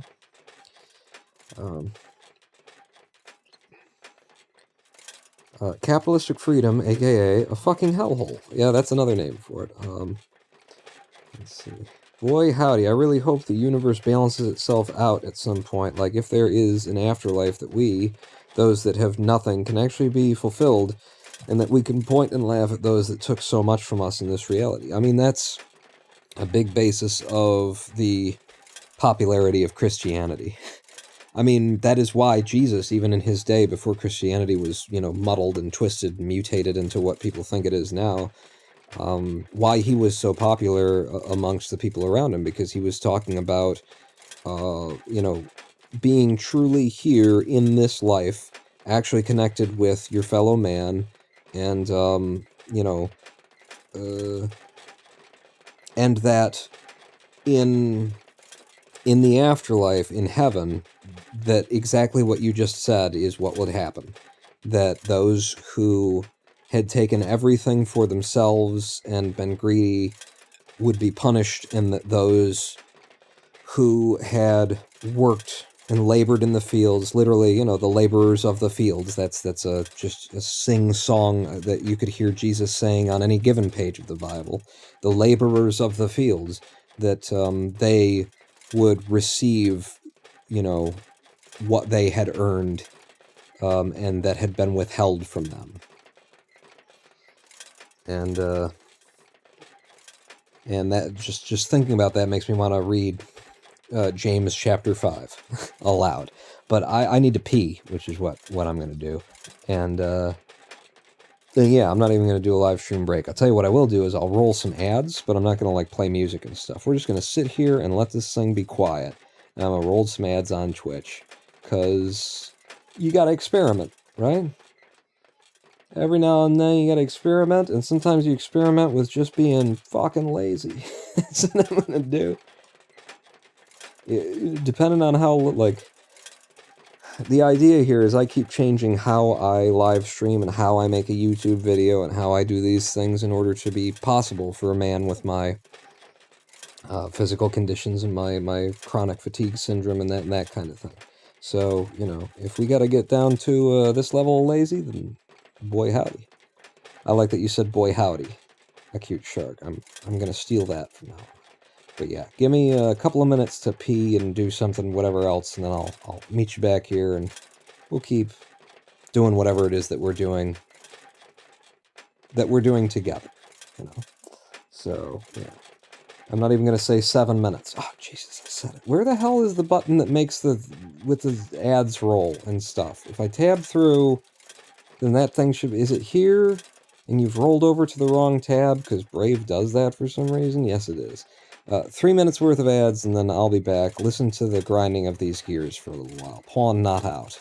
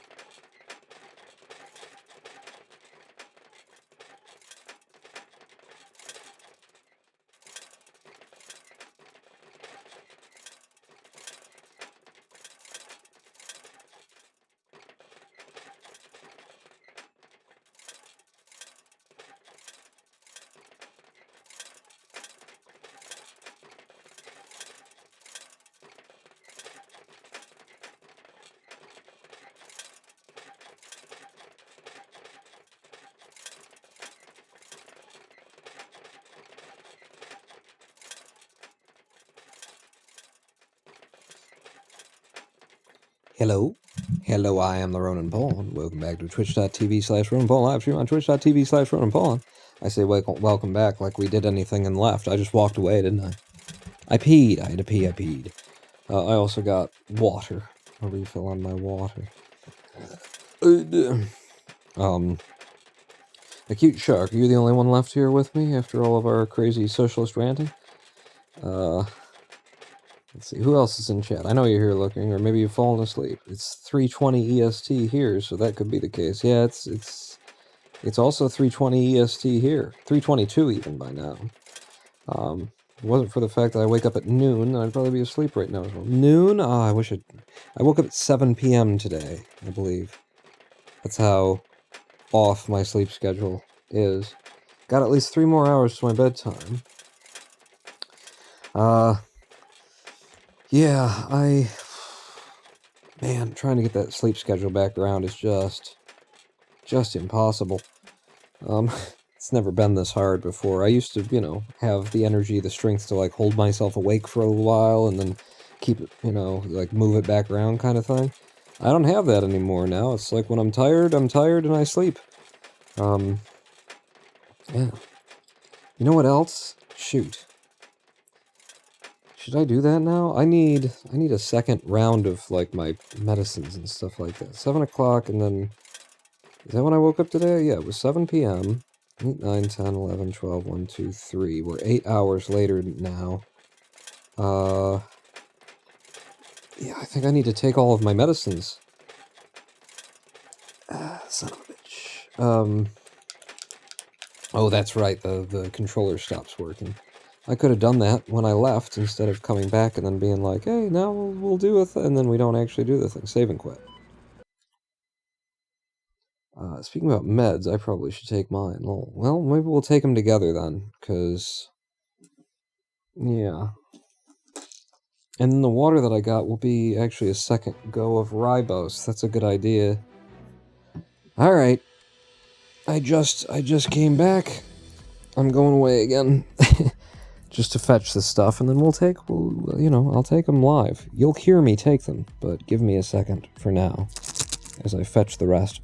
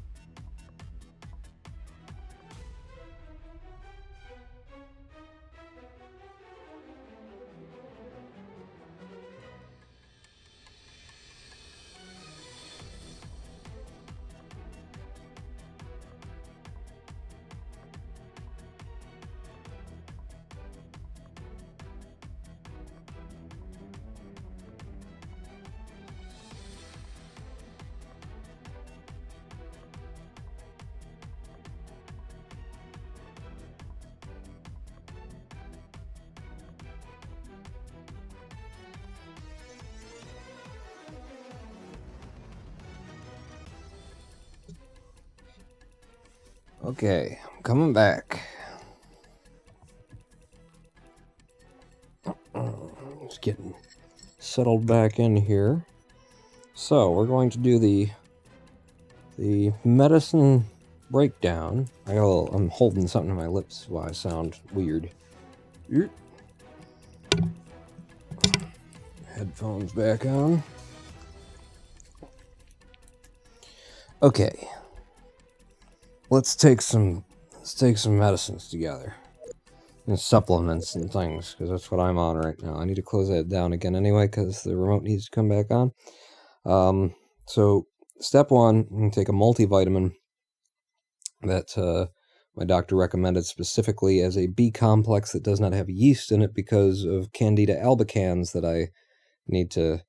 there's something waiting for me at my pharmacy right now that's supposed to help knock that out. But multivitamin together in 3, 2, 1, go.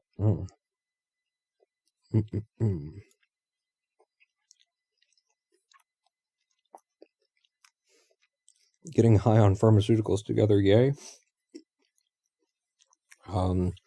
I guess I could go get the THC that I've got, but I don't.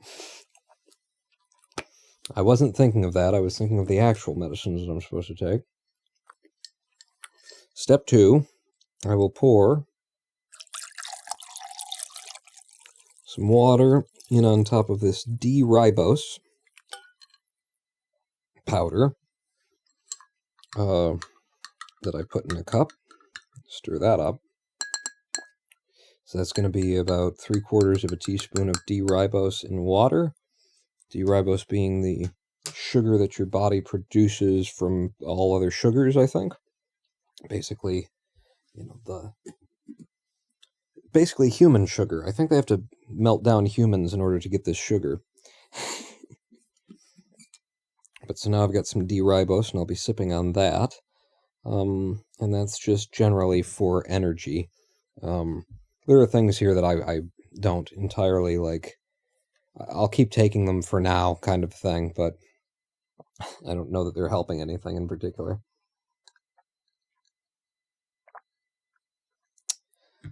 And then,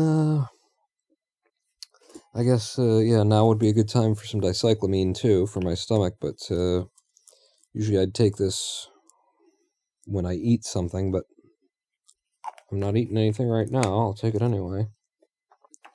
Dicyclamine is a muscle relaxer that acts specifically on the intestine walls.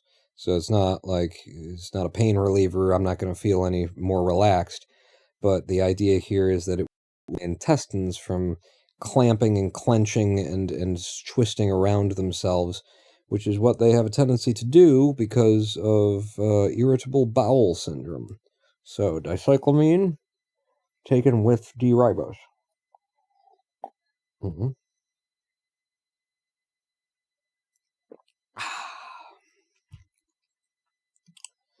And there's actually another thing that I could be doing right now, but I won't because it's I'll do it later.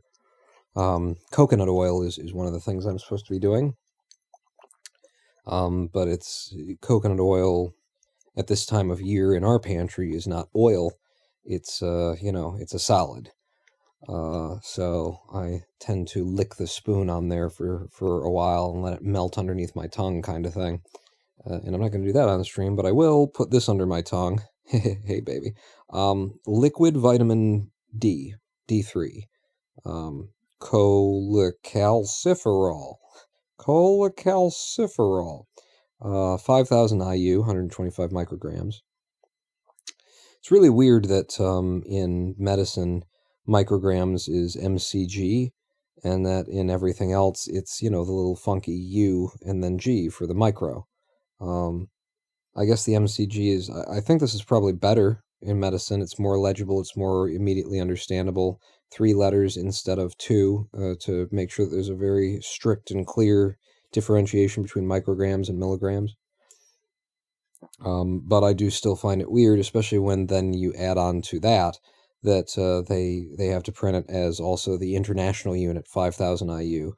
But anyway, yeah, this is vitamin D. It's liquid vitamin D3, so first you shake it up, make sure that it's all mixed, and then a little dropper, and I'm going to take 0.5 milliliters of this D3.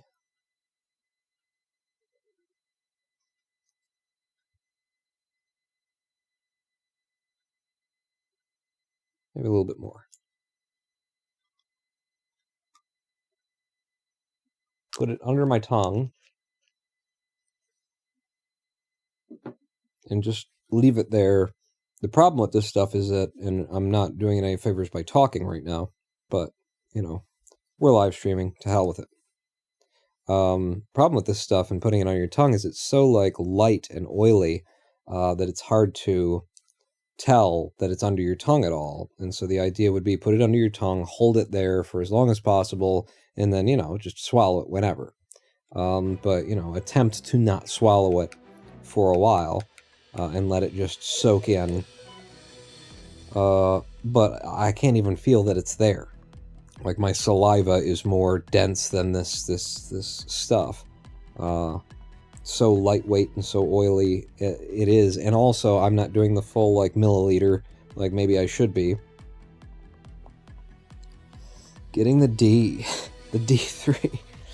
You can also do it between your gum and cheek. Maybe I'll try that, because it really does, it feels like I have no idea how long I'm getting away with holding it there. Under my tongue. So might as well change methods.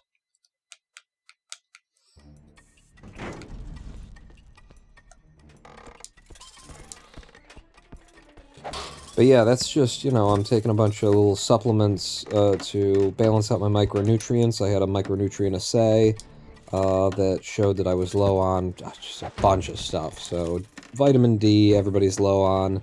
I don't think I was actually particularly low on calcium that most people are low on, but I was low on B3, B6, B12, so basically all of the Bs. What else? Leucine? Something like that? For which my physician has recommended branched-chain amino acids, which sounds like a good solution, since, like, basically BCAAs are the 3 types of leucines or leucines or whatever the hell it is that I can't remember what it's called.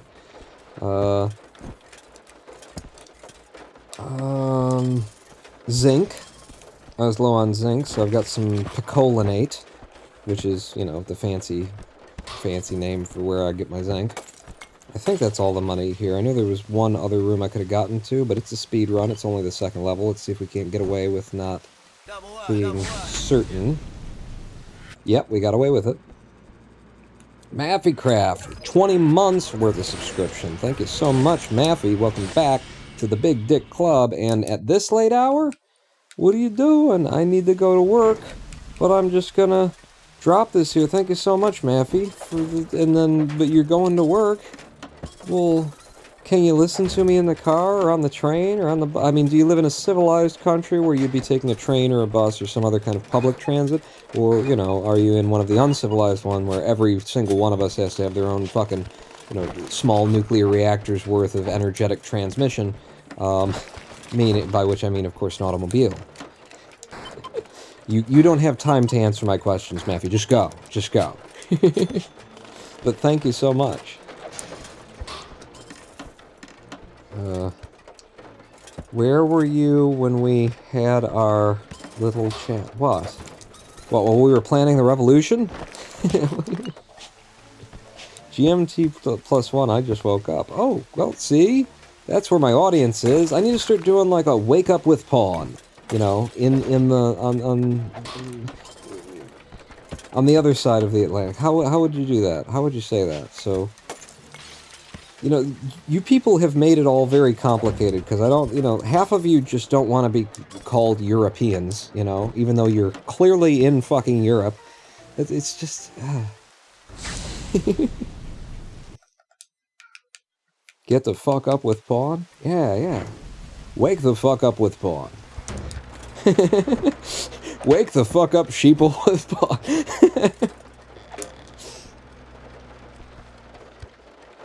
Alright, I'll grab this piece of money. I don't want to have to enter through this, because I won't be able to enter that direction without being seen. That's just how that situation works out. I've seen it enough in the Swindle. There's no way to get past the tall guys when they're on a single tile pedestal. It's okay, we found another way in. And this could be the only computer. No, oh well, yeah, this could still be the only computer here. It doesn't go in any further, so that's good. I don't know, maybe it's good. Another computer? No other computers, alright. I will leave with all of you money. All you money dough. It belonged to us. All you money dough belong to us. Damn it, $49. I was hoping that might be 100% of the money. I didn't really pay attention, but I kind of half thought, well, maybe, because I didn't see anywhere else to go.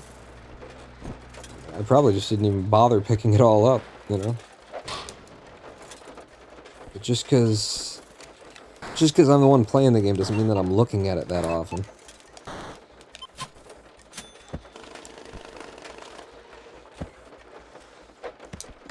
I like the idea of wake the fuck up sheeple with Ronan Pawn. Problem is, the sheeple that I'd be talking to are in the place where they're already woken up. They already, you know, you guys had your wars, you realized that, like, the futility of being against each other and letting powers, and then there was Brexit, and you decided to give it another try, you know? Why not go ahead and be against each other again? Really disappointed me with that, I gotta say. I always thought y'all were just so much better than we were over here. And it turned out, nope, never meet your heroes. And, you know, the rest of Europe, I still apparently have no reason to think ill of, but fucking the UK, man? Britain? The fuck are you...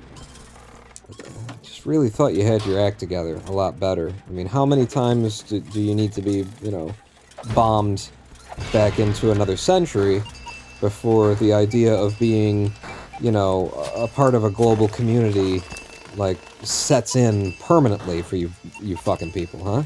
How many...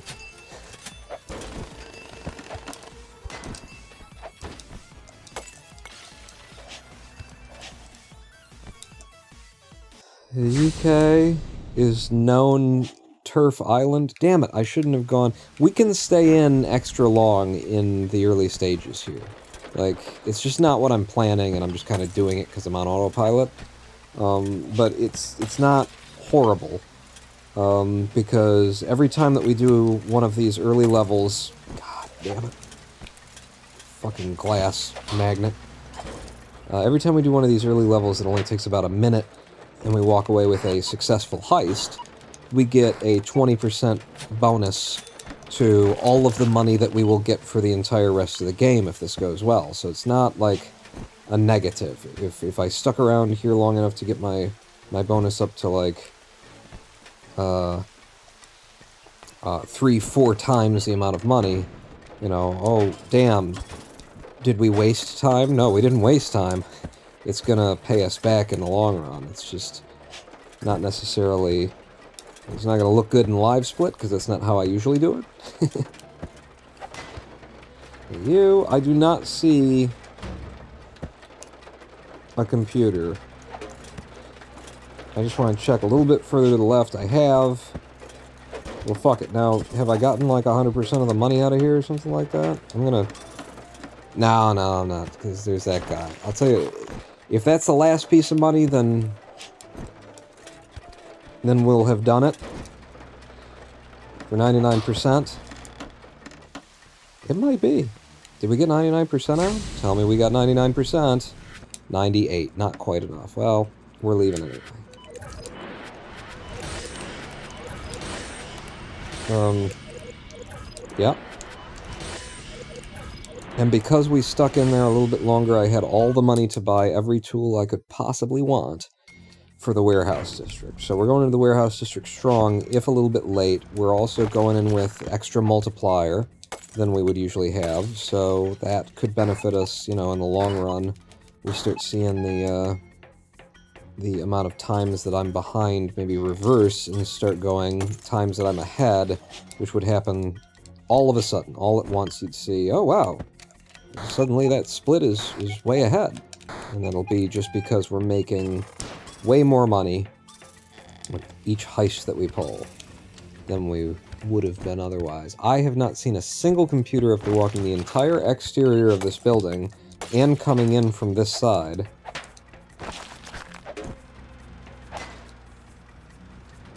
Yeah, I don't know where I've got to go back to the entrance. Usually if you don't see anything... anything from the right side, anything from the left side, anything from the top, then it's going to be at the entrance and underground, and you have to, like, bomb your way in. Yep. Look at that. Look at that. It's like he knows the game. It's like he holds the world record in the game already, and he's just trying to get a better one. I would really like you to be out of my way. Okay, I wasn't sure if I was going to be able to get over that without triggering it. Now I know. I was, and I have, and fuck this fucking game. I was on a tile to the left. I couldn't have been on the tile that they say that I was on to kill me, because it was a solid tile, and I was standing to the left of it when it exploded, and this game killed me anyway. This fucking game. To be bombed into the past so that they can figure out we are all in this together. Yeah, it seems like, you know, with the UK, maybe once every 70 years or so, they just need to be bombed the fuck out of in order to be reminded that, I don't know. No, very disappointing Brexit. Incredibly disappointing. That British people can be just as stupid as Americans and be convinced by the idea that, oh, well, but the EU regulations on our cheese, and we can't call it Parmesan unless it comes from a certain region, and that's why we think that this international community, this like history-breaking, this world-changing idea of the unity of Europe, even though we're like 50 different little fucking countries, we think we should leave because, you know, because fucking and the French want a certain thing, and that we're being regulated by, and then when Greece has an economic downturn, that means that our dollar has to. It's like, yeah, it's like you're all in it together, and when one of you is down, the others like take a hit so that you can all be okay, and then when one of you is up, then everybody goes up. Oh my god, maybe you should stop being as stupid as fucking Americans. England, and I just didn't think that that was possible. I didn't think that the English could be that fucking self-absorbed, you know, fucking racist culture warrior Trumpist assholes like Americans. And it turned out that there's some of those, and then there's a lot of others who are just nationalist, xenophobic idiots. Hell of a world. Hell of a world.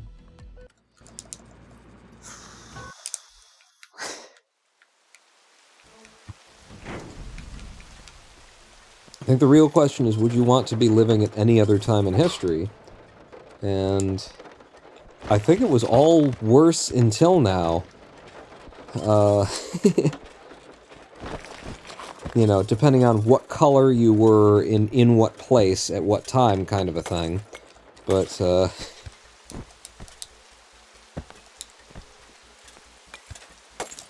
know, America in the 50s was pretty good for white people. Oh, damn it. I thought I could snap to that wall. Oh, by the way, that bomb that blew me up, that's bullshit in my log. I need to mark that as bullshit. So I've marked that as bullshit. I marked this recent death as an honest death. Don't forget gender pawn. Yeah. For white men.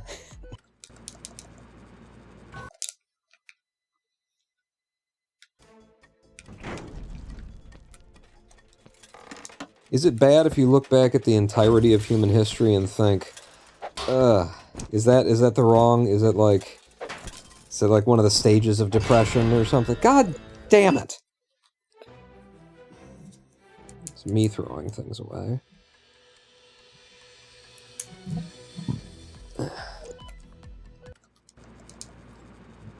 I mean, the idea, I think, is to, you know, try and look on the bright side of things, to try and see like the positives and the benefits and the things that you've got now or that were good, you know, then, and that kind of thing. And yeah. Oh, no. Someone think of the white cis het male. Oh no, someone think, I see how you're saying that. That's funny. They've had it so rough.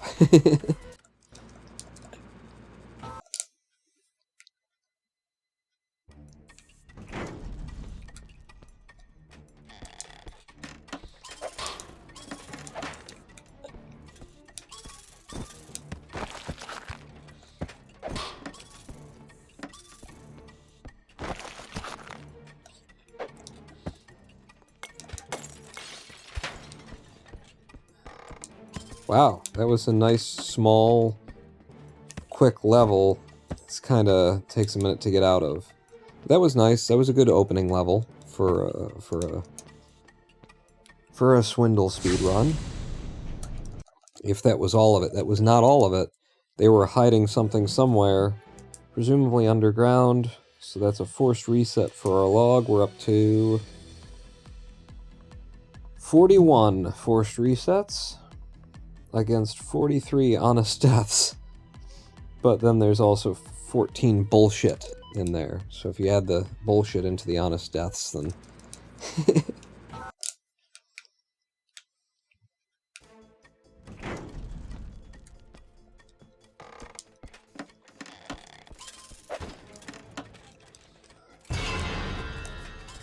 Damn it.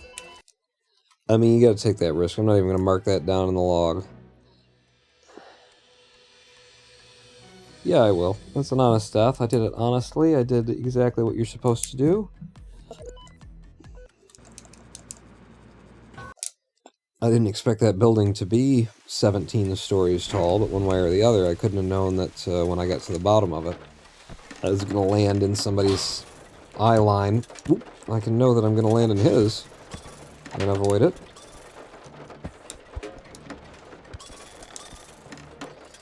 Level 1 risks. You gotta take them. Come on. Put me up there.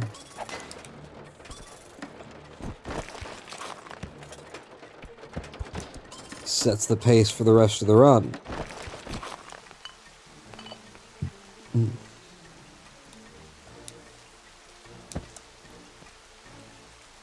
Okay. That's an average time. I'm alright with it.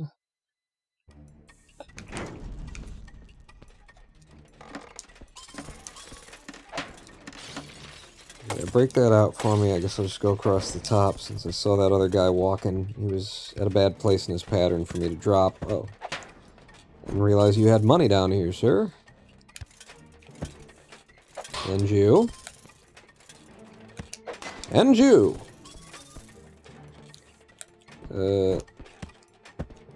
Alright, I'll wait.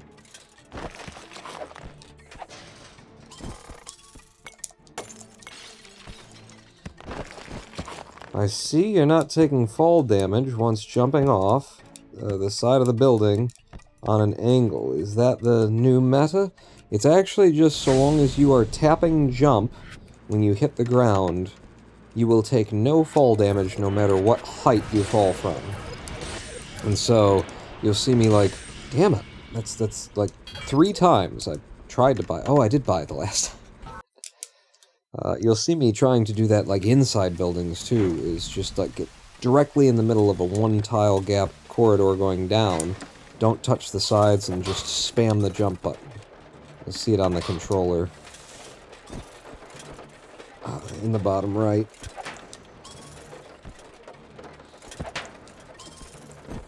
Okay, now I've bought my double jump, I've bought the ability to hack computers, and I've bought my speed upgrade. Oh. I'm just like, I feel like I'm partially blind right now. To not, like, see these people moving and be ready for them. Even if you don't have a double jump? Even if I don't have a double jump, yeah. There's no such thing as fall damage if you're spamming the jump button when you land. You don't even have to, like, hit it that often, either. You don't have to, like, you don't have to. I usually do. Just out of habit, I guess. But you can get away with not a lot of button presses and it'll still work.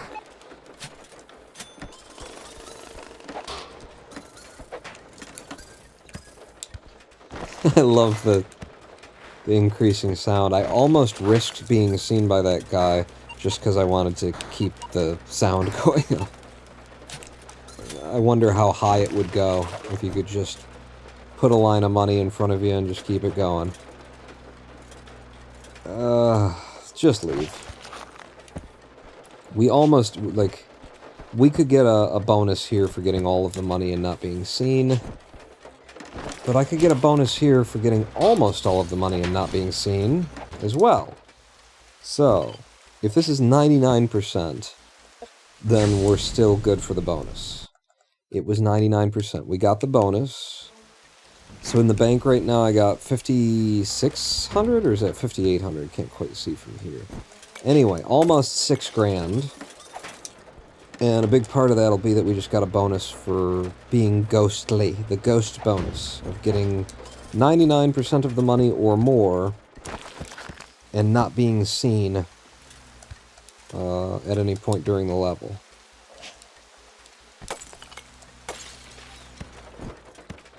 Yeah, you see, even there, I took a jump. I took the jump, the double jump in midair, and then just spammed the jump on the way down, because it's safer if you don't know how far down you're going to have to go. There could be more computer down here. Son of a biscuit, I have to wait for him to see if there's more computer to the left. I gotta get all the computers out of these levels. That's the important part. Really the only important part. It looks like we're not seeing any more computers. I can just leave. It doesn't even really matter if I'm seen or not at this point, but just for the sake of it. Alright, I know we're going over in the splits here, but I want to stay in a little bit longer. One, I need more money than this. I don't want only 7,300. It won't buy me the tools that I want. Two, I want more successful heists for the increase of experience. Experience points will make every heist after this way more valuable.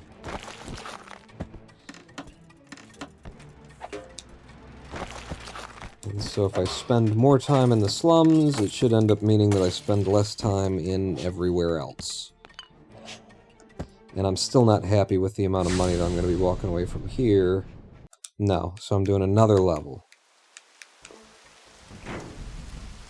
And we just got to cross our fingers that that one of these later levels, because the generation gets more complicated at this point. I can pretty much guess what most of the levels are going to mostly look like until we get to this point, but if I stay in this long, the generation of the levels gets a little bit more complicated. And, ah, damn it. Hang on, I gotta move fast now and try and find the computer. Where the hell are they hiding it? Where the hell are they hiding it?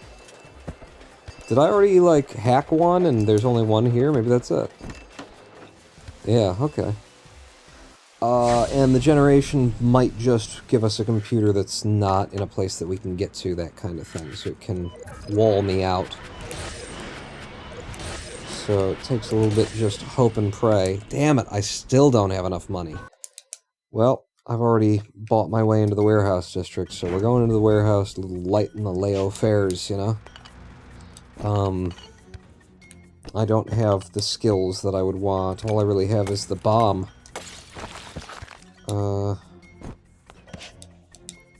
Which is all you technically need for this area. Well, I got the bomb and lockpicking. Those are the two most expensive things, but after I got those, I wasn't able to get the other bits that I would usually have coming in here, which would include being able to look up and down and being able to stick to the walls so that you don't slide down them. And that just makes everything a lot safer. Yeah, see, like, that's a lot harder without being able to stick to the walls. So much so that I'm just gonna leave unless I see something that I didn't see here. Nah.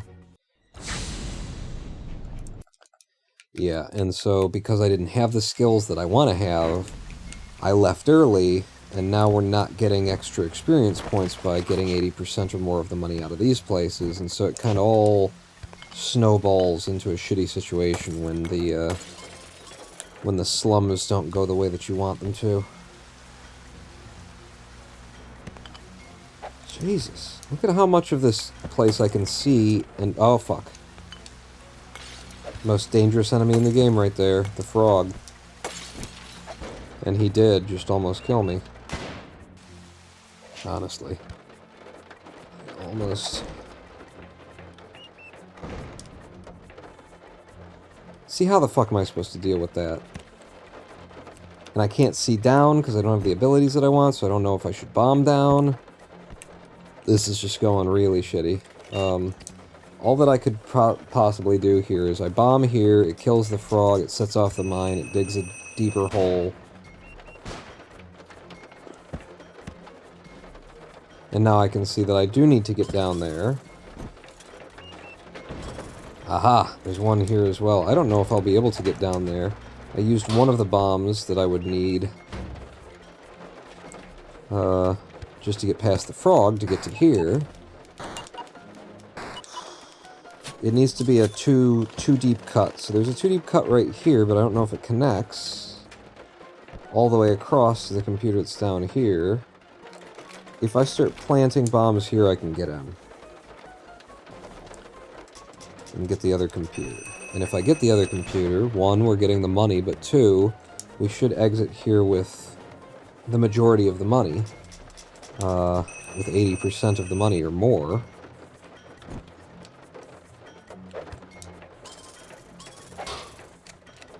Which will count as a successful heist, and it'll make every level after this give me even more money. Okay, I didn't mean to be in this room. That's what happens when you travel flippantly like that through ceiling spawn, you idiot. Yeah, open that thing with your face so that I can walk out of here. Alright, it worked out. It worked out. It was a little bit of a long level. Didn't necessarily want to put that much time in for just 2 computers, but... shit. I was going to say, but we got the 25 grand that we need. We only got 23 grand, which means I have to do another level.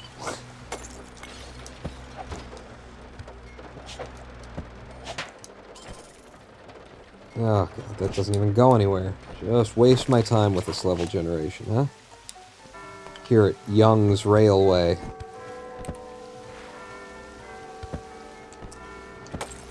We're hearing Big Ben because it is the, you know, on the hour right now. What is it? 4? It's gone 4 on us. If I go down there, I'm not going to be able to come back up the way that I went down.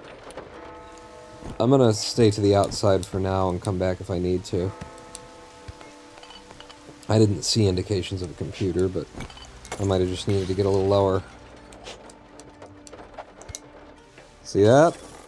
Fastest way down.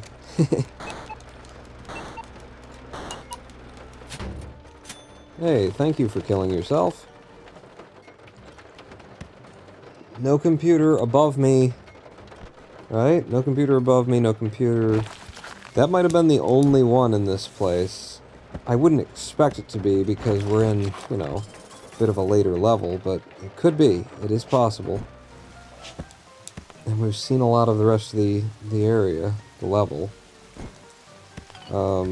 I will look again at the very beginning and see if I see any indication of bombing down. That is definitely a thing that it likes to do. Nope. Alright, I'm leaving. That's all we needed in order to go on to the next area, but you can see how far behind we are and continue slipping in the splits.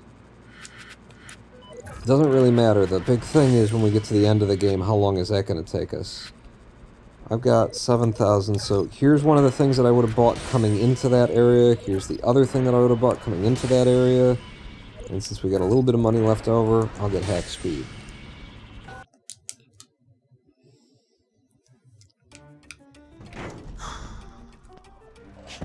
This is possibly my least favorite area in the game, New Belgravia. It's very skittish about giving me good levels with computers that are like early in it.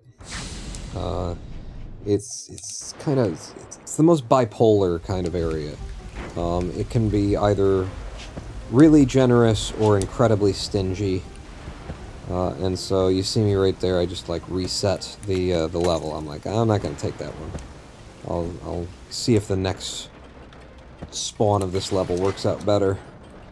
And it did. There's an early computer right here. It still takes a bit of effort. We got very long-eyed people walking around. We got cameras. We got dudes that are that have toxic gas in them. But at least I got my abilities now. So we've got 2 computers. Oh, Jesus. And we got this camera here. I think I'm safe there. I'm going to let it pass in the other direction. I'll go over and get this computer. And hope that we don't get seen by that camera. I picked up increased hack speed, so that's why that went as quickly as it did. If we can get down here safely, I can hack that computer, it'll set off the alarm, and then we'll just run the fuck away. If we're gonna run the fuck away, though, I kinda need to hack this as well. Up, right, and then don't get seen. Good.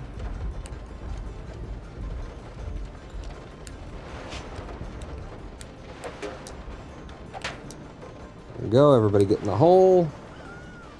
Is there anything below us? Oh, there could be a computer in that big blue room. This fucking raven is pissing me off. Oh, thank God. Almost landed on the frog. Didn't see him. I did not see him when I jumped. I want to check to see if there's a computer. There is a computer down here. Taking some risks, boy.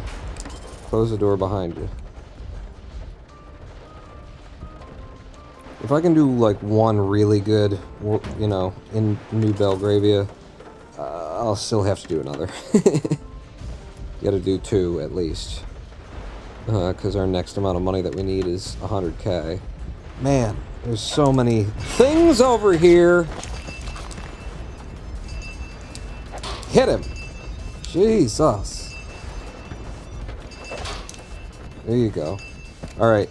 I can... No, he's gonna shoot. Fuck. I gotta kill him first. There you go. I can maybe get both of these computers and then, as our plan was before, run the fuck away.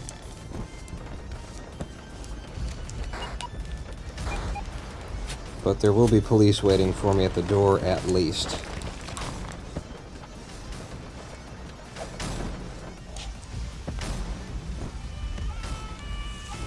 There they are. I jump over them, and we're out. We got 92% of the money out of there, which puts me at 52 grand. If I can do another level and take 3 computers out or something like that, then we can go immediately to the next area. We'll still be kind of behind, I think.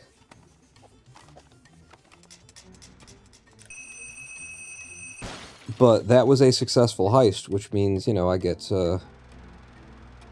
credit for doing that one right, and every subsequent level will give me more money.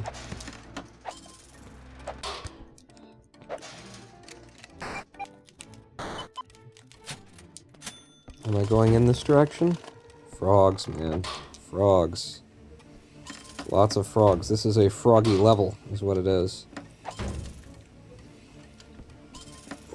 Whoa! Did you see the frog try and jump out and get me? Son of a bitch. No computer up there. Lots of money in safes, though. I think I gotta go across over here. Yeah, okay. I would like to blow you up, and then your body doesn't exist, and it doesn't spit out gas. No, even when you blow them up, I have to wait for the gas to pass. I mean, I could just jump over him, but, that's what I've done. Nope, don't get seen by the camera. Knock the frog off. Knock that guy away. Alright, now we're out of sequence with the camera, so I gotta wait. I will move with the camera to the right this time, and hopefully that drone doesn't come near me. It didn't, we're good. I'd like to know what's above. It's 2 computers so far. Okay, well that doesn't get me eyes above. I guess I'd have to push right and go on the outside of the building. But dog and drone are not making this fun for me. There we go. See, I am incredibly skilled at the game. I don't know if I mentioned that, so I found another way. A movement-based way. No other computer here? If this is a successful heist, I'll be fucking thrilled. Aha! Why did you knock him onto the computer that you need to hack? You just cost yourself however long it takes his body to drain. Like 10 seconds. It's RNG, I'm seeding the RNG for later. It's important to have somebody die on a computer, and then later we'll get a Raichu with, like, the best stats, is what'll happen. That was 89%. We have over 100 grand. We can move on to the casinos. And I don't have enough money for the things that I really want. But let's get goggles for computers. 3,000 won't buy me nothing. Alright, we're moving on. So now I have to decide in the casinos whether or not I'm going to stick in and try and 100% a big level like this. Or I'm just going to piecemeal it until I can get to the banks and then 100% one of those. That's my new plan. I need that guy up there to hear me. He did. He exploded in that. That's all according to my master plan. Mwahahaha. Ha ha ha ha ha ha.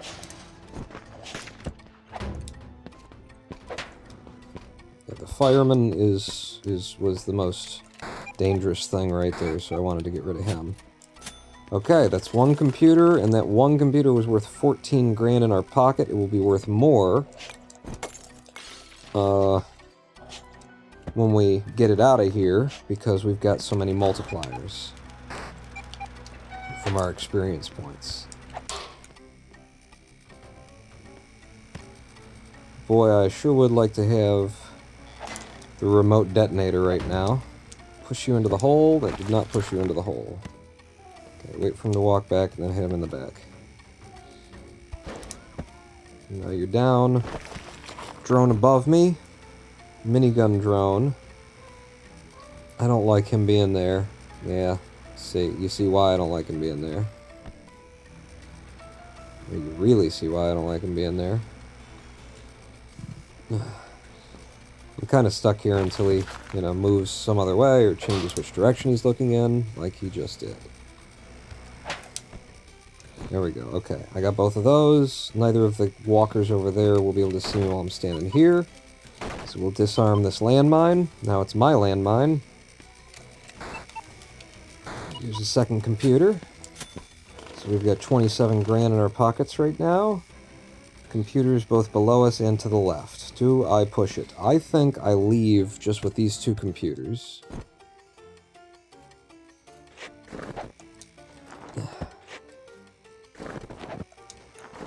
Okay, I think the fact that the guy is standing kind of in that window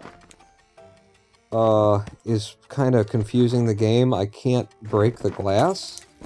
I'll break the one above him. I can't actually leave here. All I want to do is leave. But because he's where he is, I can't get a good jump. There we go. You gonna walk toward me? There you go. You go over there and fuck yourself is the other part of that I didn't say. Don't get penisy.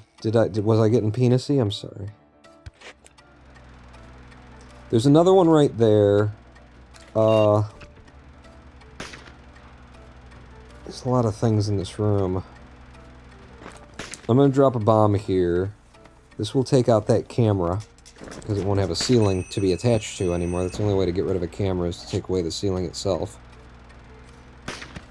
I got a drone that fires in 5 directions at once. I've got a suicide bomber. That's what he is. Okay, I got the suicide bomber without getting suicided. Or bombed. I'm gonna go this way, knock you off, and now this is my platform, I own it. Everybody fuck off. Now I can get the fireman, No! The fucking... And now he's burning my body. God damn that fucking situation.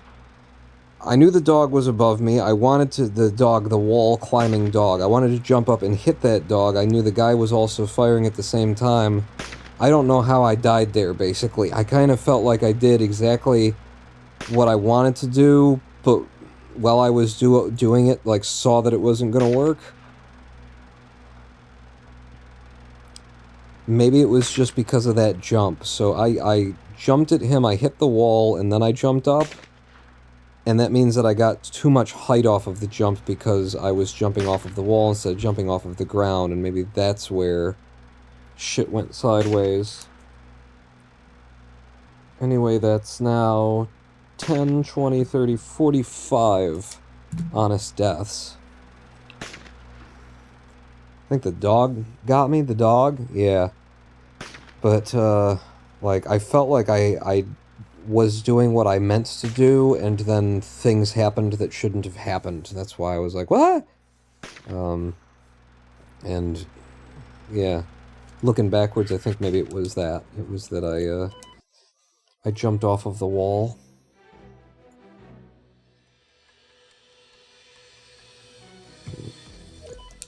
That's our best run yet. You know, deepest run all the way into the casinos.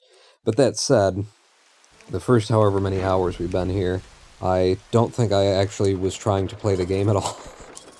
I was just enjoying chat. I'm going to mark that as bullshit. There is no reason why that shouldn't have hit that guy, but it didn't, so it goes in the bullshit category.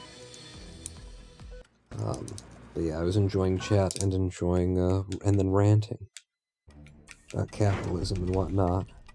I really, man, the topic of Jesus and the rich is one that's really hard for me to not immediately engage in. Like, I just enjoy it so much to get on that level. And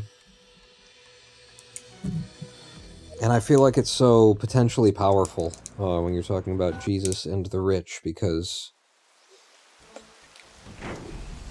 as far as I can tell, the problem in human society at this point seems to be conservatives in general. You know, in America we call it the Republican Party, but conservatives in general, literally people who don't want, like, the future to arrive, people who don't want things to change, people who don't want things to get better, people who think that they were their best. Well, you know, people were in slavery, and women didn't have the vote, and people who think that, you know, a woman shouldn't have the right to decide whether or not she's going to have a baby if she's gotten pregnant at some point. Like, then she's given up the right. She doesn't get the right anymore. She got pregnant. Like, people who basically just are backwards and don't want anything to be different than it used to be. People who liked high school. I think that's what I'm trying to say. People who enjoyed high school. And those are conservatives. Not unilaterally.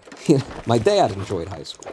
But, you know, my experience has been basically, what I'm saying is, people who think that the best part of their life already came and went, and so they want to return to that life, and on a larger scale, on a, what are my institutional governmental policies, what are my ideals, them thinking that they had the best time of their life already leads to the idea of, if only we could go back to those halcyon days, which leads to an attempt to stop progress.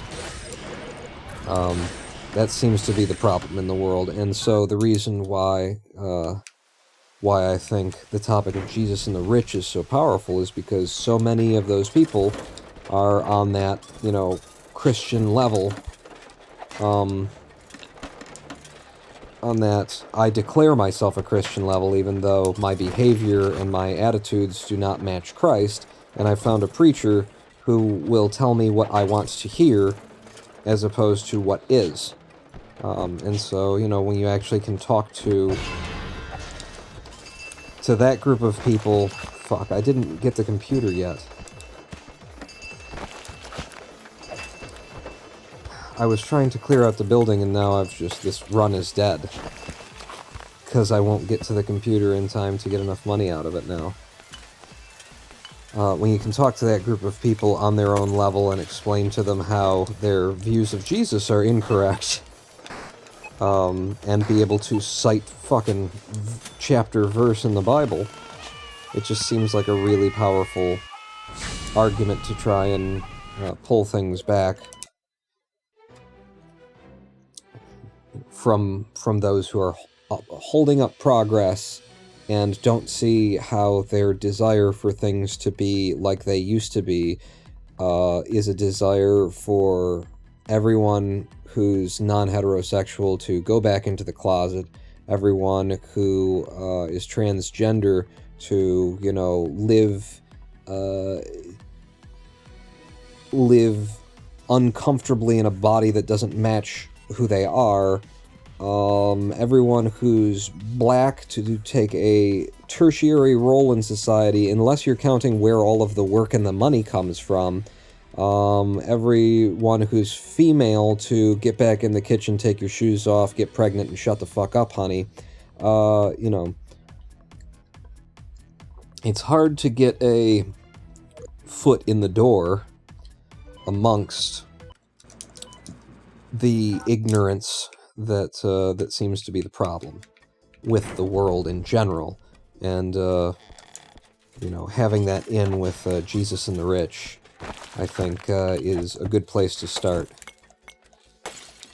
Start fundamentally breaking down the incorrect assumptions of people who have gone out of their way to incorrectly assume things for their whole life.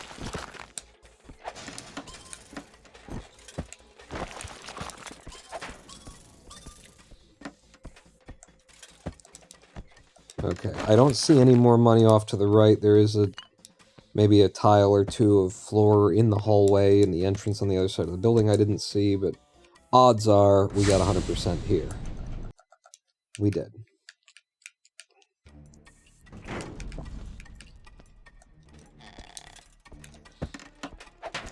But yeah, I really, you know, I'm really happy with the Jesus and the Rich video that I made, but I still can't help, like, wanting to come back to the topic and do it all again, just so that I could answer that question. Does Jesus hate the rich?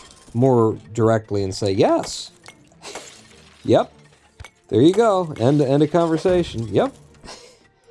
I mean, for all intensive purposes, that's... Jesus' entire teaching and set and policies are all anti-rich people. So, yeah.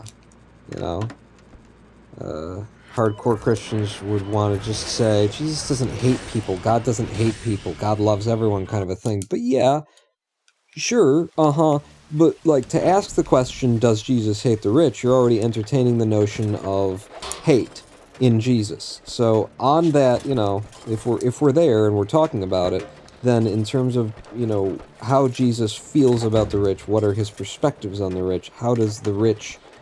How does having a bunch of wealth for yourself while other people are hungry and suffering sit with Jesus? There is an answer to that question. It's a very simple answer, and it's restated, like, I know it's more than half a dozen, different times that it's stated just plainly outright, you know, like the parable is so...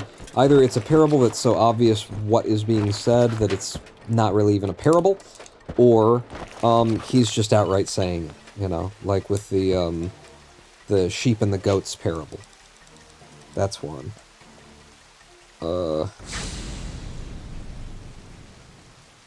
Where when I was an hungered, you did not feed me. When I was athirst, you brought me no drink. When I was in prison, you visited me not. When I was ill, you cared to me not. That kind of a thing.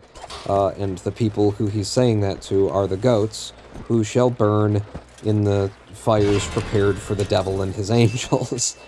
And all that's being talked about there is the idea of your selfishness and your lack of, you know, you're not seeing your fellow man as your brother, and treating others as yourself. That's everything that's being said there. And you can't possibly be rich. Fuck you with 79%. That's as close as we can be to that not being a reset, while still being a reset. The guy literally went to a temple and threw the tables down and yelled at those selling shit in a place of God. Yep. I mean, that's not one of the stronger arguments for his position on the rich, but certainly, like, commercialism, and, yeah. And capitalism, I mean, if you can't wrap your head around the actual words where he actually just says aloud, you know, and the rich man went to hell, and the beggar who was on his porch, he saw him in heaven, wanted him to bring him a drink, but Abraham said, go fuck yourself, you had all of the drinks that you wanted on earth and didn't help Lazarus at all, so why should he help you now? Like, if you can't see what's being said there as plainly as it's being said, then look at fucking Jesus' life and what he did and what he asked everyone who was a disciple to do. You know, what did he do? He went out and walked around and he found 12 dudes on the street and he asked them to give up what they were doing that was making money for their families and for themselves to live and become fishers of men, to stop. He said literally to forsake your family and your loved ones and everything and hold nothing in front of God. And yet Christianity in modern America is all about the nuclear family.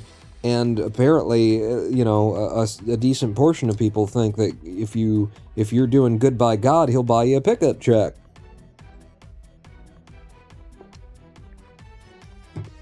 And there's just a lot of people who apparently don't. No, I started the timer late there. Apparently don't read the Bible because they don't want to find out what it actually says, and instead they listen to other people pretend to read the Bible. While I was making that video, you know, I got a front row seat for a whole bunch of pastors that I watched, who were teaching the story of, well, any number of different, of the parables where Jesus condemns the rich and calls you to, you know, give up everything you own and find out what life is really like when you're really connected with people and when your fate is intertwined with everyone else's fate. I heard a number of preachers, you know, got to see how they do it and how they jump around in like a 6-verse passage and manage to not read the last 2 verses of that passage where it says outright, you know, give up all your money and come and follow me. They'll not do that one, and they'll talk for 45 minutes about, you know, culture in Israel in the time of the day, and so that's why this word doesn't actually mean what it obviously means on the page when you read it. It means something else. And that something else is permission for everybody to be selfish and get everything that they can out of everybody else, and it doesn't matter how many people you have to kill or rob or steal in order to get it. If you got it, you know, it must be good, because God would have prevented you from getting it if it wasn't the right thing to do. So we got screwed on that second level. Usually I'd like to be making my first buy right now. But that second level had 1 stack of money in a place that I couldn't possibly get to. So what I have done is just keep going. Fuck. I'm gonna call that a forced reset. Because they put money in a place I couldn't get to in the first 2 levels. Should I call that a forced reset? I've got a way of playing around it. No. I won't count it as a forced reset. This is hard. Trying to generate your own, like, statistics on what the game does is hard, because first you gotta decide what your standards are, and you get about halfway in, and then you can't really decide. So, well, maybe this, what am I gonna call this? Does this count toward that column, or the other column? You son of a bitch.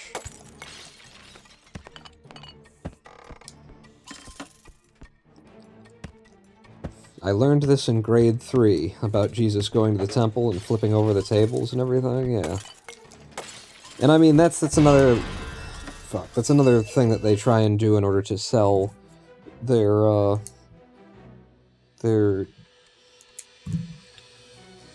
Jesus and the Rich thing, is that they avoid Jesus, and they go back to the Abrahamic texts and the Jewish stuff. The stuff that, you know, Jesus spent his whole life, like, correcting, his brief life, you know, at least after the age of 31, when he suddenly reappears from wherever the fuck it was that he was between the age of 12 and 30 or whatever. His teachings, his period of teaching, is entirely spent chastising and correcting the Jewish church, right? I mean, how many times do we have to hear about, and Jesus rebuked the Pharisees and the Sadducees, and they sent people amongst him to try and trip him up and convolute his logic, and he actually tripped them up and showed how they have been wrong in their interpretations, and they're teaching the wrong thing. Like, they want to make it seem like Jesus, because he said, I have not come to change a jot or tittle of the law, that Jesus was, that Abraham, everything that was in the time of Abraham is still in effect after Jesus comes back. And my answer to that is, number one, Abrahamic times were full of some of the worst fucked up shit that makes no goddamn sense. And so, if you want the entire Bible to be sensible, you're actually going to have problems with the, Jewish tradition in Abraham's time of how to, lawfully sell your daughter into sex work according to God. What would be okay with God when I trade my daughter as a concubine? How can I deal in trades that I buy at the market, or slaves that I buy at the marketplace? How can I do that in a godly way? And the old Deuteronomy and Numbers and the old Abrahamic texts, they've got a way. They did actually talk about that, and they did set down in code how you can, in a godly manner, trade in slaves and shit like that. So please stop trying to make it like the Bible is perfect, like it has been written by God or protected by God or any of those things. If it were protected by God, why are there 120 different translations? And why is it that those translations literally disagree with one another? It's obvious. You can't... Please stop making that argument. Can I get up and in there? I cannot get in there. Damn it. Alright, well that's okay. We're already into the computers phase part. You just didn't get 100%. But yeah, I mean, there's passages in the New Testament that have been translated... that are translated different in the Old King James and the New King James... And because of that, it completely reverses the meaning. Like, in the Old King James Bible, you can find Paul talking about how the Christian church has no such practice as preventing women from preaching in the church. In the New Testament Bible, where Paul said that before, Paul is now saying there is no such practice in the Christian church that would allow a woman to preach here. It's a complete reversal of meaning. And they did it by twisting his words just ever so slightly. And then you start to notice that, wait a second, in this book of the Bible, Paul is like he would not suffer a woman to preach in front of him. And then in this section of the Bible, he's talking about how a woman can preach. And he's lauding this, woman in one of the towns that he wrote a letter to for her work preaching. Wait, this doesn't make any sense. You know what this sounds like? This sounds like people have been changing this shit in order to try and make it fit what they want the religion to say for thousands of years. Holy shit. Maybe what this is a book.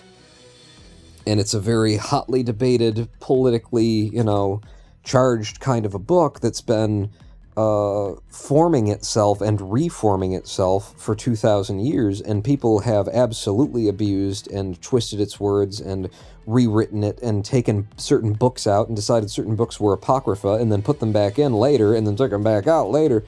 That, there's no argument that the word of God is pure in the Bible.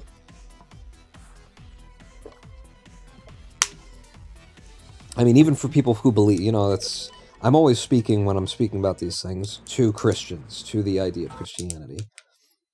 Yo, I finally catch your stream, dude. Hello, Ghost Golem. Jeez, you might have come in at a weird time. I'm just so enamored with the topic of Jesus and the rich, and then it gets me thinking about Christianity and about, there's so many good teachings. Fuck. So many good teachings that are absolutely universal truths that I think a lot of people on the agnostic and atheist side would say, no, that's not a universal truth. And it's like, no, you just need to read it, take the God out of it, take the creator God out of it, and what's it saying? that there's a single source of all of our existence, that, you know, and stuff like that. So many good truths in there, and they have been so twisted and muddled and shit, and, like, intentionally, turned into the opposite of what they are, that you could just about believe in an anthropomorphic devil, an anthropomorphic Satan, you know, who's working against God, and has his minions over here trying to force new translations down people's throats, and convincing people to go to mega churches and, you know, give their money over to the pastor so that he can get a third private jet while there are people starving in the world and shit like that.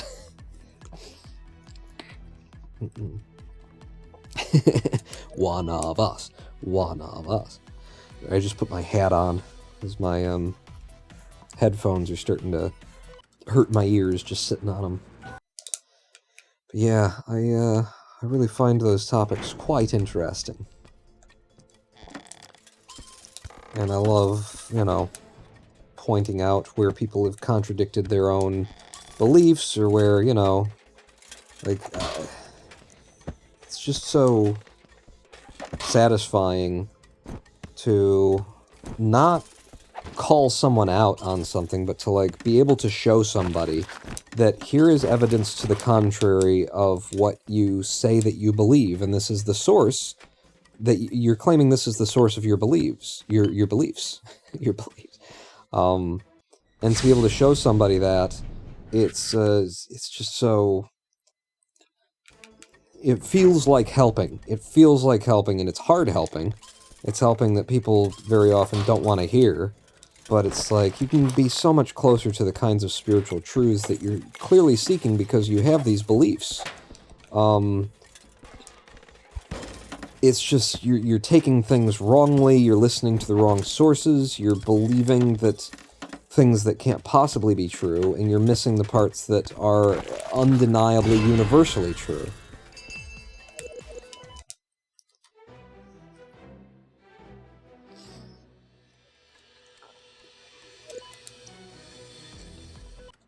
You know, you're missing the parts that a Buddhist, a Taoist, a Jew, and a Christian can all agree on. And it's like, those parts are so incredibly powerful. Those are the parts that we should be, you know, focused on. And then the other stuff, you know, can fall into place as it falls into place. But there's so much truth. And things that even, like, science should agree to, you know?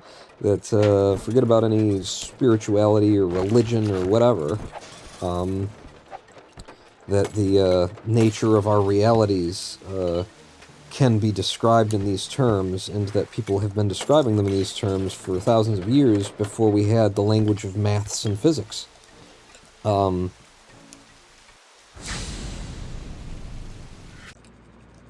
it. I've done it again. Alright, let's just take this run the old school way, since I've started it off wrong. No, I'm not. I don't... No. No. We're just gonna reset that. I don't want to screw up my splits by doing a different method. Getting a gold with a 1 minute start there. Missing the forest for the trees, yeah. And allowing people to convince you of things that are untrue because you've decided to believe other things that are adjacent, you know?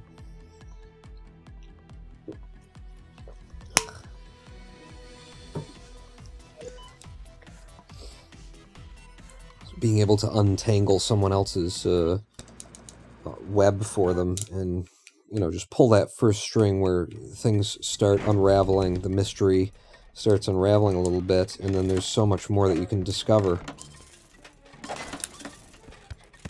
And once your mind is open to the possibility that there are people in the world that have been trying to fool you, and that God has not been protecting you from being fooled on any case, including, you know, the text of the Bible, it's just like, now you understand the world you're living in, right? A little bit better?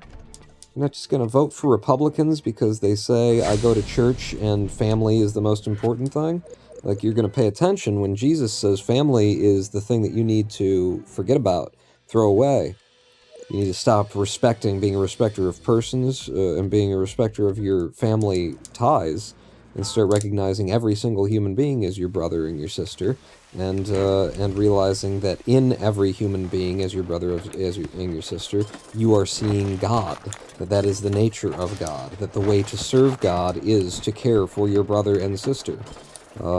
Because you are caring for, at the very, like, if you don't like that phraseology because you're a hardcore creationist, then you can say at the very least, in caring for his children, you please God. If you really need God to be, you know, an individual source entity creator who, you know, wants things, like wants to be loved, it's really pretty fucked up, honestly. To have that view of God. You know, all God wants is for us to love him. It's like, wait a second. God has wants? God has desires? And one of them is love? You realize that love and hate are the different sides of the same coin, right? So now God has love and God has hate. God has emotions. God is movable by the wind. Can God get confused? Because that's what it starts to sound like when you try and anthropomorphize, you know, and create a creator deity. But to those who do demand to have that, to be able to, you know, look up at the sky and feel like you're being looked down upon by someone else, you know, that's fine. The message is still there, and it's still as clear as day, and you can't think that Donald Trump is a decent dude and call yourself a Christian, because Donald Trump is a man who has spent his entire life taking care of, number one, not taking care of anyone else, and he has always had more money than he needs or that anyone could justify in terms of like, well, you should be able to have some comforts in this life and things like that. He has had in and out of his hands because he keeps going bankrupt because he's so bad at it. But he has been a servant of mammon his whole life, making casinos and hotels, which he didn't actually make, but, you know, that's the industry that he's been in, that's the industry he's chosen to be in, and that's the industry that he's chosen to participate in. This is a man who likes gambling and the visual amenities, the appearance of gold, even when it's not gold, and, you know, all of these things. This is exactly the opposite of what Jesus was about. And to support him and still call yourself a Christian is to support a man who is the opposite of what you believe, and give him power over many. Yeah, that didn't work out at all, did it? And there was another computer somewhere in there. And I either didn't find or it's underground. So just these little, you know, these things where it's like, you can't say that and do this, or you can't say that and say this, or you can't do that and say this. So do you see a world in which this has all been figured out? Like, could in our lifetime be this revolution of thought and wealth? Maybe not your lifetime, but mine, those younger. You selfish. Or are we all doomed for eternity? I don't know. I don't know where it's going. The statistically probable most likely thing, I think, from a very, like, science-y maths kind of perspective, I think we should admit that the most statistically likely thing that is going to happen is that humanity is going to die out on this planet. We will not survive. You know, the changes to the planet that we have caused to it, and if not that, then we will not survive the changes that the planet just usually goes through, you know. There is a period of ice age that you can see repeating, you know, all through the carbon record of the planet Earth, and we could absolutely survive that. We could.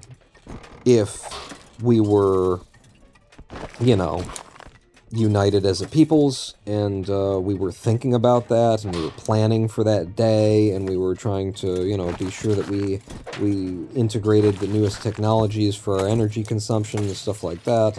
If we stopped consuming the necessary resources at such a speed, if we made sure that we were all educated and had our health taken care of and stuff like that, which would also reduce the amount of human beings being born, because the higher the education, the fewer children that people want to have. I think basically my correlation, not causation, you know, kind of assumption is that when people look at their own lives and see that they have a lot of possibility and they have a lot of life ahead and they've got, you know, road before them, having children is just one of the many things that they may wish to do.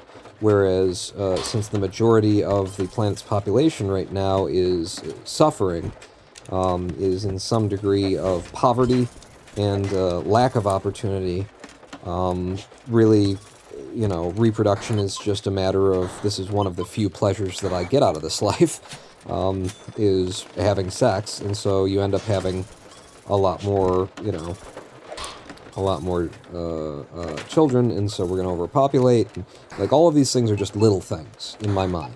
None of them is, like, the big thing.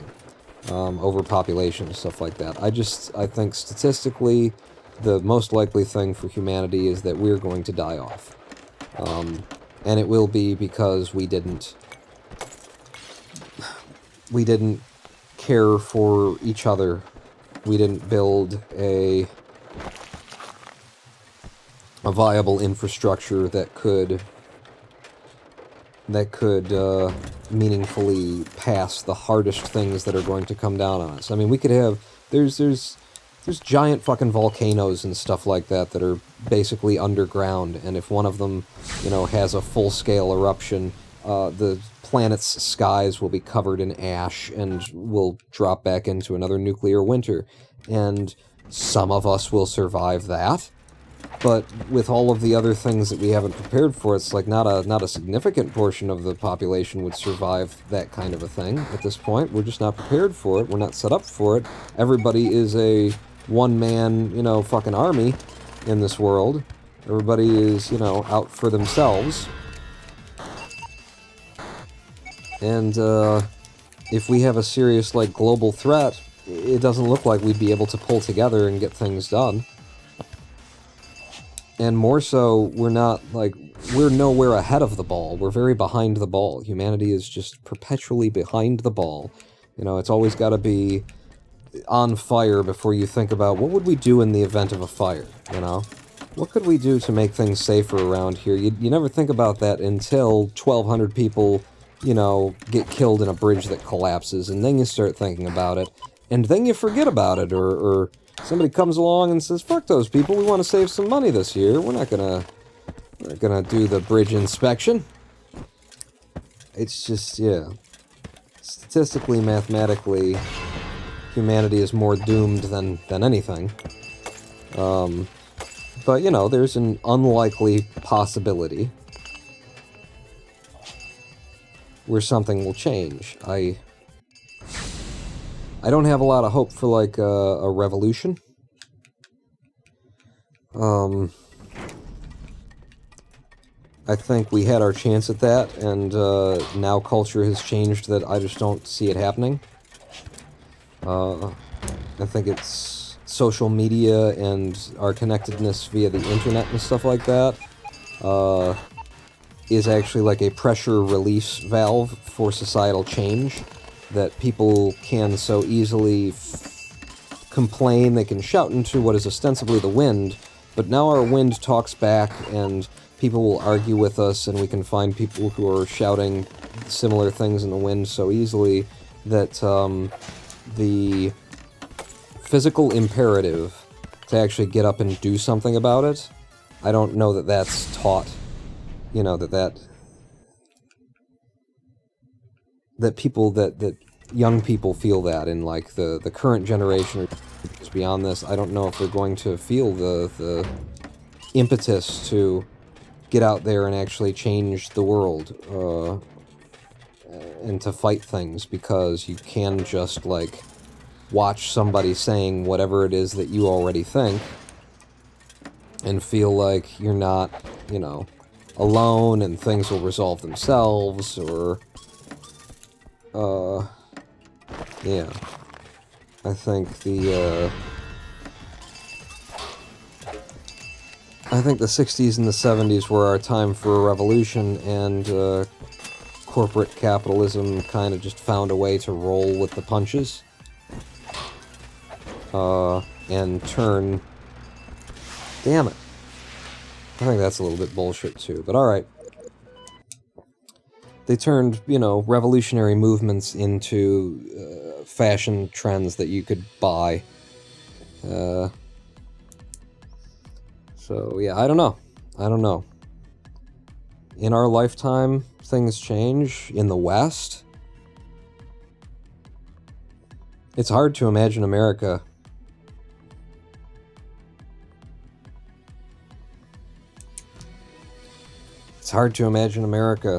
doing, you know, managing to get its shit together, get a social health care system, stop thinking about welfare as a dirty word. Like, no, welfare is the idea of that we all fare well. That's not a bad idea. That's not a bad word. Caring for each other is something that we teach our fucking children in kindergarten songs. It's the golden rule is in all of the fucking Bibles in one way or another. Why would welfare be a bad thing? Oh my god, you're listening to the conservatives again, aren't you? You're listening to the rich people who are trying to secure their riches to make them more richer. You know, in America, changing that?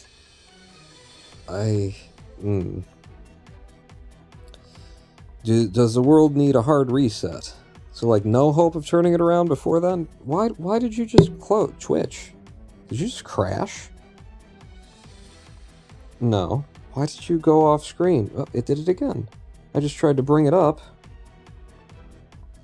Yeah, Twitch is crashing. So now the chat that I had pulled up, I was about to read all of it, is gone. And it crashed again.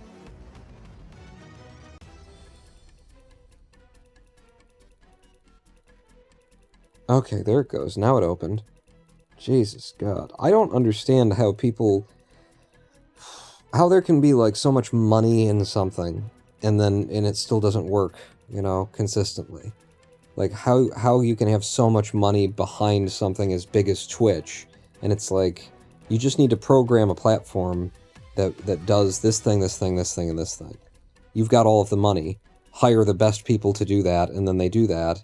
And then if they forgot anything, then you catch it over time and you make it work better. I don't understand how like, giant things that seem this big, like Twitch, can have apps that were written by first-year coding students or something. I don't understand how things can just not work as much as they don't work, as often as they don't work in our world.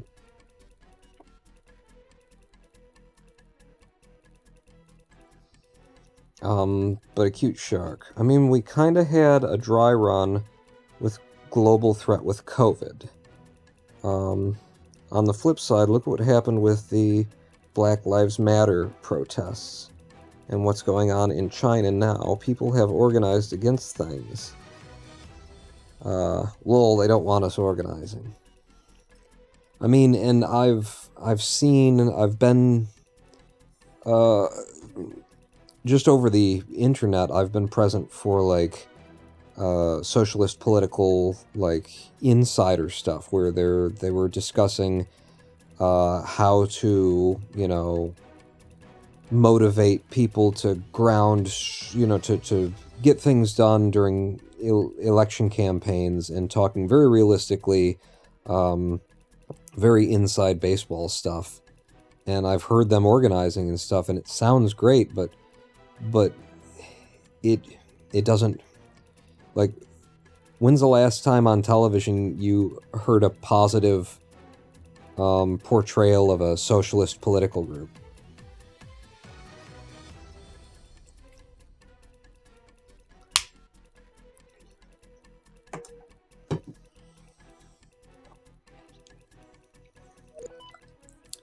It's, you know, I don't want to take the wind out of anybody's sails. It's just when you ask me, you know, that correct. Antifa, yeah, okay, that's as close as you get.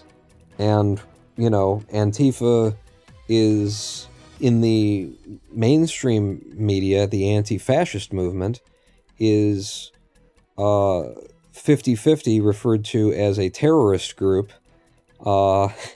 and corrected as not a terrorist group. And that's the best that we get, apparently. Weirdly, though, the Republicans are rarely referred to as a terrorist group. Antifa D's nuts. Hey, you're still here, Guskull. Cool. You know, you asked me that direct question, and it's hard to, like, you know, say that I think that something will change in our lifetimes, to pull people back from the corporate capitalist hellscape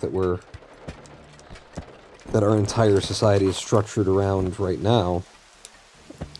I think things are changing popularly, though. I think, like, the young, the newest generations are...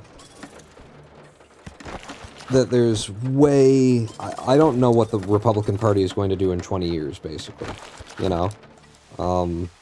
I don't think they'll have anybody to appeal to 20 years from now.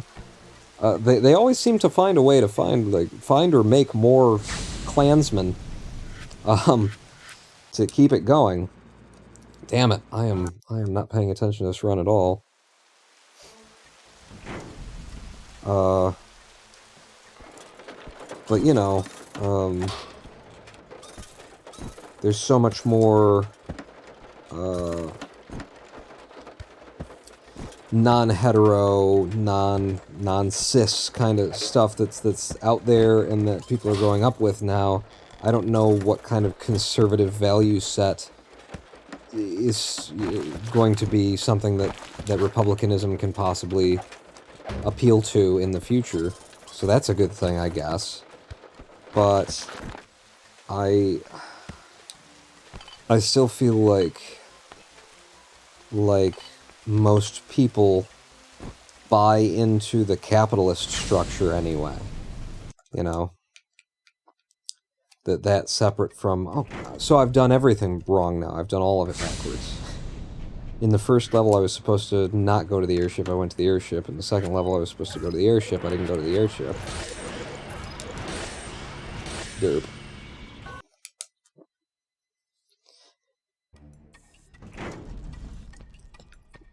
But the purchase into the capitalist structure and into the mainstream and the feeling of, like, that in order to be successful and to have done right in your life, you have to, you know, you have to compromise to the corporate aesthetic. You have to compromise to the corporate mentality, to the way of doing things. Like, that if you want to be an animator, the one of the best things you could possibly do is, you know, work on things at or with Disney.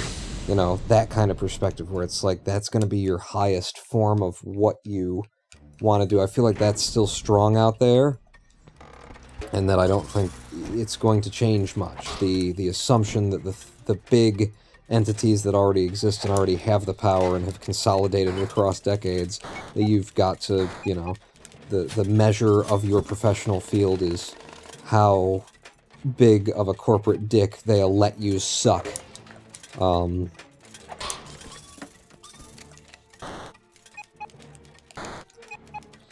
think a market socialism would be the best of both options. Capitalism with heavy guardrails. I certainly think that there's a place for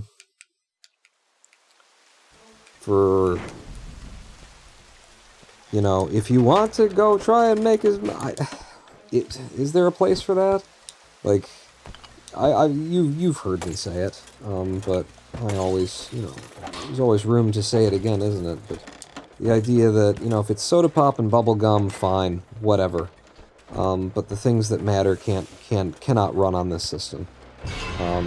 Things where people live or die, depending on whether or not they work, cannot run on a system where you're just trying to convince shareholders or convince people who might potentially should become shareholders. You're trying to convince rich people that there's money in what you're doing eventually.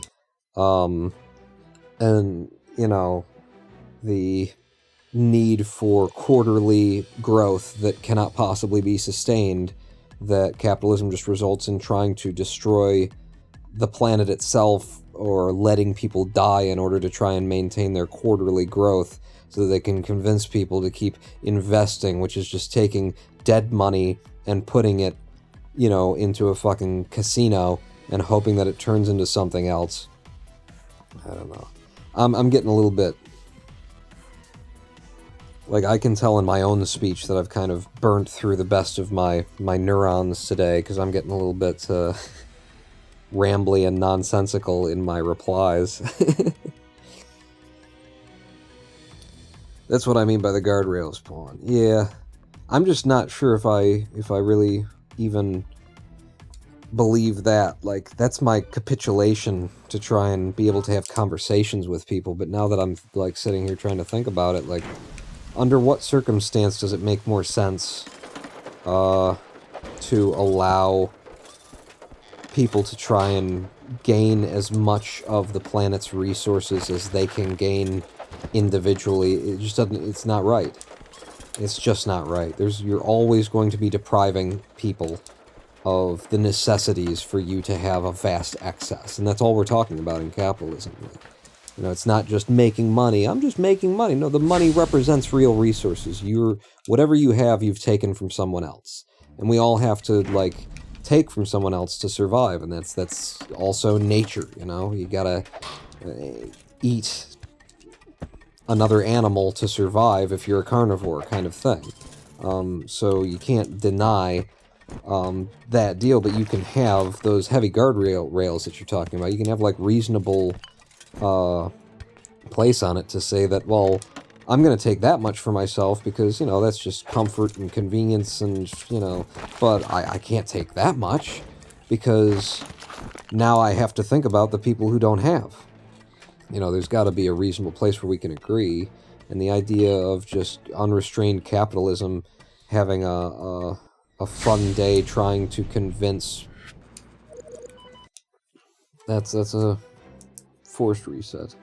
Trying to convince people to participate with it, to buy products that are not, you know, as valuable as they're selling them for, to create markets, to create the marketing that comes from it, the advertising. It's all toxic. It's all pollution of something that could be true and could be pure and could be honest and real between us all. And we could all be working toward a mutual benefit. So even if you let, you know, them make bubble gum and soda pop, it's nothing but a waste of resources and a corruption and a pollutant upon us. I mean, you can still make soda pop and bubble gum. I'm saying, like, allowing them to try and capitalism it. To try and turn it into the...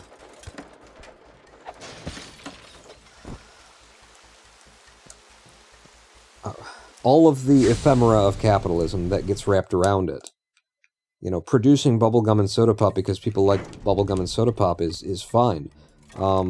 Selling it for a 2,000% markup or, you know, running marketing campaigns in order to try and convince people that that, you know, what they need to do right now is go out and get themselves a soda pop, when you know that soda pop is like one of the product that you're making is detrimental to the health of people.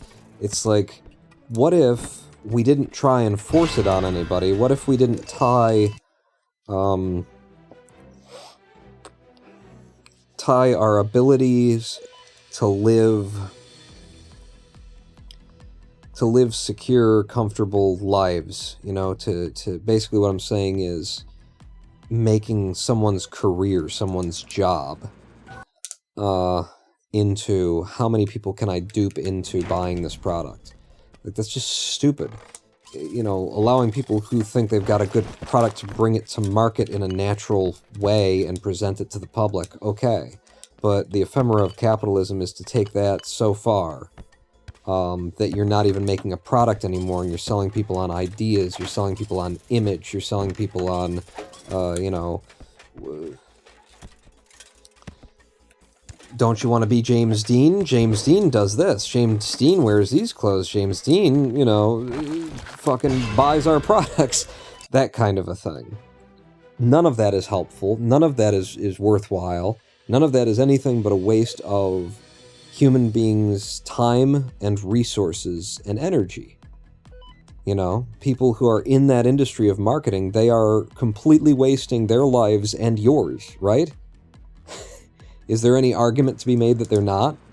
Like, in advertising, you know, I separate advertising and marketing in my head. Advertising is the idea of, you know, telling people, making sure that people know you have a product. Marketing is trying to create, it's trying to convince someone to buy something. That's different. That's a waste. It's just a waste of everyone's resources. In the long run, it's a waste of everyone's resources. All that can possibly get out of that is that you'll sell more of a thing, which means you'll make more money. But if the thing didn't have value in the first place, then, you know, if the thing had value in the first place, it wouldn't have needed you to mind warp people. It wouldn't have needed you to hunt people down and market to them as though they're a demographic and not actual human beings. It wouldn't have needed any of that if it had actual value and actual use and actual need.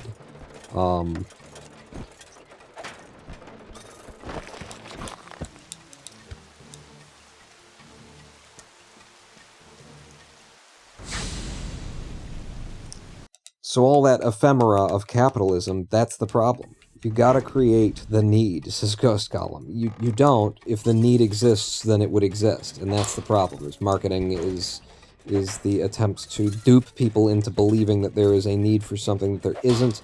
You sell it to them, and then you run away as quickly as possible with their money. It also includes, like, selling them on the idea that there's no other way, that this is the best way that we can do things. You know, global warming doesn't exist, or it does exist, but, you know, there's really nothing that we can do about it. So go back to sleep. Don't bother. Don't pay attention. Don't connect the dots and realize that the, you know, California drought is connected to everything that we've done for the past 100 years. That the floods that are coming in on the coastlines of these countries that we're seeing, that this is connected to everything that we've been doing for the past 100 years. Like, this is all marketing to convince someone of a perspective that benefits you in the long run on the back end, and that you can therefore make money off of. Convincing Americans in, you know, advertising that pervaded through, I think, even into the 60s. I had more money there? Okay, I don't know what I'm doing in the speedrun. That, you know, lead is safe, lead is great, we need lead in our paint, lead in our toys, lead all day long. So much that Thomas Midgley Jr., you know, used to just put his head over leaded gasoline and just take a big old whiff to try and convince people that it's utterly safe, it's completely safe, you know I wouldn't do this. And he would do that, did do that, and he was very ill. And, you know, had to take basically a year off of doing anything after he went on tour sniffing leaded gasoline to prove that his products were safe. And you know, like, this is the world that we live in. These are the things. This is what capitalism is. This is the ephemera of capitalism. Capitalism's goal is not to make a product that is useful. Capitalism's goal is to take capital, money that is already there, do nothing, and make more money with it. The goal is to generate capital from capital without, you know, like, the more middle steps that have to take place, it's just a nuisance. If you have to actually make a product that people need and want and like and enjoy and that serves a purpose, that's an annoyance.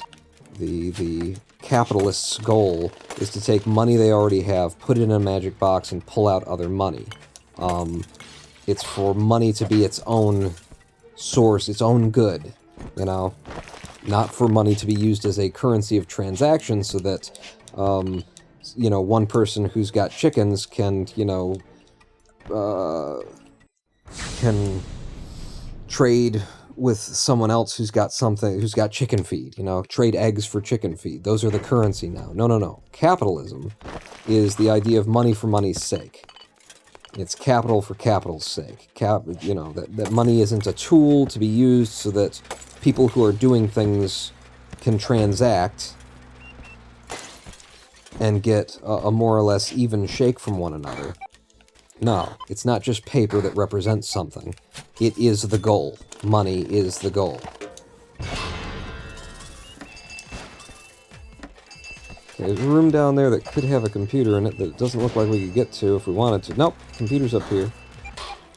If I get the money out fast enough, this could work.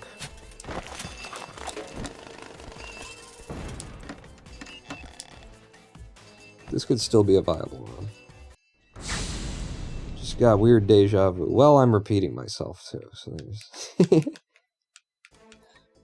But yeah, I definitely feel a little bit, like, brain numb right now, so...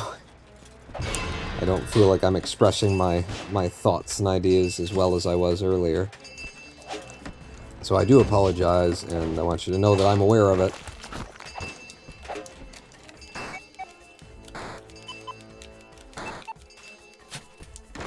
But no bother, I'll just continue expressing myself poorly. What are you gonna do? You got a condition that saps your energy, mental and physical. Okay, one more of these levels and we'll have enough money for me to feel comfortable leaving this area. I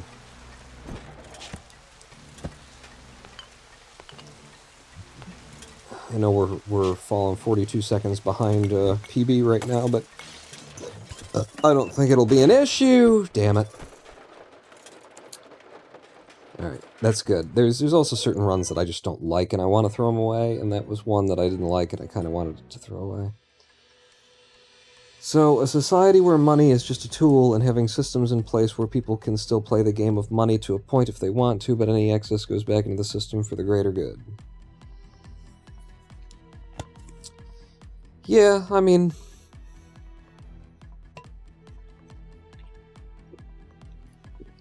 I don't know that... Like, there is no... I don't think there's a virtue to playing the money game. You know? Like, what I want... Okay, here's what you want. A system where the people who are most important to society are better remunerated than everyone else. Okay? So, not a system where everybody is perfectly remunerated, where everybody gets the same income, the same wages, all that kind of stuff. If you are doing a job that is incredibly important to everyone, if you are, a civil engineer, you are making sure that our shit keeps flowing down the pipe and not in the opposite direction. If you are a trash man, if you are a garbage collector, that is a necessary, critical, crucial component of any society, is that our trash be collected. And even though it's, some people might, try and describe it as unskilled labor, anybody could do it, so we shouldn't pay that much for it because you could train anybody to do it. The people who do it are doing an incredibly important job for humanity that needs to be done for any society to function. If anyone's going to be a millionaire, it's your trash man. Okay? That's the people who are actually important to society. People who work a cash register at the grocery store, they need to be the millionaires. Okay? And no one should be a millionaire, okay? So I'm exaggerating a little bit here. But, like, the people who are actually providing a civil service that absolutely has to be done, people who are moving numbers from one place to another in a database, are of no use to society. People who are making movies, people who are playing children's games professionally, are of no particular use to society. These are not the people who should be making the most money. Okay? We should not have Hollywood actors and directors and people like that. Oh, you guys are making the most money. What are we talking about? This person plays make-believe for a living. This person daydreams for a living. What? No, of course not. Of course not. They don't make the big dollars. The people who make the big dollars are the people who roto-root your fucking drains when they're backed up. Because they are necessary, they are crucial, they are critical. If things stop working and they don't come along to fix it, then we end up having huge problems. If nobody made a really good movie this year, hey, guess what? That's what this year is, because nobody made a really good movie this year. Nobody's made a really good movie in a long time, as far as I can tell. Like, that's not important, you know? If nobody plays baseball really, really well this entire year, I don't care. A lot of people might care, but they have no reason to care. It doesn't like change. It's not life or death. It's a form of entertainment. Entertainment is not what should be the highest value in society. It's not what should be remunerated. It's not what should be. And I'm an entertainer. This is an entertainer telling you this. And yet that's who gets the big bucks in this society for no particular reason that I can see. So that's my first reorganization of economic society. That said, the wage difference, he was dead before he fucking killed me. I'm still putting that down as bullshit. Those tall guys, they're always bullshit. They just don't work right. What was I saying? Yeah, I'll read chat. I see money like a drug and addiction. It's going to be hard going cold turkey on money. But if we say, wean ourselves off the idea of money, I feel that would be the best way to go about this issue. Holding actual hard work over those that don't contribute to society. Yes. Good points, Plum, but doesn't entertainment hold at least some value in making people hate life less? It absolutely does. And the thing is, like, I, as an entertainer, and all of the much better sources of entertainment that you're not consuming right now, Acute Sure, they will be remunerated as well. I'm saying just that the people who get a little bit extra are not the people who they are today. And it's not the entertainers. They are not necessary, they are not critical, they are not crucial. Okay? They should not be remunerated the way that they currently are. You know? But they will be remunerated. I mean, this is what I'm setting up, is the idea that we need to get away from the idea that a hard day's work is how you make a living. Okay, some people need to do a hard day's work. Some people don't, and as time goes on and technology evolves more and more, less and less people are going to need to do a hard day's work. Right now, our biggest problem with unemployment is automation, and it's only going to get more and more. There's only going to be more automation. Robotics is only going to get more sophisticated. AI is already, taking so many different people's jobs as it gets better and better and easier to make an AI that does the tasks that you need for your little business or whatever you're doing. It's only going to put more and more people out of work. We need to be thinking in terms of, we are a society in a transitional state where it used to be we are struggling desperately to make sure that we can feed everybody, and everybody needs to get out in the fields and grow some fucking food and everything else. We are in a transitionary state. It's not that anymore. We have robots that will grow the food for us. We have, we're moving toward the self-driving this, that, and the other thing. We've got the industrialization era of we can just put the food on a train and send the train in a direction and it'll get there. The idea that everyone needs to go out and break their back and sweat in order to make a living needs to die real quick, or else people are going to start dying real quick because we don't have jobs for them. And if you're not going to provide for their lives, then, like, what is the solution? What is capitalism's solution to that? That there is an increasing population, there is consistently less and less need for human labor as technology evolves. Capitalism has no solution for that. It wants to keep selling this idea that work, bitch, work.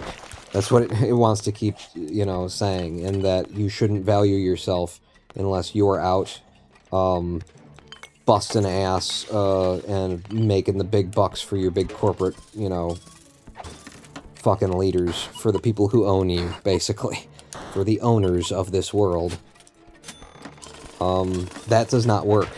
that will not pan out as the future continues. It already doesn't pan out. So the idea that I have for the Ronin pawn economy is that everyone is provided for. Everyone is provided for to a certain minimum level that we decide upon. Oh, they were hiding a whole nother computer somewhere? That's a forced reset. Everyone is provided for to a certain minimum degree, and then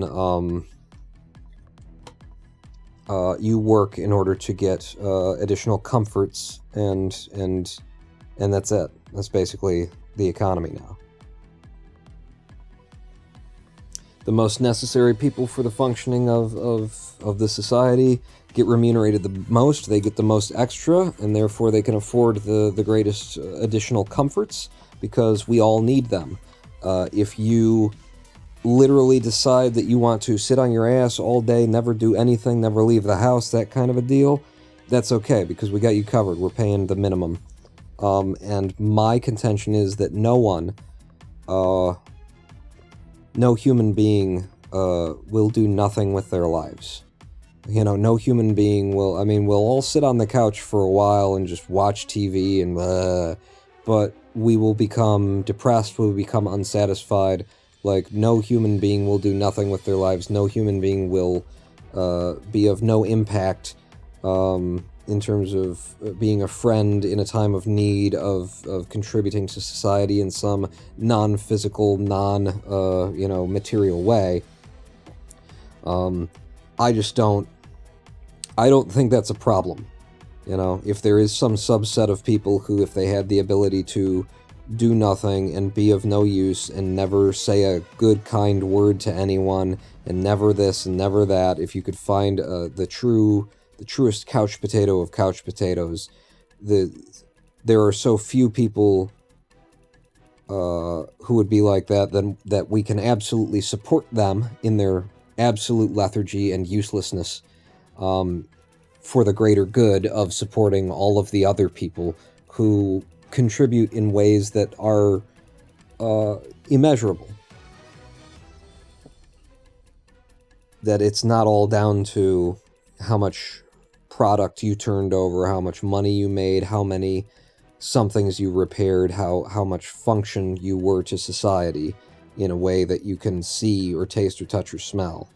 You know, it's also just, you know, this person was a good person who held the door for people and said kind words to people and helped their friends through troubling times, and the value of a human being is not the product of their labor, is my contention. And the economy should not be built around that supposition. However, we can make some capitulations within an economy to denote that we do need, you know, people to do certain work, and the people who are willing to do that certain work in order to make sure that everything keeps running, they get more. The people who are doing nonsensical things that don't really need to happen, but that a lot of people enjoy, they get the same that everybody else gets. They can have a fine living. But, you know, there's no reason why a person who hits a baseball really, really well and does it on TV should be making millions of dollars a year. They can make $50,000 a year, and that's fine. That is absolutely fine. They can live on that. They can support a family with that.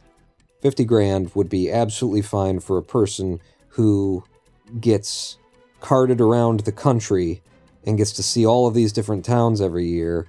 So long as, provided also, like, to make it clear that I understand the experience of athletes and stuff like that, provided that we also upgrade all of our treatment of all of our employees, all of our workers, all of our entertainers and everything, and that they have, complete, total fucking health care and don't have to worry about the sporting injuries that they're taking.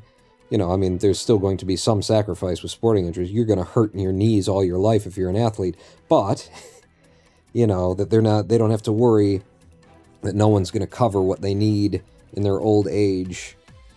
Basically, should I just play the FDR video again? If I just roll it again... we can hear everything that I'm saying in a much more concise and well thought out and then written down and read sort of a way. Nerd God. Pawn, I am that human being. Which human being? Shit.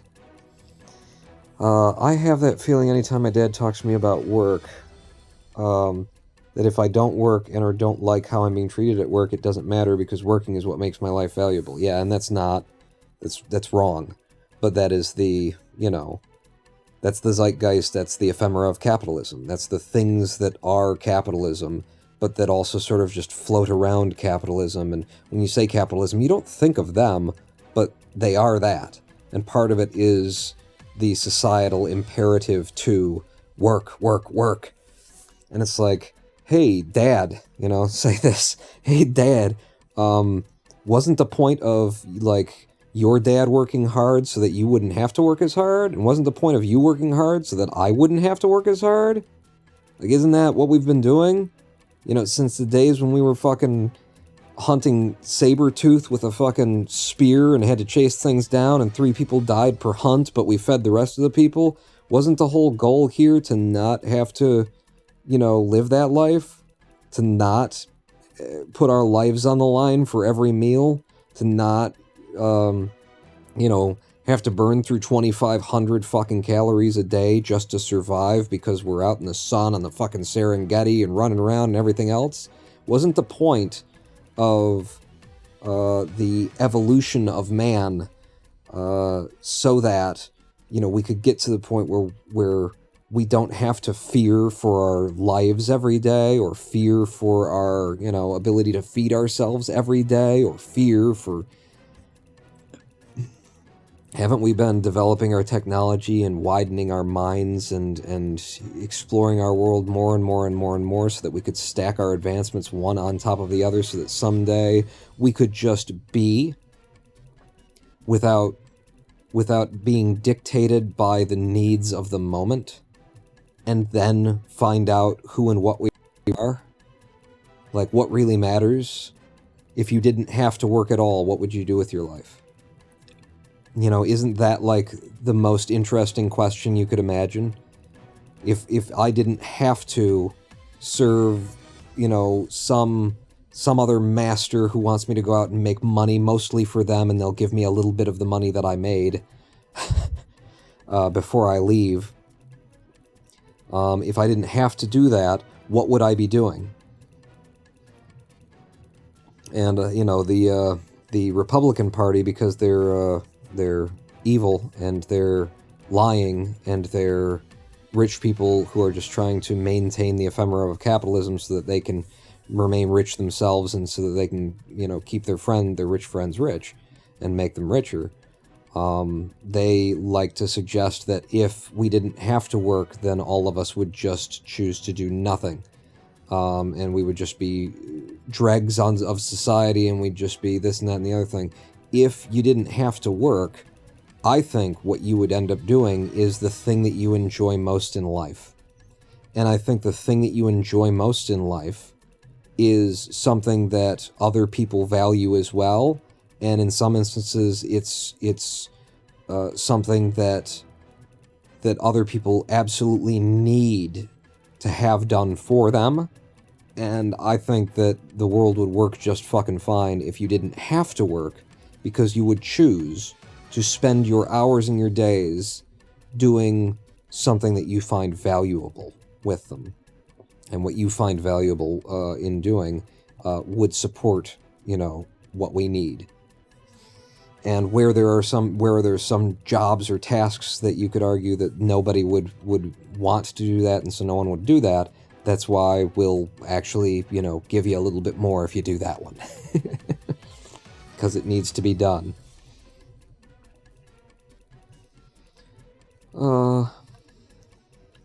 I feel like the system we have pushes people into working for their entire life, go home exhausted every day, not have the energy to chase their dreams. So if people had the freedom to actually live their lives, most wouldn't just sit there and be a drain on society, if that makes any sense. That's what I believe, yeah. What is the new FDR?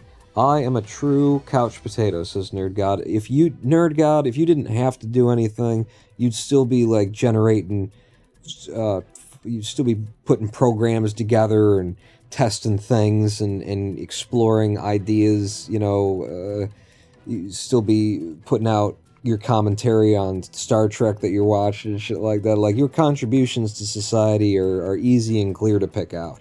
And very much similar to my own. When I decide that I'm like not doing anything, you know, in the past when I've had like my hiatuses from YouTube and from live streaming and from stuff like that, and I'm just not doing anything, I end up coding something. I end up creating a new open source thing that I'm putting on whatever the fuck the website is that I can't remember right now. Like, I've written an entire library that I had use for in one little application that's all about GUIs and stuff like that, and that's out there now. That's online, and now if somebody wants to grab that, they can make tkinter, they can make tkinter in Python actually look good using this free library that I wrote that could still be developed on and everything. But, you know, those little products that you don't think anything about, they're out there. They bridge gaps. Okay, that's fair, but I do it on a couch. Well, okay, then yeah, you can still potato on the couch. Pawn 2026 for purrs. Ugh, I just had a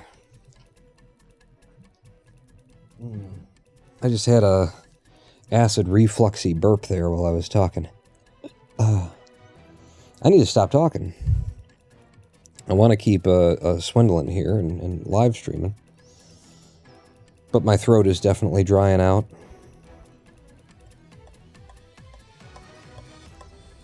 I think I'm going to go to the bathroom again. See if anything happens in there. Potatoes are good for some things. Batteries. I'm going to step away from the live stream for a couple of minutes and see if when I come back I feel good enough to keep going. And maybe just be a little bit less talky. But yeah, give me a couple of minutes. Give me a couple of minutes away, and I'm just going to leave us on the screen like I did last time. Pawn not out.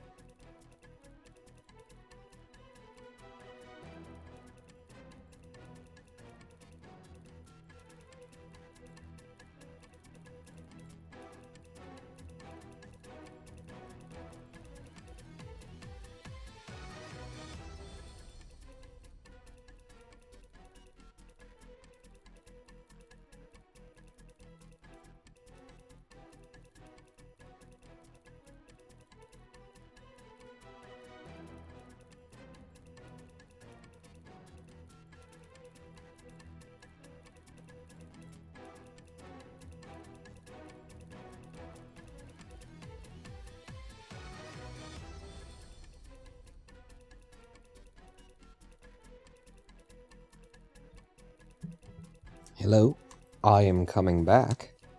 I went and got myself some food. I realize that's a thing that I've forgotten to do here, isn't it? Yeah, no. Save and quit. My controller will have gone offline. But I got myself some soup, some stew. And I see that Acute Shark has gone to bed, if I'm seeing you on the VOD. Hello, Acute Shark, welcome.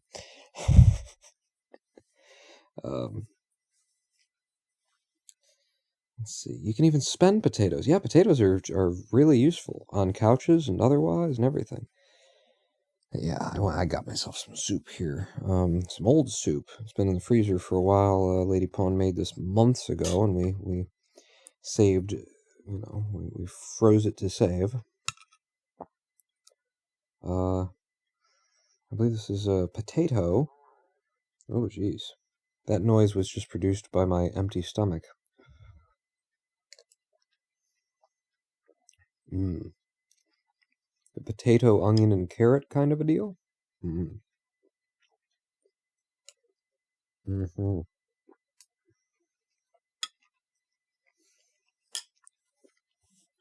Would have liked to heat it on the stove, but just to keep things moving here, I did it in the microwave. So it's not quite hot, but it is definitely nicely warm. And hello, Sam. Is that you? Or is this a Kelly? This is a Kelly, isn't it? Hi, Kelly. I've got a kitten climbing up now to join us. But yeah, I think the reason why I was starting to feel a little bit is just because I didn't eat anything. I mean, I had a burger for breakfast, actually. Lady Pawn had some confusion on a appointment that she needed to go to, and it's apparently, well, today now, and she thought it was yesterday. So she went all the way to it, only to find out that it's, that it was tomorrow, which is now today. But so she turned that into meeting up with a friend and getting burgers, and so she brought me back a black bean, like a vegan version of a California burger. I don't know if that's a franchise that people know of outside of, where I am anyway.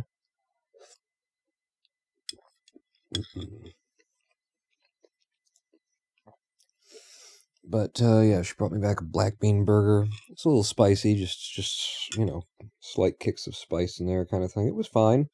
But I believe I've had it before, and I think it was because my dad got it, and I just remember him saying how much it was, and me going, well, it wasn't worth that.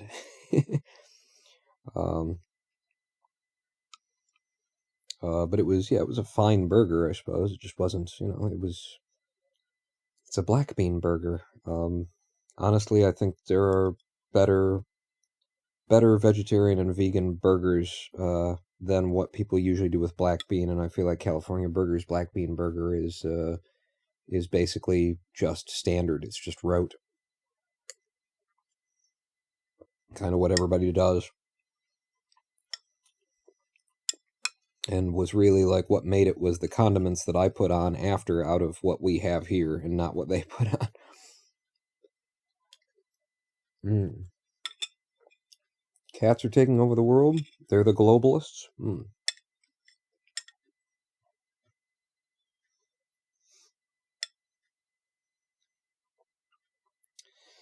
Yeah, I was thinking during the break, though, that I really would, and I've said it many times here, I'll keep saying it too, that I just would really like to, ask some diehard capitalist, just put it to them, what is capitalism's solution to a population growing to what we're hoping will settle down at about 12 billion, and at the same time as automation making human labor unnecessary? What's your plan with capitalism? Because the answer is eugenics. The answer is some kind of horrible thing, but they don't want to talk about it. The notion that the population keeps getting bigger and bigger and bigger, and the need for human labor keeps reducing and reducing and reducing. And it's like, if we're all just gonna, like, you know, the only people who you only eat if you work, unless you're one of the rich billionaires who doesn't have to work because they've already got it for some reason. If that's the system we're going to run on, we're going to have 12 billion people on this planet, and we're going to have, 500 million jobs to go around. Like, that's where we're headed. And probably less, Probably less jobs, and probably more people. The way that scientists or the way that it's spoken of in terms of the 12 billion is that we're hoping that once the population hits 12 billion, it will even out. But I think it's pretty much on the same lines of we're hoping that if we can flatten CO2 emissions, that will, only such increase in global temperature and that much rising of the ocean. And, by which I mean that it's not going to happen that way, because, what we're hoping for, we're not actually doing anything about. So, it's not gonna, we'll go to 16 billion, and then maybe it'll start slowing down instead of 12 billion. And of course, we will see, one of those really important ice sheets in the Antarctic break off, slide into the ocean, and raise the ocean level by 20 feet, and then Manhattan won't exist anymore. Florida will, become a lot nicer, because it won't be a swamp anymore. It'll be part of the ocean, which will be a lot nicer. And just, I mean, at least that, when that happens, that'll take a chink out of the armor of the population growth, right? Because we'll lose hundreds of millions of people really in a really short period of time when the ocean levels rise by 20 feet because an Antarctic ice shelf broke off.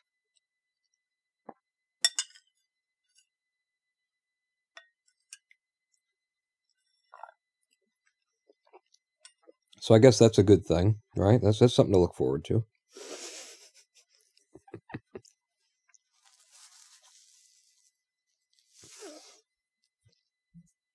But, the problem is that I want to have that conversation with a capitalist and see what their answer is to that in a world where they actually care about what their answer is to that. But we don't live in that world. It's like I would like to have a debate and put serious failings of logic that exist in capitalism to a capitalist. I would like to have a debate with a Christian who thinks these things and those things, and then say, well, but Jesus actually said, and then give them some quotes and stuff like that in a debate. I would like to have a debate. The problem is we don't have like logical debates anymore. What we have is people with positions and agendas, and so they don't really, you're not convincing anyone of anything. You're not showing them how their logic is flawed, and therefore they need to rethink some things and try and come up with a reasonable answer to a hard question. All you're doing is, you're wasting your time, you're wasting your breath, because all you're going to get back is some loudness, some incomprehensible, nonsensical loudness. So you're going to get back like some marketing faff that they did some research on to find out that people respond to these words when put in this order. That doesn't actually make sense, doesn't actually answer the question, but apparently they've found through testing, a majority of people think that this is an answer of some kind. Let's say this.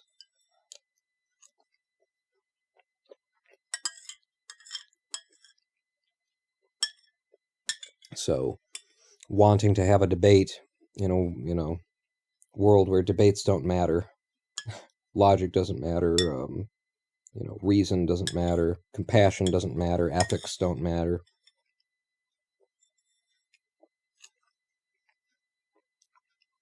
somewhat silly of me when you think about it.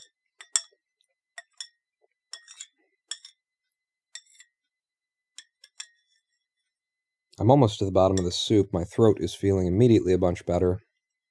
My brain is feeling a lot better. I think I was getting low sugar. These long live streams are, you know, I like them because I'm sitting down, I'm laying down. I'm not laying down, but I'm supine incline. And I just feel more comfortable. I feel like I can go longer. And I enjoy the casualness that I feel just sitting here, the way that I'm sitting here.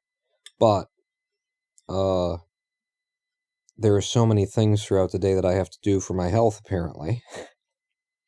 Just between eating and taking all these goddamn supplements and vitamins and medicines and shit, that the live stream throws me off whatever patterns I've got, and then I forget to do little things like, you know, consume a food. Silly boy. So on much more, like, happier notes, just because we're not thinking globally, Lady Pawn has been building a cat condo, an outdoor cat condo for our outdoor cats. We currently have, I think it's basically like 4 kittens, and then of course their 2 mothers. She managed to get the kittens spayed, but so they're all out back, and she's trying to like help them with winter, and she got like some hay to you know, keep them a little bit warmer wherever it is that they're laying, and she's been building a modular sort of condo thing out of like cardboard and plastic that will hopefully keep the cardboard from soaking completely through, and some cat litter, plastic like cat litter containers that we had. She's cut down and made holes through so they can move from one area to the next and stuff.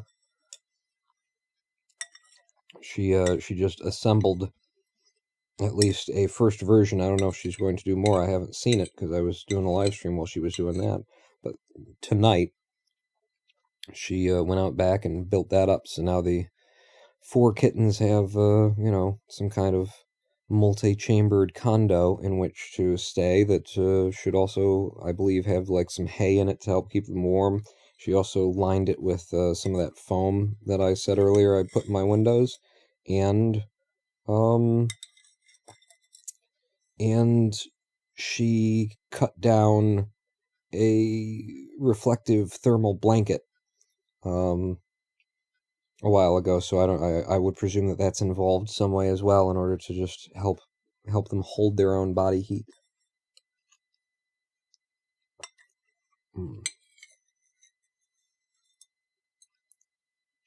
So in the positive side of the local news, 4 kittens should have a nicer outdoor winter experience now because of Lady Pawn. That's what she does instead of being a couch potato. Or that's what she does as a couch potato. However, how are we doing that again? All right, we're saying we need to make everybody a couch potato, right?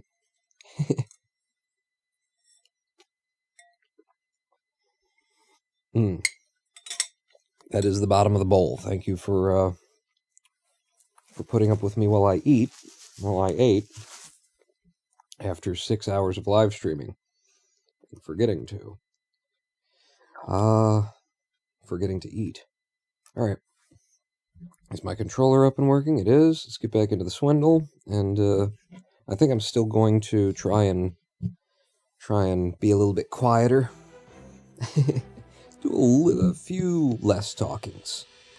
Harold, hey ho, how is the stream? It's very relaxed. It's almost like I'm just playing games and talking. Like there's not a lot of entertainment attempts going on here at this point. How you doing, Harold? Huh? You the Harbinger or are you the Herald? Huh? Are you the Harbinger? I like Harbinger. Harbinger.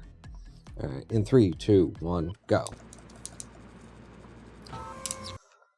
But yeah, we're just swindling. It's been very casual. I've been very much, like, most of it has been me, going on about capitalism and how we're all going to die or something, I don't know.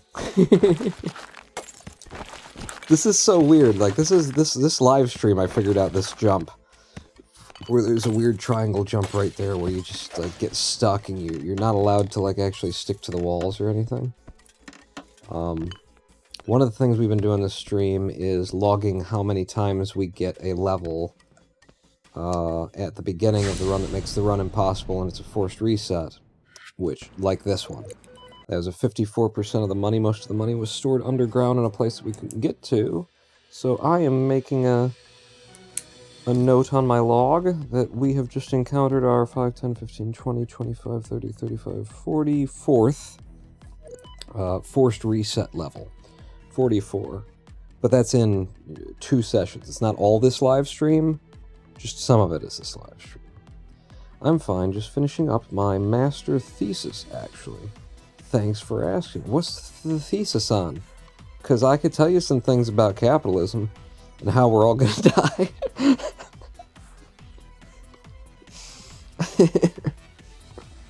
44th out of how many, roughly? The number of attempts is probably around 100 at this point, so it's less than half of all attempts are forced resets, is what it seems like. I've got a column here for honest deaths where, you know, I did something wrong and got myself killed, or I just had to reset for a valid reason that wasn't, you know, the game. 5, 10, 15, 20... 30, 40, 50... I've got 51 honest deaths, and then I've got another column for bullshit, and that reads 16 deaths or resets, 16 bullshit resets, 51 actual resets, and then 44 forced resets. So, our odds are pretty good of having a run that we don't have to reset on. Oops. By which I mean it's like 3/5 of runs are runnable. 3/5 of attempts are runnable. The thesis is in electrical engineering, calibrating a new of examining humans, similar to MRI. It's called MPI and uses injections of iron particles which get magnetized inside of the patient. Ooh, that's... I don't like the idea of a heavy metal inside of me, Harold. I actually turned down, I had an MRI not too unrecently. Why do you have to say things in negative spot? And I turned down the, whatever it is that comes with an MRI with contrast. I told him I don't want the contrast one. I'm marking that as bullshit. You know why. But that was because whatever it is that they use is a heavy metal, and you know, I've got a condition that is linked to autoimmune disorder, and a heavy metal in my bloodstream for 2 years before it exits is you know, an issue, is a potential issue. There are people who have allergies to whatever that metal is that they use. I can't remember the name of it off the top of my head, but even if I didn't have an allergy in particular, having an autoimmune disorder and having a heavy metal floating around inside my body might just at any point decide, hey, let's attack that. That was a forced reset. And when it attacks that, what it'd really be attacking is me. But MPI, huh? So, magnetic resonance imaging, and an MPI, and you're saying it's got iron particles. My first question was about that exactly, but the particles are completely safe. Iron is something that is in your blood anyway. So it's just... you're just taking a little bit of an extra dose of iron, eh?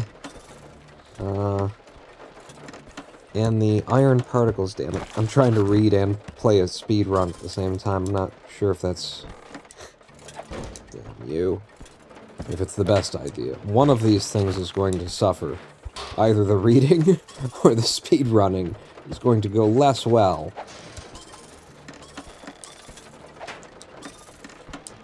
Let's grab all this money and walk out. Okay, now that I'm walking out, are only up to 10 micrometers big? Oh, shoot. The body is capable of using that even... Okay.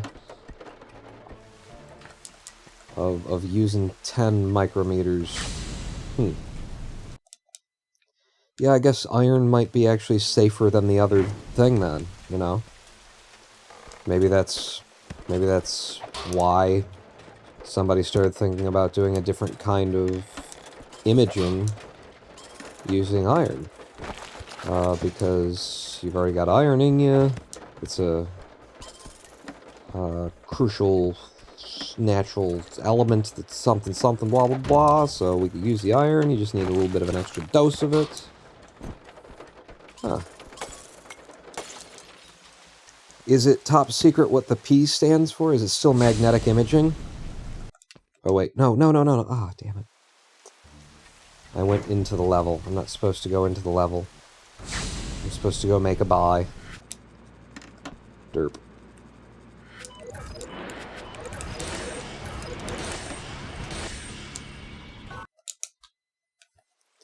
Is the P for iron? Because on the periodic table, as you know, iron is P, E, F.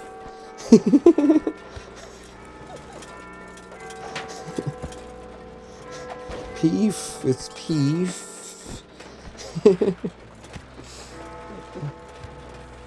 Hey! You know. Is this? Oh, I made the buy, so yeah, now I'm on computers.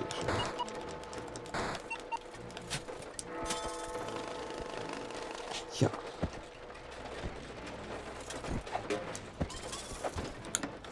I like that idea. On the periodic table, as you know, iron is P.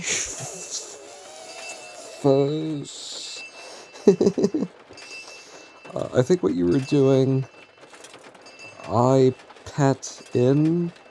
they inject a radioactive liquid into you, which is able to be detected in the soft tissue of the body. Radioactivity is obviously potentially a problem. MPI stands for magnetic particle imaging. Okay. Huh. So magnetic resonance imaging, and then they're putting a contrast agent in you. I mean, it all just sounds very similar to one another. But maybe, just taking some of the nasties out of an MRI with contrast. Or maybe just being able to see certain things clearer. And maybe certain other things you can't see as clear. I mean, you just wrote a thing on it, so I don't want to be... I'm just throwing things around here. You're done with that. You don't have to talk about your thesis. You know, this is where you come to relax, not to be, like, grilled over, well, wait a second, what would these microparticles do? What am I marking that down as? It was an honest death? Not a forced reset? Okay. Alright, let's go and let's get serious now. I'm gonna get serious, I'm gonna stop reading theses. While I'm running, I'm just gonna pay attention and get killed immediately by the second enemy that I encounter in the run. That's what I'm gonna do. Wait, that was an honest death. I don't think I've gotten serious yet. But we're almost on to hour 7 of the live stream, and oh no, we are on to hour 7 of the live stream, and hour 7 is where I really get serious. Start playing the game. That's why I didn't want to run this game anymore, was because it does take 7 hours before I'll pay. Yeah, I'm gonna need that one too. Might as well go this way, grab it, come back, stand on the thing. I have the high ground, Anakin. What the fuck were you thinking? I mean, Darth Maul also had the high ground, Anakin. But what the fuck was you thinking, huh? Motherfucker got cut in two. That's what you were thinking, right? Darth Maul got cut the fuck in two.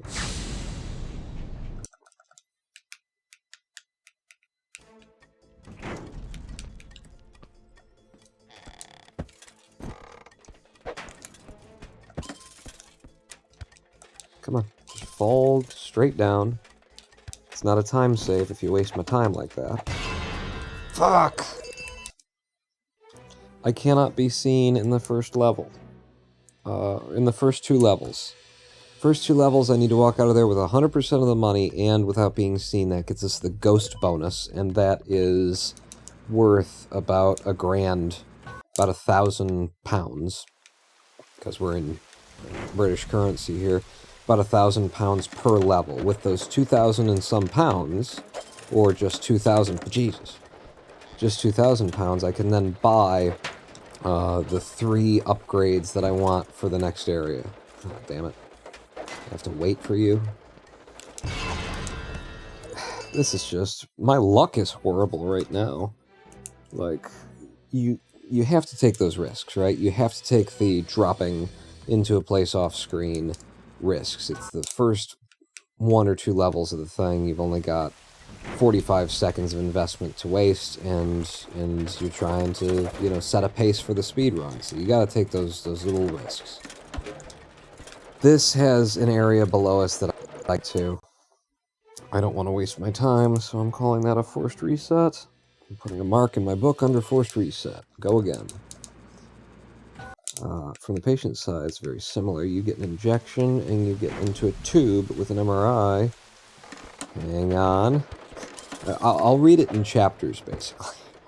I'm breaking it down into little bite-sized portions that I can do between levels of the Swindle.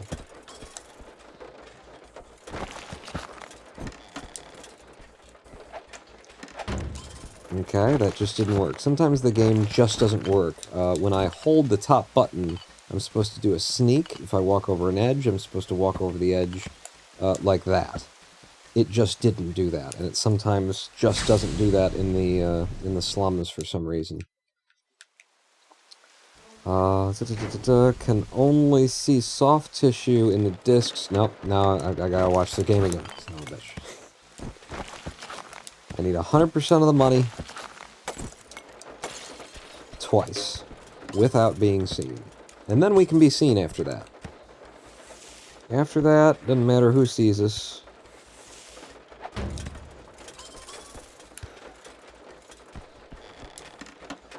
Yeah, I thought there was a $1 all the way down here that I had to travel all the way over here to get. So watch, I hold this down, I go over the edge. That's what was supposed to happen, and it just refused to on the last level. Grab the money. Okay, now that I'm walking out, with MPI is inside of your blood, which can be used to detect malignant tumors as they usually filled with blood. Huh.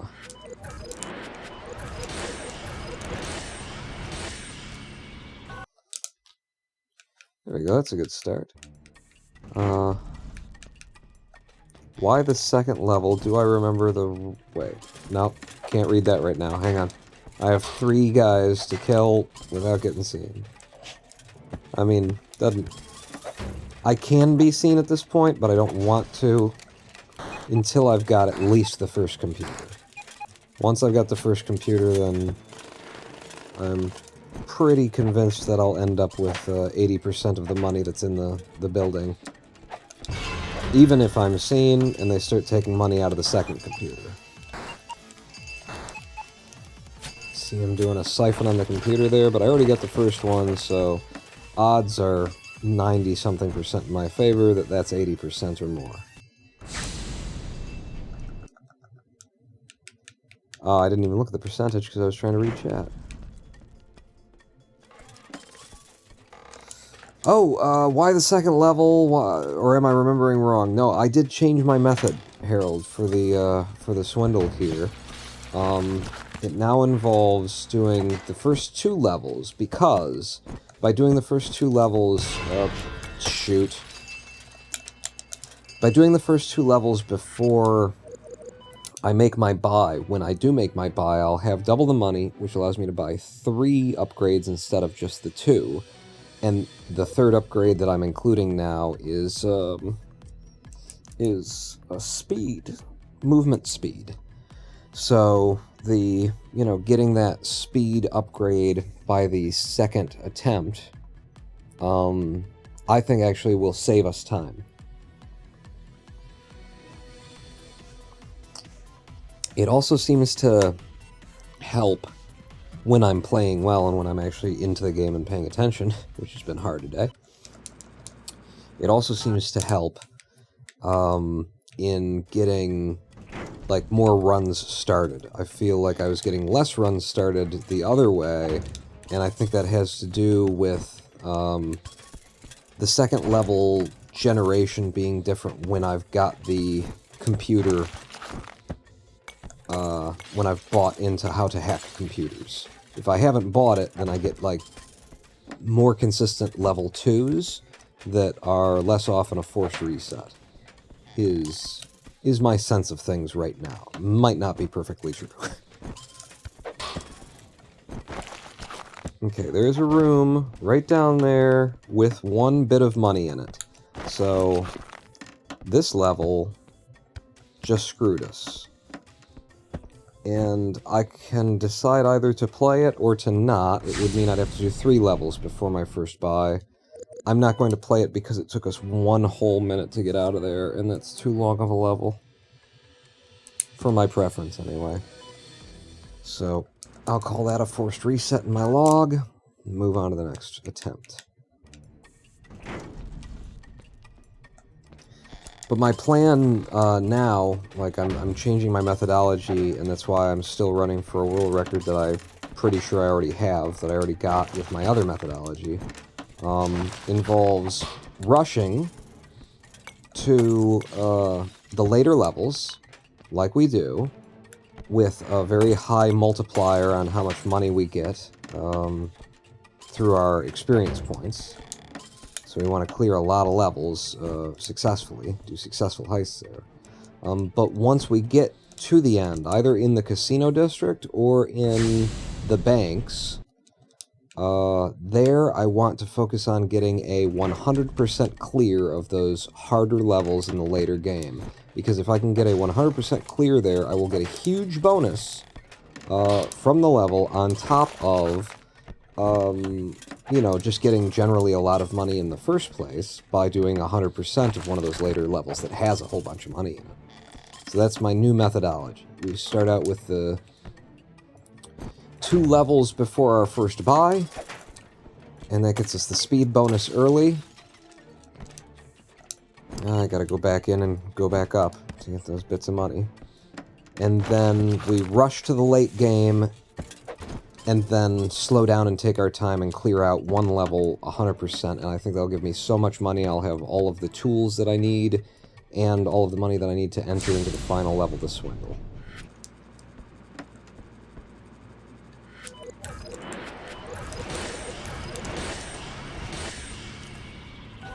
Yeah.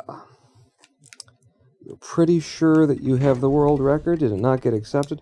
There actually isn't a speedrun.com board for this game yet. But there are speedruns of it on YouTube.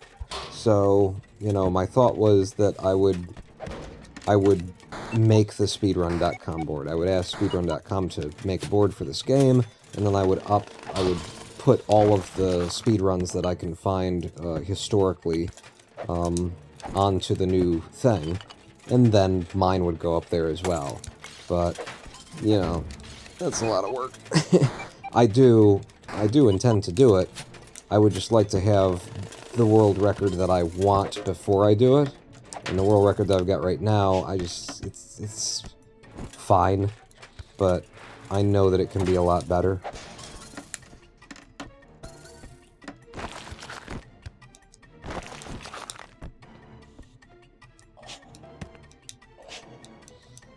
But so I'm pretty sure that I've got the world record because the fastest time that I can find having ever been run for this game is 55 minutes and 30 seconds, more or less. Give or take a second or two.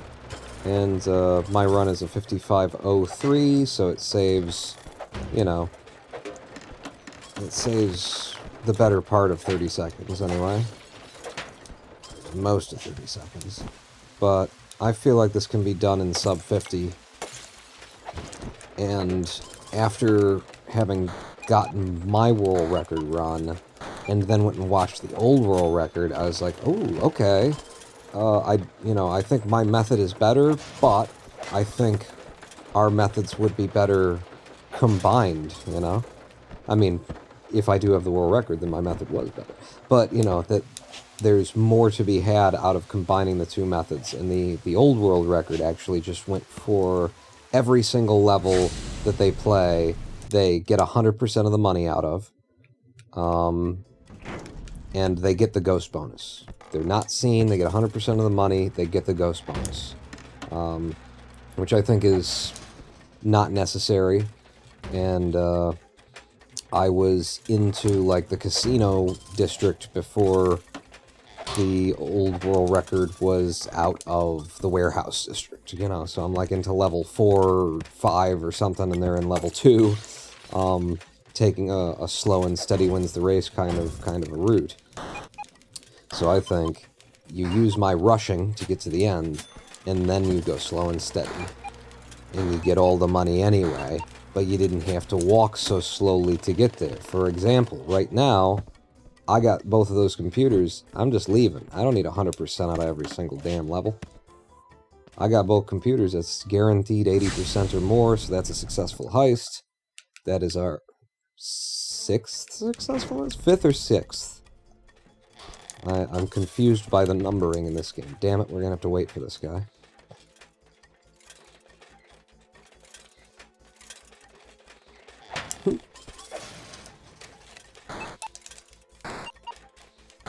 So yeah, I only go for the 100% in these levels if it looks like it's, you know, like, easy, it's right in front of me. If they've made me put a whole bunch of time into the level already anyway, if I had to walk around the whole damn level, might as well grab those last couple of pieces of money and walk out with 100%. But I'm not committed to the premise. I'm just checking the building to make sure I got as much as I can get. And that looks like I got as much as I can get. How much money do I have? 9,200? Yeah, okay, we're going on to the next area now. No.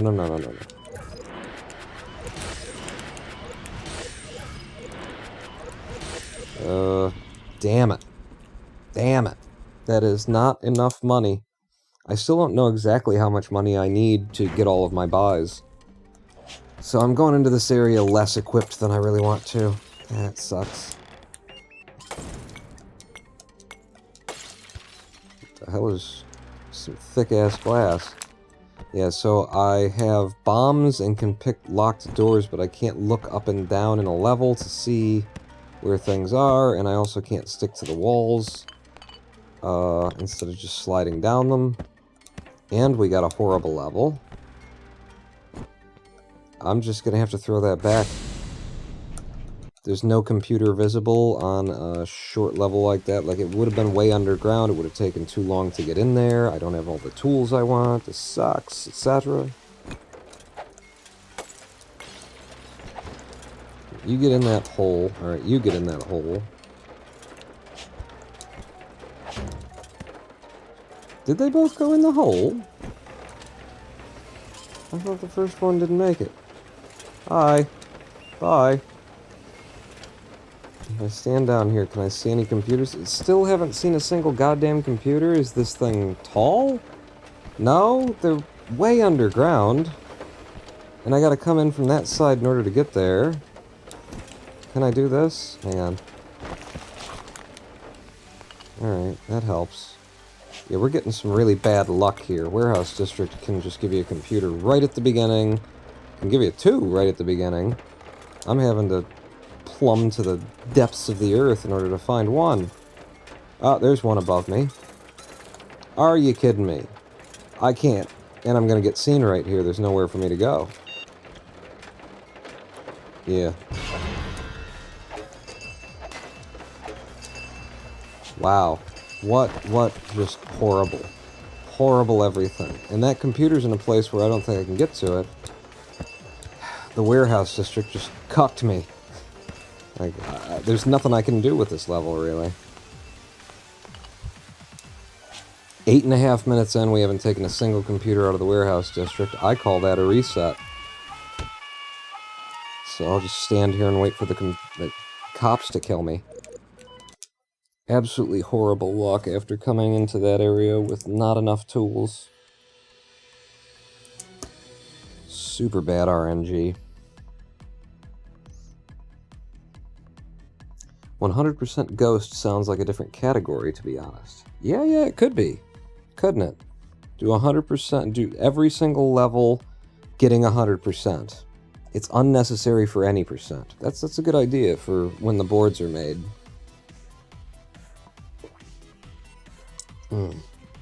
I also had an idea for a subcategory where it was just how many slums levels can you complete before dying, you know?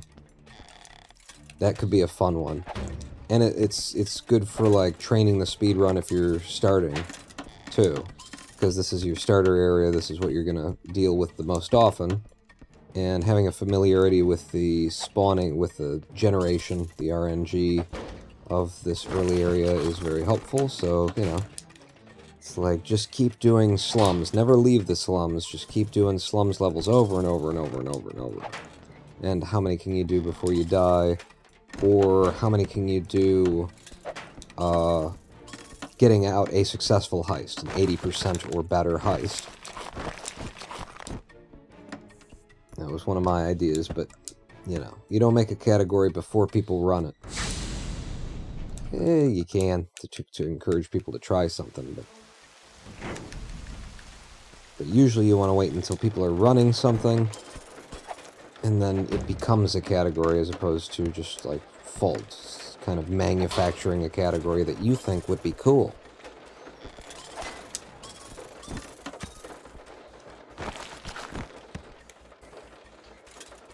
Hi. Bye. Okay, and 2 stacks of cash down there.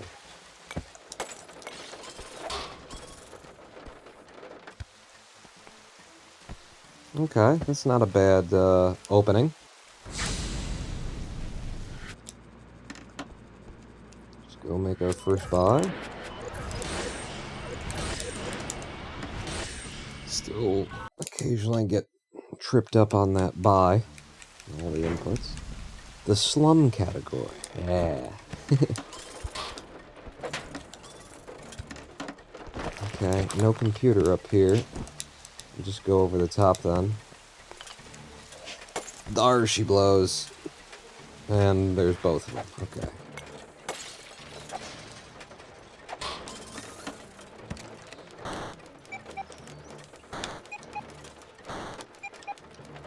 And sometimes the wiggling the D-pad works, and it just works when I'm hacking, and sometimes it's just like the game refuses to acknowledge that I've definitely pressed all of the directions, probably 6 times already.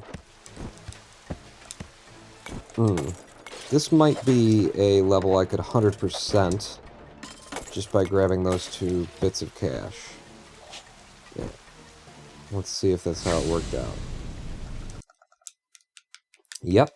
So we've done 3 levels in 3 minutes now. One of them was 100%, which means we got a little ghost bonus, a little cash bonus on it.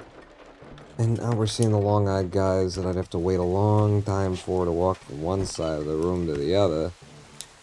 So I'm just gonna go over the top of the building and see if I can't see anything.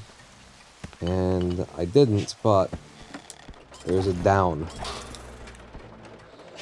Right here. You can wait at the top of the steps or the bottom of the steps to get people. You know, it's basically free. There's no way that they're gonna see you.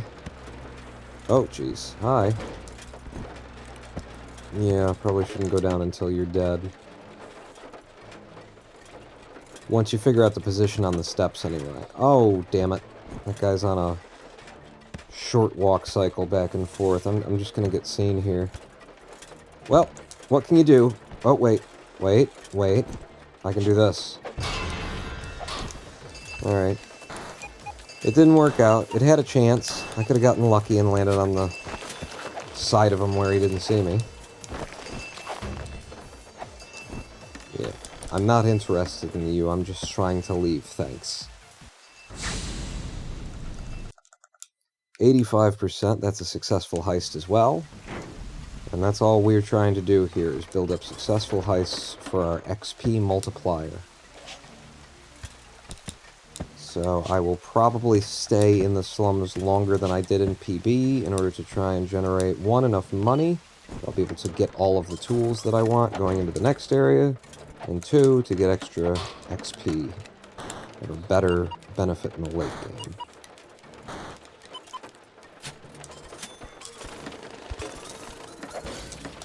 Hey, I love a line of cash like that. It sounds so nice. Oh, that room down to the left there that we can't possibly get into. I hope there's not a computer in it. Oh wait, is that just the entrance to the building? Yes, it is. Alright, I've got almost 100% of the cash here. I'm gonna take my time and get 100% of the cash here. Because that will benefit us in the money game. Yep, that was another 100% level. 5.5 minutes in, we're on day 95. A little slow. Some of the levels have just been a little slow, I guess. But I'm not far off of where I want to be. Too many long-eyed bastards blocking my way in.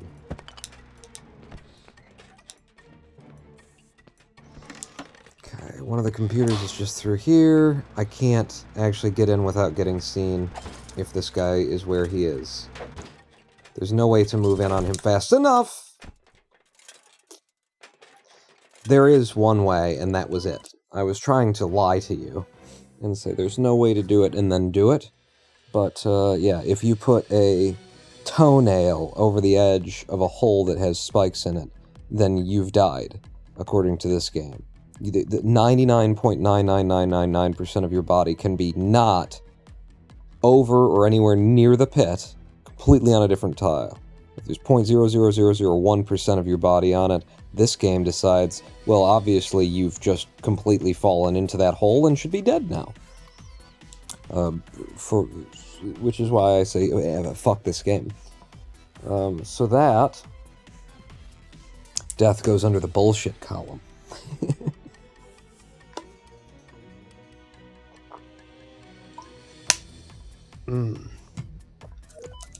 Alright, back in.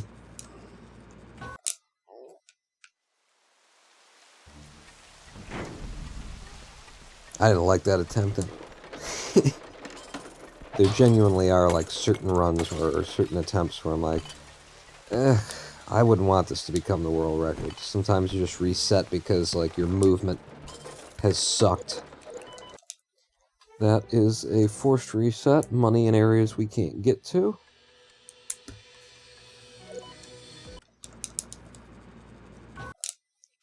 Populating my, my database nicely now.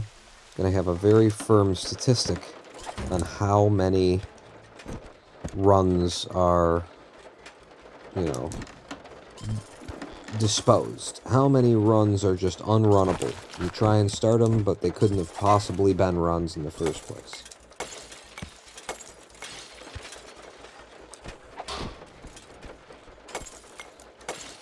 Because the game generated in such a way as to screw you over.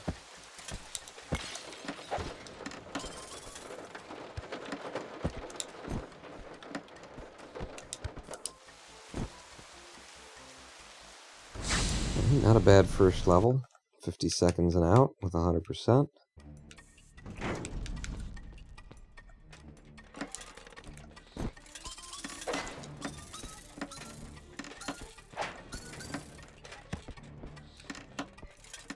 Hang on. just a moment. There we go. For the unfamiliar, if there is a one-tile gap like this, I can just pass through it by jumping up and snapping to it and then mashing the jump button a bunch of times.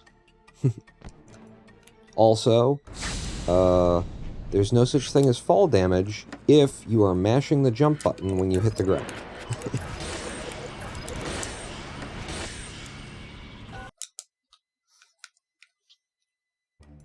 Will you release your notes in Discord? If you want me to. Sure.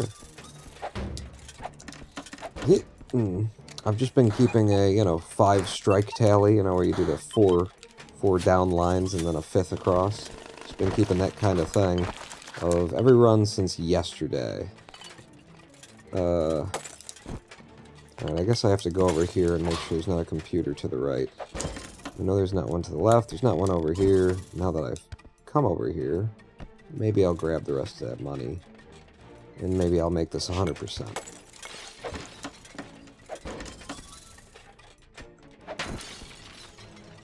Yeah, that didn't take too much extra time.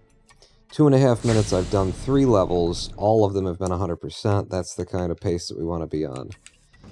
But I definitely need to not keep doing 100% now. Like, I need to get some really good speed going by skipping out on some of these. Just get the computers and go.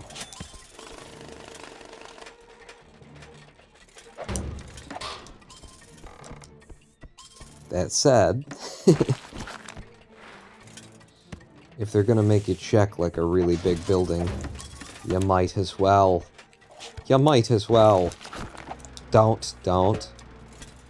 I knew that camera was moving toward the area that I was gonna pop up through. Alright. Yeah, I don't want to, fight everything upstairs there. Oh, thank you! I'm here. Thank you, Bags. Face. Okay. And Did you just kill me? oh my God, what the hell are these? Stepped. I've not been Okay, feeling my very cat well. I'm stepped feeling well now.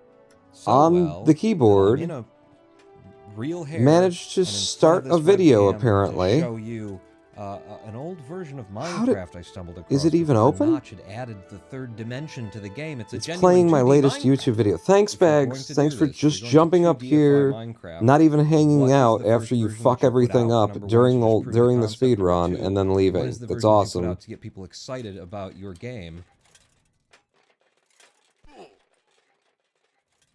I don't know Skyblock. where this fucking thing is Skyblock playing. the version that you put out.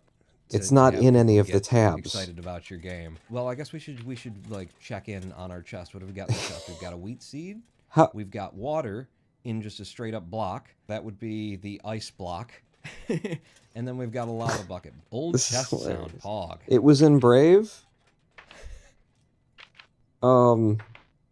Is it that one? So I'm extending this out. Why? Because we want to make sure that Okay. Fucking goddamn it. My own YouTube video, my cat jumps up, steps on the keyboard, opens 3 different windows, and manages to play a YouTube video in a tab that wasn't even up.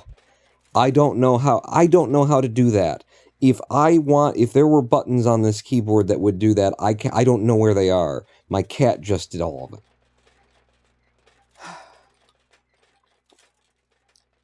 And we were mid-jump at the time, so Henry Beresford's legs are up his asshole at this point. And the fucking controller doesn't work now because the Swindle is a piece of shit. Or maybe it's not the Swindle, maybe it's Steam is a piece of shit. One of these things is a piece of shit. For the controller to lose communication every time I tab out of the fucking game. Volume rocker, if it presses it, it might play. I don't even really have one of those on this keyboard. I mean, there's a bunch of media buttons at the top that I never use and don't even know what they do. But for it to start playing a video that was in just one of 12 different open tabs in one of 3 different Brave windows without actually pulling the Brave window up, or did it? I don't. I should probably turn the in-game audio up a little bit for you guys, right? Is that better? It's a little loud for me. But you guys get 5 decibels taken off the top. That's how I set that up. Are we? No? Alright, I just have to restart the Swindle when this happens. But yeah, that was thanks, Bags. Brave has the integration with Windows Media for HTML5 videos. I didn't even know that I still had the tab on that video open. Yeah, that's actually Brave. So, Bags was helping me advertise that I've got a new video on YouTube if you haven't seen it.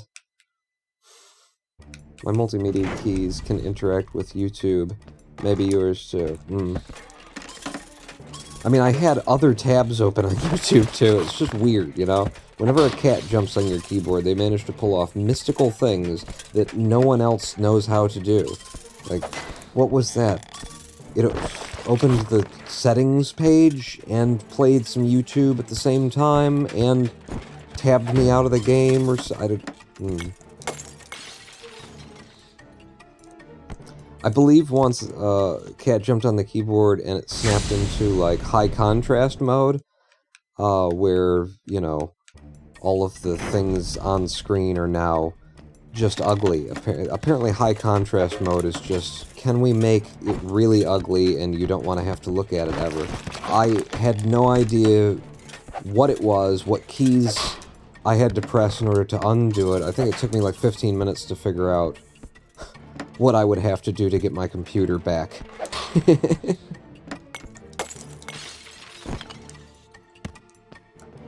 Oh, that one should be logged in the bullshit column. I agree, Harold. And that is a forced reset right there. They had apparently 2/3 of the level was underground. So, put that under bullshit and then put this one under forced reset. We're up to 19 on bullshit. Almost hit the nice round 20 bullshits. New catch columns. Go. Yeah, this is like... I hate how loud this is right now in my headphones. But I know that, like, it's not as loud for you guys, so now you can just hear it nicely. And then also on the recording, in case it's turned into the world record, you know, I would only have to bump the volume up by a couple of decibels instead of 12 or something. So, I'll deal with it for now. And if it really bothers me, then I'll just reduce what comes out to my headphones in the nanometer. The nanometer.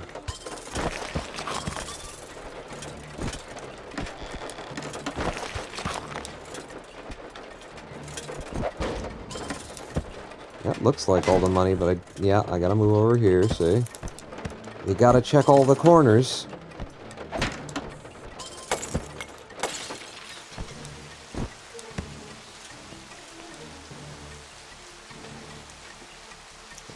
No fall damage if you spam that jump button.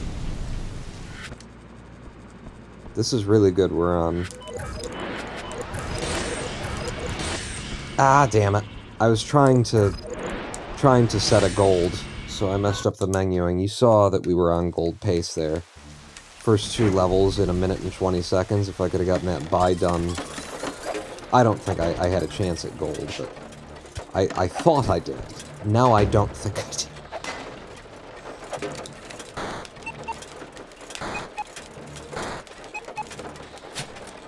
Okay, first computer. Is there a second computer in this level?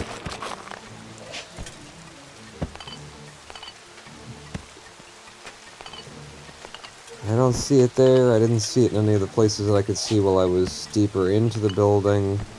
I'm gonna cross my fingers and hope that there's not a second computer hiding somewhere. There wasn't. We got 88% of the money out of there. That's a successful heist. And that's all we're after right now, is successful heists that will contribute to our XP bonus multiplier that gets us more money out of every single level.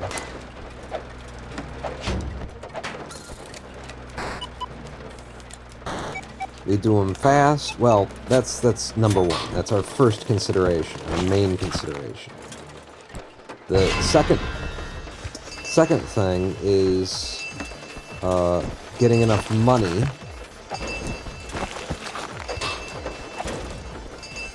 out of the levels so that by the time I'm going into the next district, I have enough money to buy the tools that I want for the warehouse district. But even though we got seen there, that's a successful heist. That was 93% of the cash. We still get the multiplier, we still get the bonus. It's still going to make us more money in the long run. So, speed over quality. Now, I'm not waiting for long eyes, long eyes. Now, what did we call him? We used to call him Long Eyes Slow Walker, the protagonist of the new Star Wars franchise. Yeah, I don't care. If I've already gotten all the computers, I don't care about being seen. You can help me exit by opening that window with your face. Okay, so I think we've done 5 levels in 4 minutes. That's really good pace.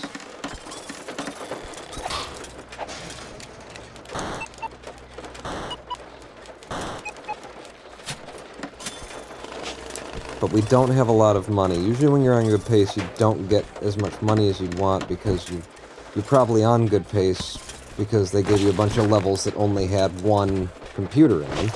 Jesus Christ!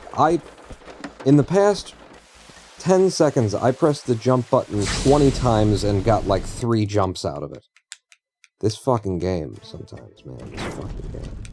But yeah, we're really low on money because we haven't gotten 2 computer levels. But mostly 1 computer and out, which is good for speed, but not for cash. And this guy again. Oof. That is hard to not be seen by him when he's stood on a 1-tile precipice like that. Okay, I'm still not seeing any computers. I'm gonna try and go along the bottom here just to make sure that there's not one hiding, but it's another 1 computer level is what it looks like to me.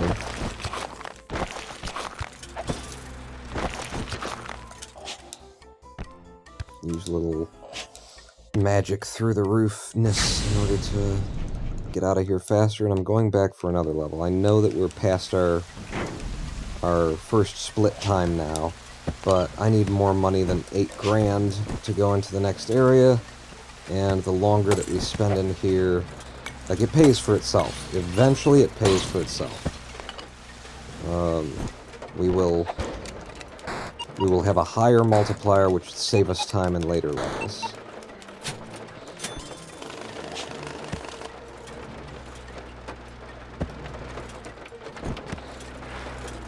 Damn it. The friggin'... I'm gonna have to come in from over here because of the damn drone. It's blocking my view of the world. Okay, yeah, I just didn't want to have to wait for him again to walk back and forth.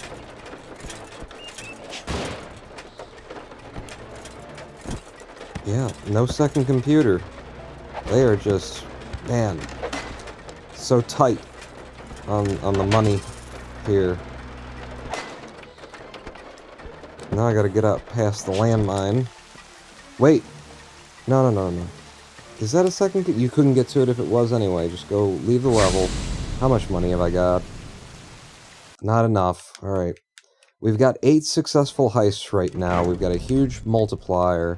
I need more cash here. I need to have at least like 11th. I need 10k at least, and that won't buy me everything. It's just kind of almost not even worth going to the next district if I don't have everything. Or the money that I'm going to need to buy the things that the tools that I want. Ah, fuck. This room's impossible. I cannot get to that guy on the precipice in time without being seen. I just did the thing that I said was impossible. That's how we roll around here. Wow. Okay, is there a second computer anywhere? I doubt it. It does not look as though there is, so I'm going to leave the way that I came. Which is slow, admittedly. Just make sure. Nothing down there. Just floor money? Okay. Now how much do I have? 11 grand. Alright, we can leave. We've got an incredible multiplier going right now. So this isn't a bad thing, it's just different. Are you kidding me? I was $100 and something short of buying everything still. We're only lacking one tool though, so this isn't that bad. This is still very viable.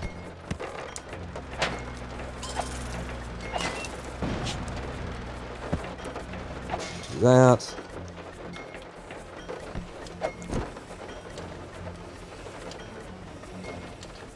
There's a frog. Frogs are the most dangerous enemy in the game because they're nearly invisible and they move in ways that get me killed a lot. So I've decided personally that they're the most dangerous thing in the game. Okay, one computer in this level so far.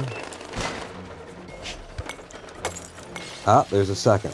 Okay, how do I get in? One bomb in that room or two bombs through the top.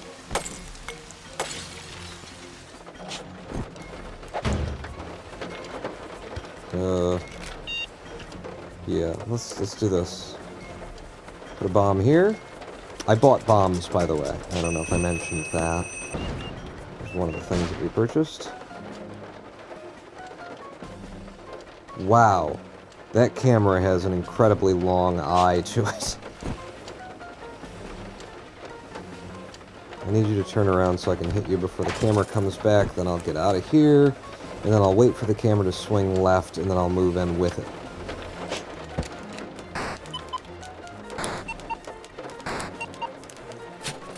Okay. It's probably the only two computers here. We've seen pretty much the whole damn level. I'm going to grab a little bit of this money because it's not that out of my way to grab. And let's see where we stand. Did I get a majority of the money out? I did. We've got 21 grand off of two computers. That is a huge multiplier that we've got helping. Unfortunately, it didn't help quite enough. We need 25 grand in the bank in order to go into the next area where there will be even more money in each of these, computers. And that's where I'd like to be right now, but having to do 2 levels out of here isn't that bad either. Damn it.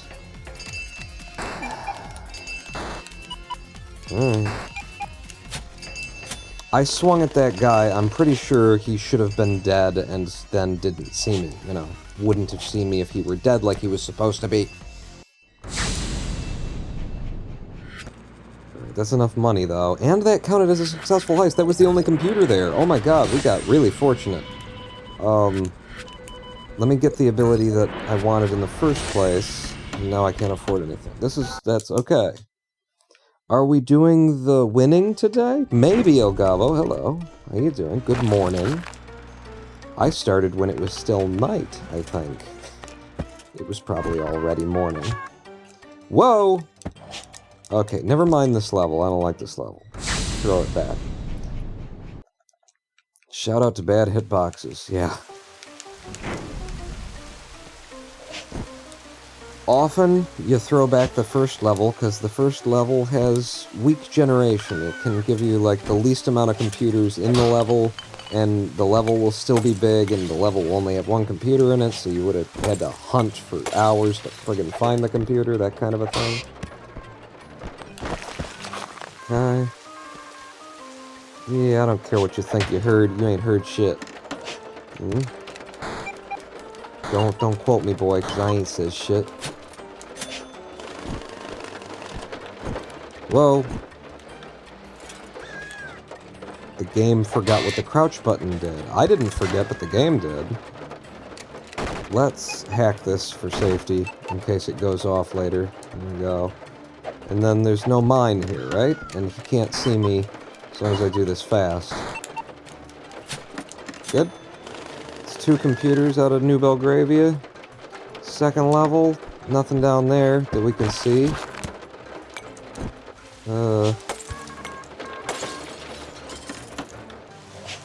Alright.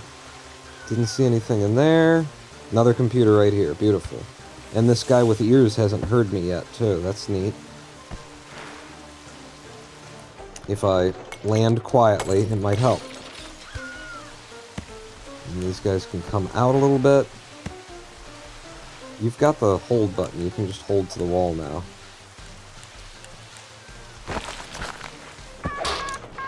Yeah, knock you over. You're the only one to hear me.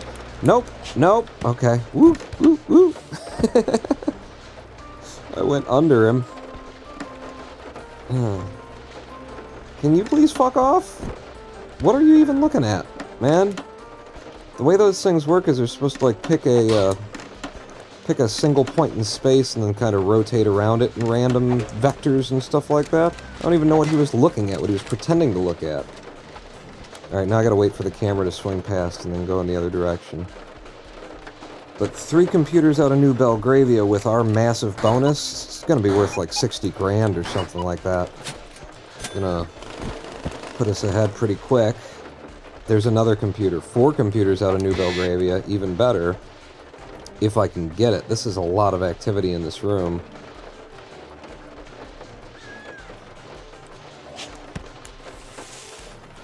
Okay, I want to get rid of the guy who can hear stuff. And I think I can stand right here and the camera shouldn't see me. Get rid of you, and then when the camera swings that way, I'll hit the computer. Got it. I'm gonna go up and over the building, I think, to leave. But I'm pretty sure that's every single computer in here. And it was 4 computers, which is just beautiful. That's a ton of money. With our XP multiplier on it especially. Way more money than I expect to get out of 1 level in New Belgravia. 96% of the cash, that's 97,000. We are...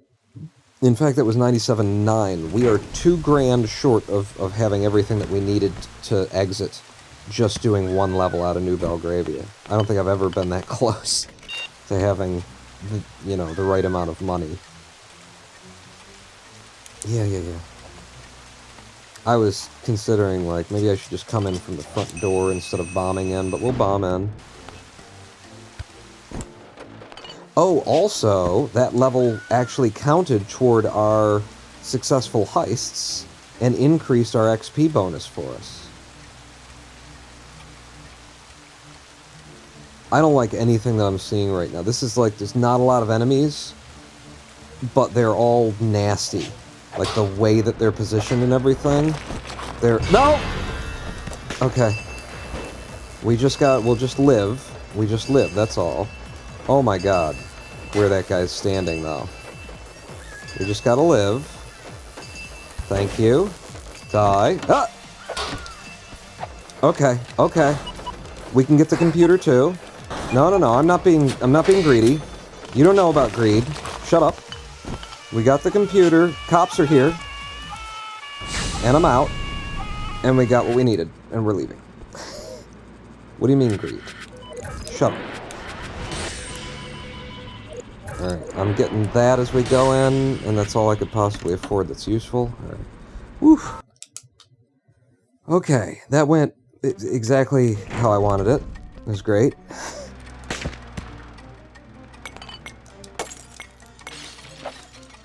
Damn it. I wanted him to die.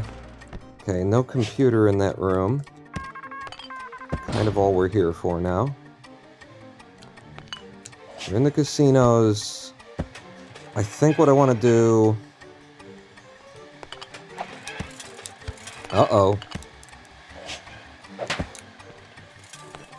is get a little bit of money out of this first casino, use it to buy things that'll make the levels easier in the casinos, and then come back for a bigger haul.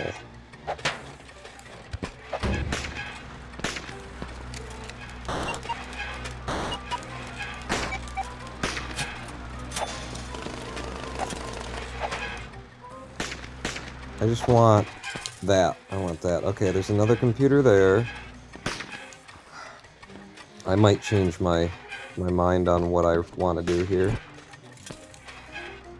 Okay, so we got the camera, and we got the guy who shoots in 5 directions.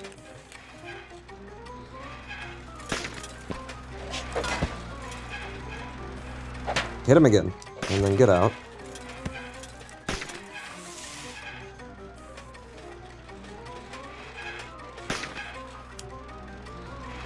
And you're done. You're done, son. Yeah, I can get this guy. 2 hits and out. Guy's flipping back and forth pretty quick. I don't like it. I'm gonna go down and see if there's another computer down here. It'll set off the alarm to hit that one. So I'd want to take the one that we saw above me first. Okay, so there's a 1 thick wall at the top of this room. And that's what I want to use. The problem kind of is the camera, because I've got to plant a bomb on that wall. Oh, hello. I forgot that I had that ability. But I did go out of my way to purchase it, so you're dead now. But yeah, okay, I think we're good if I put a bomb right here. The camera shouldn't see me as it swings. Okay.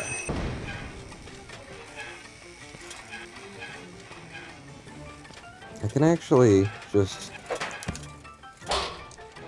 do that. It makes it a little bit safer for me to move around here. I see that wall crawler above me. Make no mistake, I see it. Doesn't mean it won't kill me. Those things tend to kill me for the most nonsensical reasons. This guy turns his view back and forth separate from the directions he's walking. So I'm just kind of waiting on that. Damn it! Damn it! Whoop! Oh!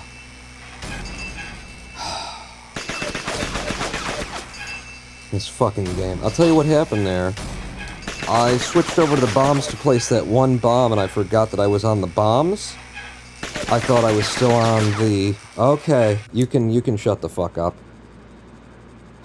I thought that I was still on the remote detonator, so I was standing there spamming the button that should activate the remote detonator, which was just starting and stopping placing a bomb, instead of setting off the electric trap that was next to the enemy who saw me, who, if I was still on the remote detonator, would be dead and wouldn't have fucking seen me. So that was that. How were we doing in time? We came into that area, into the casino's green, huh? I told you, like, picking up more successful heists early, even though it takes long, speeds up the rest of the game.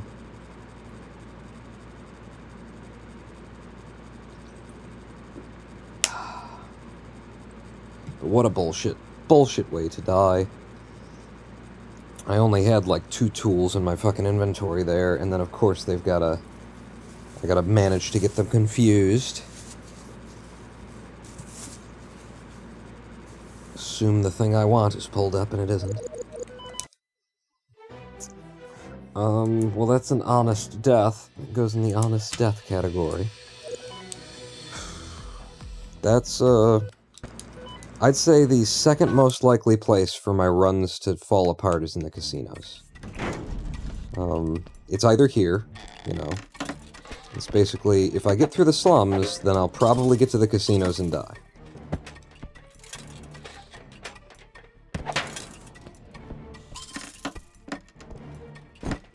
Okay, start again from scratch with a new Henry Beresford who knows nothing of thieving. But we'll teach him. We'll teach him how to get in and out of the first level in 40 seconds.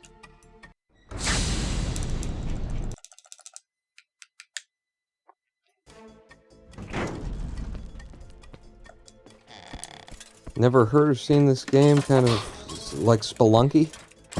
You know, I've never, ever thought that it looked like Spelunky. And now that you say that, it kind of looked like Spelunky. Yeah, I could see that. I could see the sort of, I don't know, big-headed, puppety, doofy-looking character models. This is a forced reset. Because I can get in here, get this money, but I can't get out of here. So, I could have just not gotten the money, but then we're not actually, you know, speedrunning anymore. So that falls under the forced reset category. Nope. That didn't start. So we're up to 10, 20, 35, 40... 50 forced resets since I started tallying them.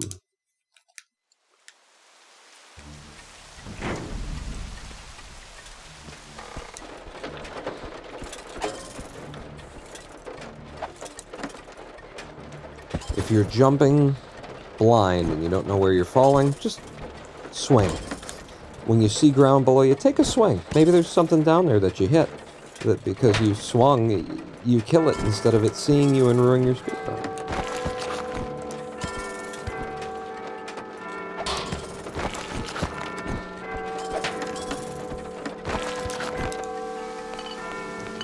There's Big Ben telling us that it's now 7 a.m. in the real world, where I am. We've managed to speedrun overnight, everybody. 7 a.m.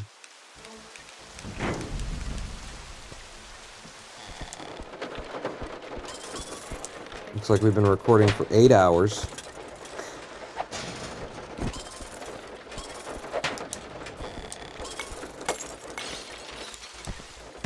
Come on. Hopping around the corner, please. I don't have a double jump yet, so some of these moves are tricky.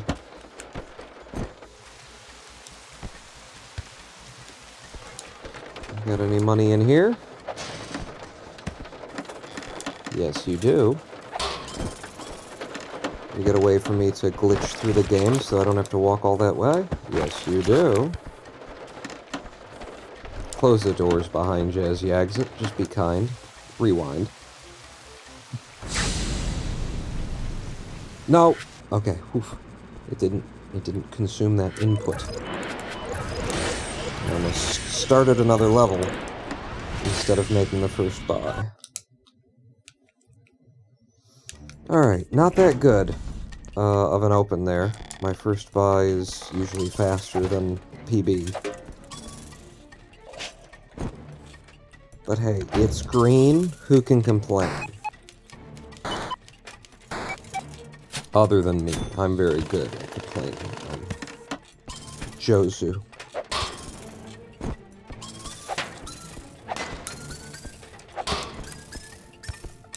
Ooh, that was a nice increasing frequency chain. Ooh, I think this is as high as the frequency gets. I think we finally found it. Through those windows, no? Yeah. That should be all the money out of this level. I think there's 100% at this place. I wasn't even thinking about it. So is that 4 levels? No, I guess it's 3 levels in 3 minutes. I want to be, you know, ideally I'm faster than that. I want to be better than 1 minute per level. Please, for the love of God, any number of the times that I pressed down, you could have went ahead and registered that I pressed down. That would have been. You didn't see me. Apparently he did. Doesn't make much of a difference.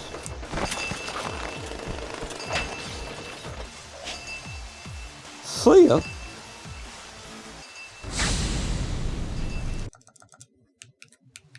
That was a successful heist. It was 80% or more. That's all we're going for. That's all we need out of these early levels. Successful heist.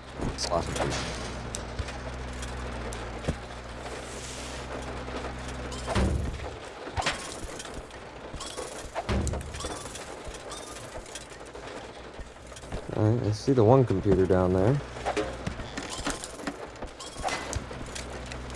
Wow, that was bad timing, but a good whip crack from my beater stick.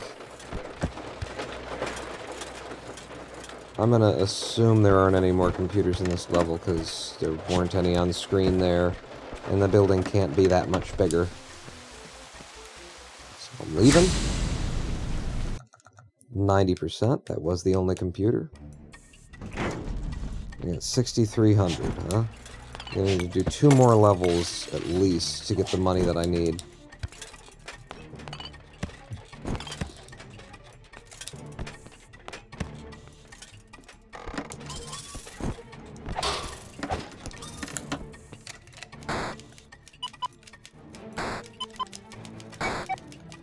There you go. That's how it's supposed to work. Just get rid of him because he's long eyes. Yeah, they were hiding another computer down here.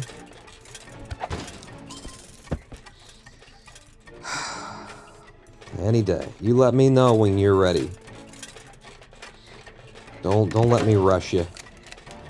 It's just a speed run.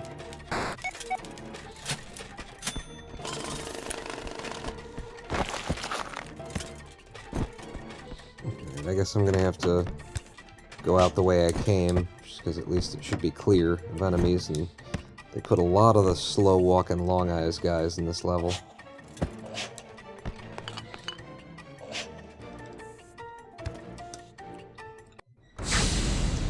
Alright, how much?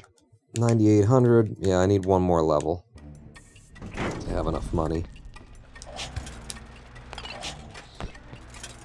Okay, one computer there. I'm not blind. I'm just looking for another. Yeah. Okay, I'm gonna come in through the front door. I'm gonna sink into these stairs because this game is so well coded. Physics is strong in this game.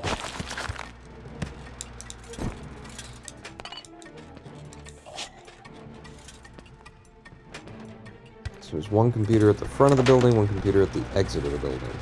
At the back.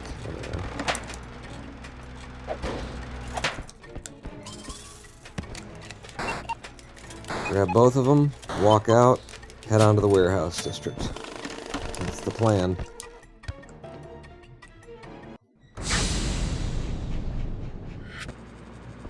Can we call it a speed jog? Things keep going the way they're going. Nope. There you go. And then over here. See, I was able to buy everything that I wanted that time. And we left a little bit early, but we also leave with less experience points than we had in the last run. So we're not going to make as much money throughout the run. But, you know, it's a trading one thing against the other. The actual speed against the speed that we might be saving for later.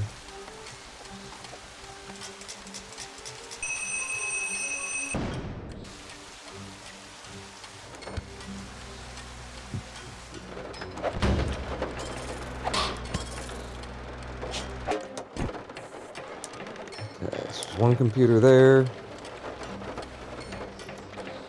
It's the only one that I've seen, and I've put a lot of angles of eye on this level.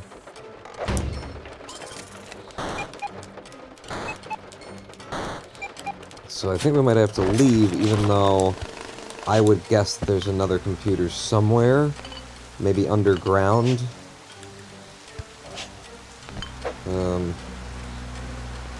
Yeah, I'd like to step in here and check from this angle. Alright, I feel better about the idea that there might only be one computer here. I think we've seen all of the angles. Yes, there was only one computer there. That was a successful heist, 87%. Unfortunately, it only gives us 9 grand, and we need to get 25 grand to go into the next area. So it's slow going. I'm curious about this as an entrance point.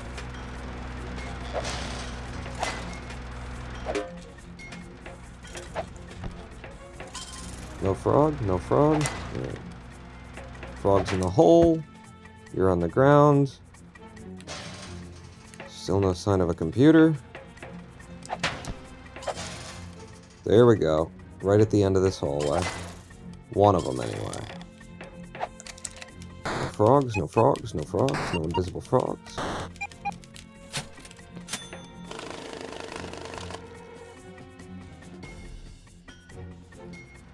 I can't see down far enough to know. And up is unlikely. I'm gonna bomb through this floor. Slide down and see if we don't see a second computer. The odds of them only putting one computer in the second level are just unlikely. Wow, that's a lot of enemies. I might just be leaving. There weren't any signs the first time you came through. There's not going to be any signs the second time you look. How tall is this building? Does it go up like a whole nother floor? I'm leaving. It's too much time looking for a computer that might not exist already. There was a second computer there, so we got fucked. Because that didn't count as a successful heist. Which does not help us in the long run, and it doesn't help us in the short run. I'm still looking for just 2 fucking computers, please. Jesus Christ. There were always 2 computers. Well, no. There we go. Thank you. Make me fucking wait for it.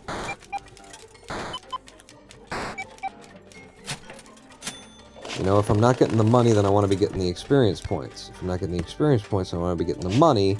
And this area managed to just give us nothing. Pretty consistently.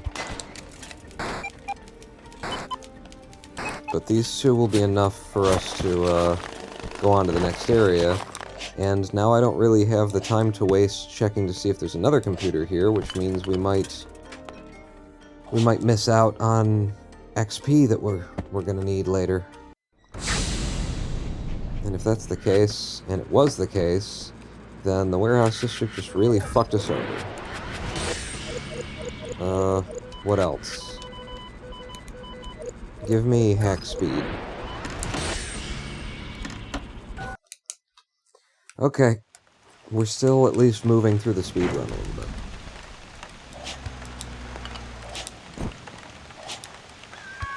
Oh, can you hear me? I don't care. Jesus. Again, a giant level. I've just passed over 4 or 5 different generated areas, none of which contain a computer. So we're just throwing this level back. The RNG is raking me over the coals right now. It needs to turn and give me some fucking fortune.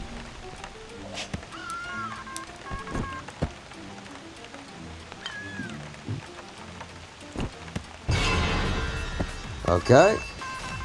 Well, it was another area where we don't see any computer early. And there were guys with super long eye cones right against the windows that I would have to pass in order to go over, so let's throw that level back as well. Hey, 2 computers early. See what can be here? See why I'm, you know, pissed off when I get the worst fucking luck that I could possibly have?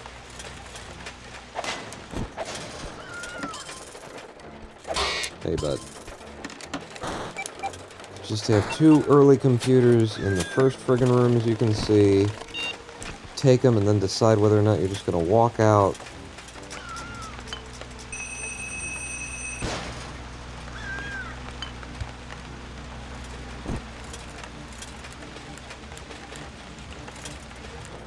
These are really easy enemies, too, that they spawned in here. There's an RNG to the enemy seeding of the levels as well, and it tends to come down to certain groups of enemies. This is like the easiest group of enemies I think you could get in New Belgravia. They're all medium-sighted, kind of doofy dudes. They're just usually not a big threat, is the deal. Let me go over and try not to be seen here. You got anything over there? No? Got anything over there? No? You got anything down there? No? I mean, nothing that I can see? Alright. I'm just gonna take this third computer up here, hope that that's all of them, and leave.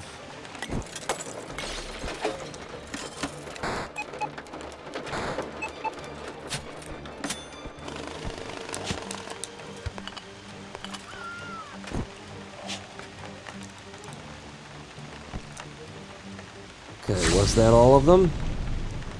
It was, and we're immediately up to 63k. We need 100k to buy into the next area, so that was a very good haul. I get 2 more computers out of here, and it's probably enough to send us into the casinos. Right, there's one right there, but it's secured. So when I hack it, it would set off the alarms.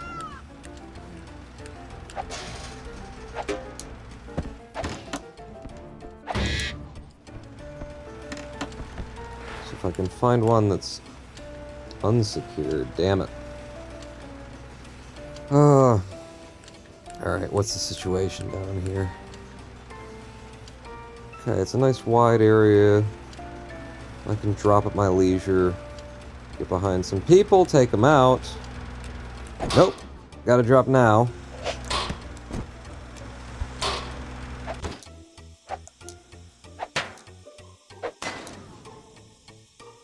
Wait for Wolverine to come back. Okay. We're safe down here.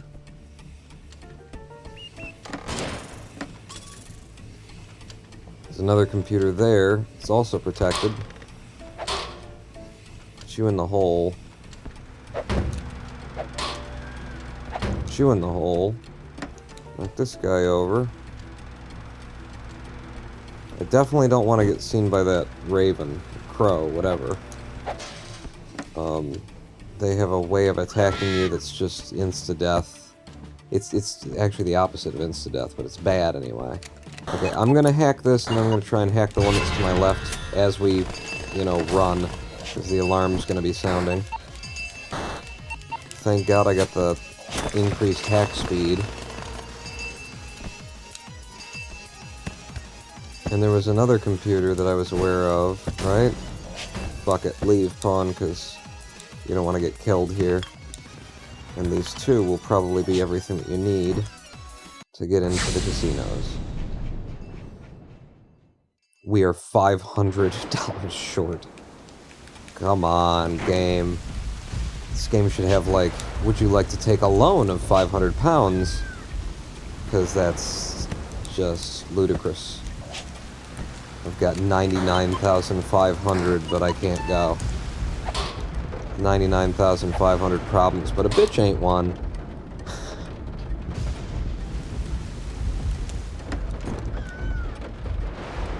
If I can get that computer, turn around, walk out, we're good.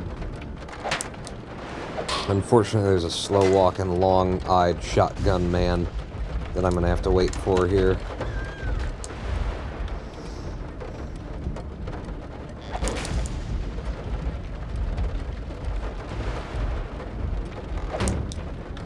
It was a long-eyed, slow-walking shotgun motherfucker. Gun motherfucker. Alright, there you go. Now just, without setting off the landmine, leave. We can go to the casinos.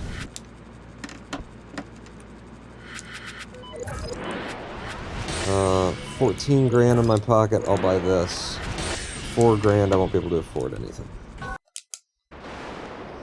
We're into the casinos, and we've got the ticks that show us where all the computers are. Those are the only enemies that you can hit through the wall. You can hit them through the wall because they're such bullshit that the game designer had to allow you to hit them through the wall. I'm not exaggerating either. That's basically pretty much correct right there. Oh, come on. Alright. Let's get you off this precipice. Let's hit this guy 3 times. Start making this area safer. That's not gonna work out for me. Alright, I guess I gotta sit on this wall for a minute. It'll allow me to kill both of them. This guy with the electric effects around his body, when he has the electric effects, if you hit him, he'll kill you. So the timing here is pretty bad for me.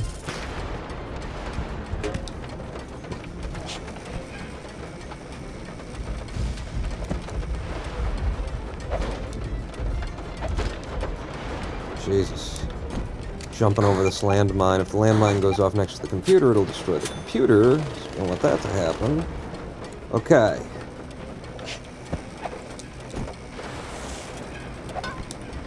Damn it. Alright, if that's how you want to play it, then I'm just going to set a bomb above your head, and then we'll see who wants to stand there. Huh? It was a bad idea, wasn't it? Yeah, it didn't work out. There's an ear guy. A Curie bomb over there. God, the early levels of the casinos are horrible. They pack so much into, like, these really small areas. And it's just a mess. You can't even tell what the threats are most of the time. 1, 2, and then I can't hit him again until the electricity goes away. Did I just glitch him? Look at him. He's just walking left continuously. I've never seen that happen. Thanks, though. I'm happy for it. It'll get me a second computer. Now, I could just leave. We got 21k in our pockets, and it gets multiplied to be more. Or, I could try and take all 4 computers and make this a really successful heist. I don't like what I'm seeing. I'm gonna leave. I'm gonna leave, I'm gonna cash out, take the money I've got, and then use it to buy tools that will make the casinos safer to run. So, we turned 20 grand into 65 with all of our bonuses. Things that I would really want. Oh, son of a bitch. No. Get the tools, Pawn. That's more important. So, you and a bug are pretty important. I'll take bomb speed, and I'll take steam purge. At 8k, I should be able to afford something else. No? Alright. Alright, that'll make it a little safer to be in Casino Town.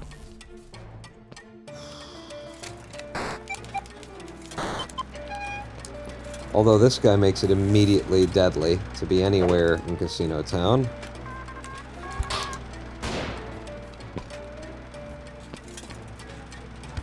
A thing that floats above your head, moves randomly and wildly, and can insta-kill you in one shot. That's a good enemy. That's a really... ooh.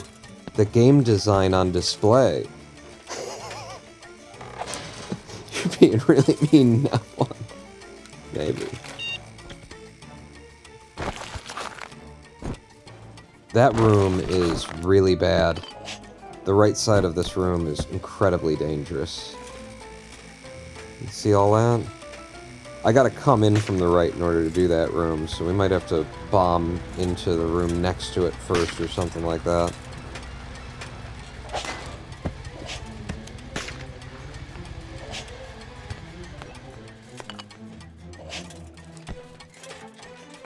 Okay, that looks like a good room. And this is all nice. This is all looking good. There's a bunch of unprotected computers. I can definitely get these 3 computers that we've seen. Who knows about the fourth, though? Nope! Oh, Jesus Christ. Thank God he didn't see me. That was an error on my part to be moving there. I'll wait for the camera to pass one more time, and then I'll move in on this computer. And now we've got bugs, which I can plant on a computer, and it will constantly siphon money directly out of the accounts into my account. The next computer is below us, huh? Oof. Hang on. Let me get the remote det. Take care of that. 2 threats down. It's right there, and it's unprotected as well. Alright, we're bombing in. And I got the rig speed, I forgot about that, so the bombs place a lot faster. I've got to be careful, you know, at this point in the game. I gotta move a little bit slower. I gotta read the rooms before I come into them. I'm gonna disarm some traps occasionally for safety. And take him out. He's gonna be electrified, so I won't be able to hit him yet. I can walk behind him, I can hit him twice, knock him into that hole, and then I don't have to worry about him.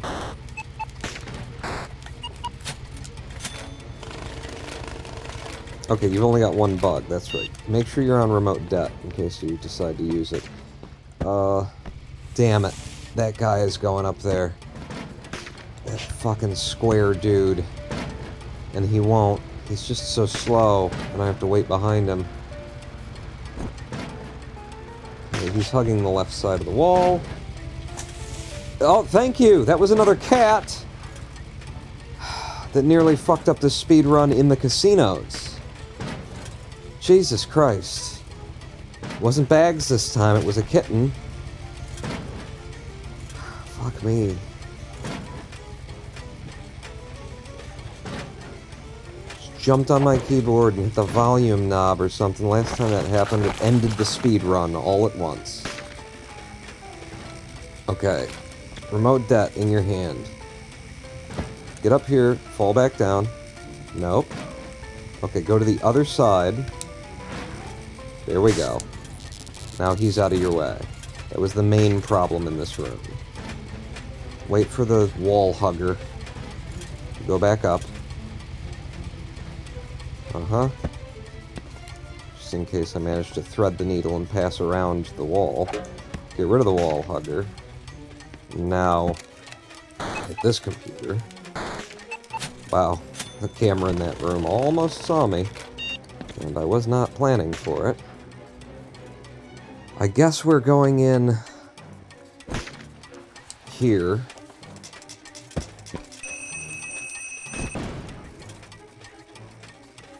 To that side of things.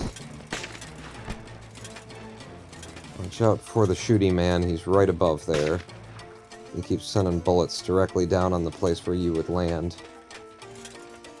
Keep track of his timing. Oh, he's off screen, so now he's frozen. Now he's unfrozen. Nope, he refroze. Okay.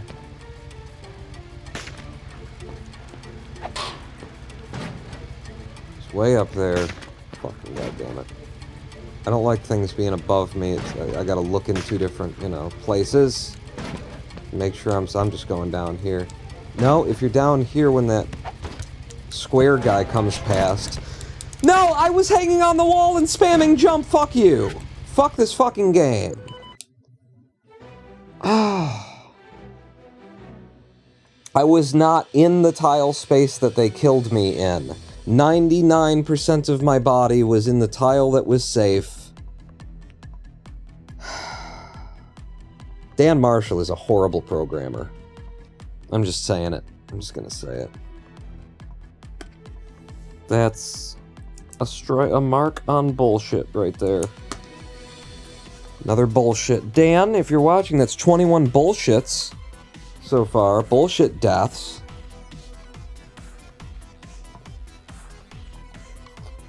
where 0.1% of the character model was in that tile, but the game prefers to kill you whenever it can. Different, like the opposite of every other game out there. I wonder why every other game doesn't do it that way, Dan Marshall. The opposite of insta-death, so no death. That would be good. Say goodbye to the toe, man. Yeah. Jesus fucking Christ, this game. What did I just say on like 2 runs ago when we died in the casinos for bullshit reasons? Is that I either die in the slums or the casino.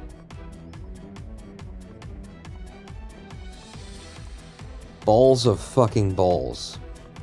And now it's like, do I want to get on a run at this point? How long have I been here? 8.5 hours. I think I have to end the live stream. That could have been an excellent run if Dan Marshall knew how to program, but apparently he doesn't. I got to vent somehow, and taking it out on the solo indie developer who made the game is one of the few ways that I can. I mean, the other way that I'm doing is making a list of every time that I die to bullshit, you know. Gotta get it out. And I think, I'm pretty sure most people in chat would agree that it was bullshit, that I should die right there. Well, I'm on a tile that enemy cannot access. That enemy is not even allowed to go to that tile. He's on the ground, he has to continue rolling on the wall that he's on. I'm stuck to the wall that's above him and to the left, and he kills me on a tile that he's not allowed to even access. I mean, that's just good game design right there. That's what that is.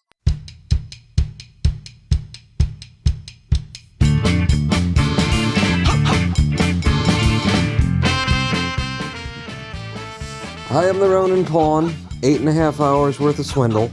And what have we got to show for it? Some good runs near the end. Some good runs into the casino. And, you know, starting to become like back-to-back runs into the casino, I would consider them, because, you know, when the game is allowing me to run and not giving me forced resets, we were just, you know, we went all the way to the casinos, and then 2 runs later, we went all the way to the casinos.